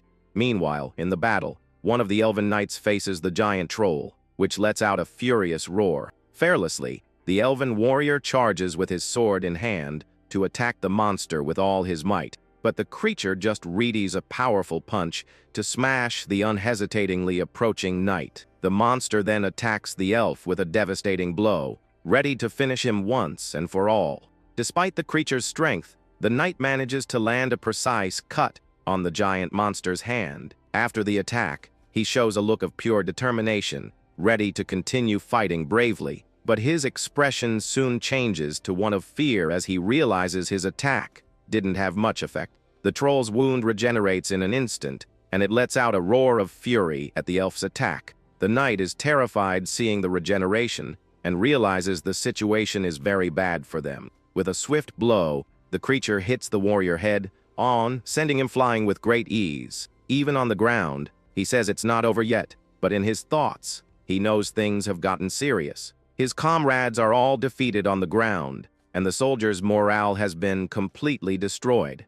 With a sweaty face, the leader of the elves shows an expression of pure despair in this situation. He thinks that his comrades are exhausted and won't be able to fight the giant monster anymore. Alone, he wonders what they can do, as at the moment they can barely stay in the fight. Suddenly, one of his comrades gets up and readies his sword to do something. The leader then shouts his friend's name and asks what on earth he's thinking of doing. The knight turns and apologizes to his leader, saying he can't take this situation anymore. He then tells his leader to take the men and flee while the troll is busy with him in the battle. The leader of the elves gets angry at his friend's attitude and yells at him not to be ridiculous, but it's too late, and his comrade prepares to sacrifice himself by facing the monster alone. The troll then prepares a final attack, and the leader of the elves shouts his friend's name in total despair. The troll then attacks the knight who tried to sacrifice himself, landing a powerful blow. But the leader of the elves notices his friend wasn't finished off, and is very confused by what happened. The elven knight remains standing, completely shocked, not understanding why the monster didn't just crush him. Suddenly, the creature lets out a roar of pain, and we see a spear embedded in its neck with great force. The troll then staggers backward, and the leader of the elves can't believe what he's seeing right in front of him. He's shocked and wonders how a spear managed to pierce the monster's hard body. With an expression of utter astonishment, he then wonders who could have made such an attack. His comrade then shouts the leader's name to draw his attention to something approaching fast. From the midst of the darkness, our protagonist emerges on his horse with a spear in his hands for the fight. He then yells for the elven knights to get out of there as fast as they can without looking back. The scene then shifts to the Katana Trading Company's branch in the city of Marseille at night. In the main room, we see the elf magistrate and his woman assistant talking about something. The elf then analyzes a mysterious letter and wonders if it could be a dark letter from enemies. The letter asks for the gates of Marseille to be opened at midnight for 500 mercenaries. The assistant then says that this whole thing can only be a plan by Baron Einbeck to attack. She then begins to explain about the Oak Tree mercenaries, who were the first attack force. This group was sent under the pretext of dealing with bandits, but the plan was completely different. What they didn't know was that they would be facing the Emperor's own elite mercenaries in battle. Because they were caught by surprise, they ended up being completely wiped out by the enemies. The assistant reveals that Baron Einbeck used the seal of the late Baron Barrel to forge the letter. The magistrate understands that the letter is a trick to break the city's last line of defense. With a smile, the woman agrees and says that even if there are survivors, they won't act. She adds that they will only deal with the situation tomorrow, when the sun rises on the horizon. The elf then says that they are finally on the same page, and that he agrees with his assistant's plan. He announces that he has already informed the captain of the guard and that tonight, no threat will pass through the fortress. Far away in the camp, someone prays for blessings to guide our heroes every step on the mission. It was the young assistant, who was asking that the claws and fangs of those creatures not harm him. Suddenly, a voice interrupts him and asks if he's praying because he's worried about his master. The boy gets startled and sees that it was the mage Suedolg, who had been silently watching him pray the whole time. He says he knows his master is brave, but a normal human can't defeat a troll alone. The mage agrees, saying it usually takes more than a legion to take down a troll, and the boy is shocked. But the old man tells the assistant not to worry, because is a way to defeat the mysterious creature. He then reminds the boy that his master possesses 2 special waters with the secrets of the legendary Eiffel River. With that, the boy remembers the water of wrath and the water of blessing and gets all excited with the brilliant idea. The mage explains that if the powerful water of wrath is used on any weapon, it gains incredible power. The weapon then becomes capable of delivering a fatal blow that can defeat any enemy in battle. Furthermore, he says that the protagonist knows very well how to use this power to his advantage in the coming fight. Back in the battle, the troll lets out a roar of pain, and the elven knight is left speechless by the scene. One of the elves shouts for his leader not to stand there and to order the immediate retreat of his troops. Our hero then rides past them to continue his plan of distracting the giant, ugly monster. He thinks that with his strength, he can pierce the beast's skin, but he needs to buy time for everyone. But he completely forgets that he has the powerful water of wrath to use on his weapon in the fight. Suddenly, the young man remembers something important, and a drop of sweat runs down his worried face. Seeing the wounded monster, the leader of the elves says, this is their only chance to finish it once and for all. The protagonist then shouts at him not to be a fool, as that would be a terrible mistake for all of them. The elf leader shouts for his soldier to fall back, as they cannot possibly fight that creature. But the soldier says that if a human knight can fight, then so can they, and he charges straight ahead. The troll then attacks the elf soldier with a powerful blow, and his leader screams his name in total despair. The creature sends the knights flying with its attack, showing all of its immense strength in the battle. The knight who charged is gravely wounded by the monster and seems to have no chance of continuing. The dark-haired young man yells that they are idiots, as he came to save them, not to fight alongside them. The troll then pulls out the spear that was stuck in its neck and prepares for a counter-attack. The creature hurls the spear back with incredible force toward our protagonist on his horse. The young man then prepares to catch the spear and continue his fight against the giant monster. With the spear in hand, he yells for everyone to advance and prepare for the attack he is about to make. Our hero then rides at high speed to face the troll in a direct and very decisive confrontation. The monster glares at him and tells the knight to keep his eyes on it, so as not to miss a single move. The young man thinks that if the elves can escape, that's enough for him, and he prepares to act quickly. He then shouts a distraction and throws something at the creature's eye, so he could get past it safely. With that, the young man manages to get past the troll, and thinks he has managed to impair its mobility for a while. But the creature is not fooled, and its yellow eyes glow with an uncontrollable and terrifying fury. The monster then charges with incredible speed and grabs the dark-haired young man before he could react. Seeing the scene, the elven knights scream his name in complete despair, not knowing what to do to help. The creature holds him tightly and drags him into the water with the intention of drowning him without any mercy. In a panic, he realizes he's too close to the monster and that there's no way to escape this situation. With that, he is lifted into the air by the troll and realizes he has been completely captured by the giant monster. The scene then shifts to the gates of the city of Marseille during the night, showing a very empty field. One of the guards on the wall notices some lights approaching and becomes curious about what they could be. He then grabs his spyglass to get a better look at what's approaching the city from afar. The guard spots a group of soldiers with torches and wonders if it's the returning attack forces. He then sees the banner of the Oak Tree Mercenaries and is very confused by the scene. Frightened, he wonders if they are ghosts, as everyone thought they had been wiped out by the bandits. But he remembers what the governor said and realizes that this is all part of a larger plan.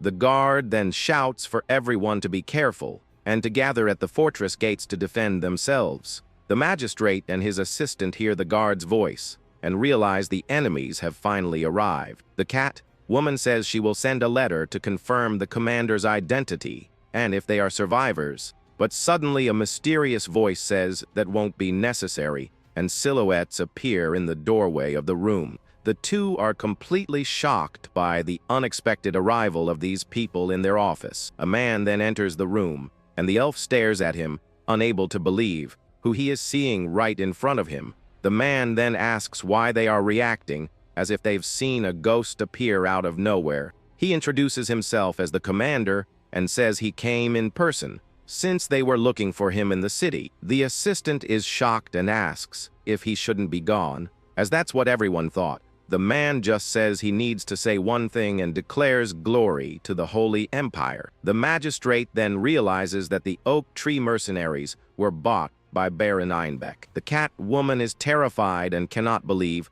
how all of this could have happened so quickly. The commander then declares that from that moment on, the city of Marseille will be taken by his troops. Back in the fight, the protagonist panics as he is held tightly by the giant, ugly monster. Seeing his savior in danger, the leader of the elves shouts desperately, unable to do anything to help. The troll then smashes our hero against the ground with a brutal force that causes a huge explosion. A massive explosion of water occurs, and the young knight's fate seems to be sealed forever. The elven knights watch the scene in shock and scream the name of the young man who sacrificed himself for them in the fight. With tears in his eyes, the leader of the elves is paralyzed with despair, not knowing how to react. Amid the darkness, he remembers the young man's smile and thinks that now he is lost forever. Our hero's body then floats in the water, and the elves believe he has been defeated by the monster. Far away, the oak tree mercenaries prepare outside the city gates. Their leader then gives the order for his men to light the torches and get ready to invade. With a wicked smile, he says that the fools of Marseille are doing exactly what he expected. He then adds that it doesn't matter what they do, because they're getting in one way or another. The city guards run to the walls, unaware that the enemies have a secret plan to get in. They then reveal that they bribed one of the guards to open the sewer gate for them. The traitorous guard then opens a secret passage from the inside so the enemies can invade the city. With a crazed look, he shouts, "Long live the Holy Empire," revealing his true loyalty to all. But suddenly, one of the mercenaries attacks him from behind to silence him and continue with their plan. He then says that the glory is for the emperor and prepares for the next step of the city's invasion. The soldier then turns to report to his leader, who was waiting outside the secret passage. He reports that the bribed guard has been dealt with and that the path is now completely clear for them. We then see the face of Brattle, the fearsome leader of the oak tree mercenaries. He praises his man's work and says the empire has no use for those who betray for a few coins. With that, he tells his men that from this moment on, the city of Marseille is all theirs. He then orders them to capture the captain of the guard, while the others are distracted at the wall. The leader tells the rest of his men to follow him, as they are looking for the city's consul. Back in the office, the elf magistrate seems to predict the enemy's arrival and remains silent. The mercenary leader says that even if they take the city, they will let him keep his title and authority. The cat woman assistant gets angry and yells that they have a lot of nerve to say that after the attack. Bradle then compliments the girl, saying she has a lot of spirit, but that it won't do any good. He warns her not to test his patience, as a merchant's guild should only profit from the winners. The leader reveals that the captain of the Marseille Guard has already been captured, and there's nothing more they can do. He approaches the desk and says that what they want is very simple to get in this situation. The man then places a paper on the magistrate's desk and stares at him with a very serious and intimidating look. He orders the elf to write a single order for the subjugation force to finalize his plan. The mercenary orders the elf to make his troops cease combat and surrender immediately. He also demands an oath of loyalty to his imperial majesty without any hesitation. With that, the enemy leader warns that if the consul obeys, he won't have to get his own hands dirty. Meanwhile, in the swamp, our hero's body floats motionlessly in the water, appearing lifeless. One of the elven knights then faces the giant troll, which prepares to attack with all its might. The creature lets out a terrifying roar, showing its sharp fangs and bright yellow eyes. The leader of the elves, named Gustave, shouts the name of his comrade Laurent to give a direct order. He then tells his friend to take the other men and flee, as he will buy them some time. But Laurent refuses to obey and yells that he will also stay to fight alongside his leader. Gustave insists and yells at him to help the wounded soldier and get out of that place as quickly as possible. Desperately, he shouts his friend's name once more, so that he will finally obey his order. Frightened by the situation, Laurent has an expression of dread, not knowing what to do to help. The leader then says that this is not a request, but an order from his superior for him to retreat. With that, Laurent watches his leader turn to face the monster alone in a final sacrifice. Gustave then faces the creature and challenges it to come at him with everything it has, without fear. He then shouts, asking for an honorable end, ready to give his life for his battle comrades. The monster opens its mouth and seems to prepare an energy attack to finish the elven knight. Underwater, the protagonist appears to be unconscious and begins to remember his master's words. In his memories, his master asked him to engrave those words into his soul forever. The lesson was to never fight an enemy he couldn't defeat, and to simply flee from danger. But his master also taught that if for some reason he really had to fight with everything he had, then he should make sure to finish his enemy without hesitating for even a second. Back in the present, the young man opens his eyes and apologizes, as he thinks this is his end. A large dark stain begins to spread through the water, showing that he is badly wounded. He then realizes his body won't move anymore, and that he's too tired to continue fighting.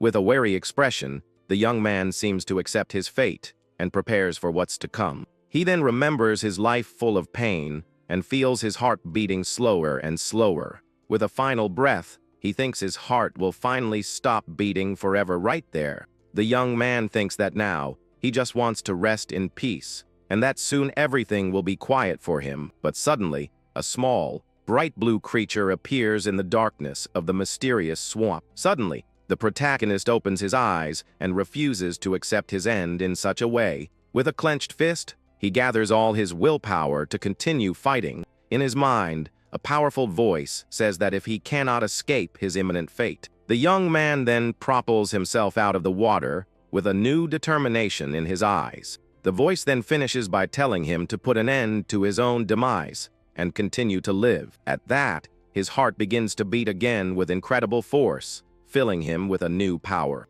The young man then emerges from the water and shouts that if he cannot escape his fate, he will fight. With a furious look, he faces the giant monster, preparing for the final battle. He then shouts with all his might that he will overcome his own end in order to survive. Meanwhile, the troll was preparing to crush the elven knight without any mercy. The elven warrior shouts for his honor and for his people, preparing for his final moment. But suddenly, a spear of blue energy flies at high speed toward the creature. The spear then strikes the giant monster's hand, stopping its deadly attack. With a roar of pain, the creature shows its pierced hand, and the knight is shocked. The troll then falls to the ground, completely defeated, and the elf doesn't understand what happened. His comrade then shouts his leader's name, completely in shock at the scene he witnessed. From the middle of the water, our hero emerges with his spear, and the elf asks if he's still alive. The protagonist then tells the elves that they are in the way, and that they should get out of there.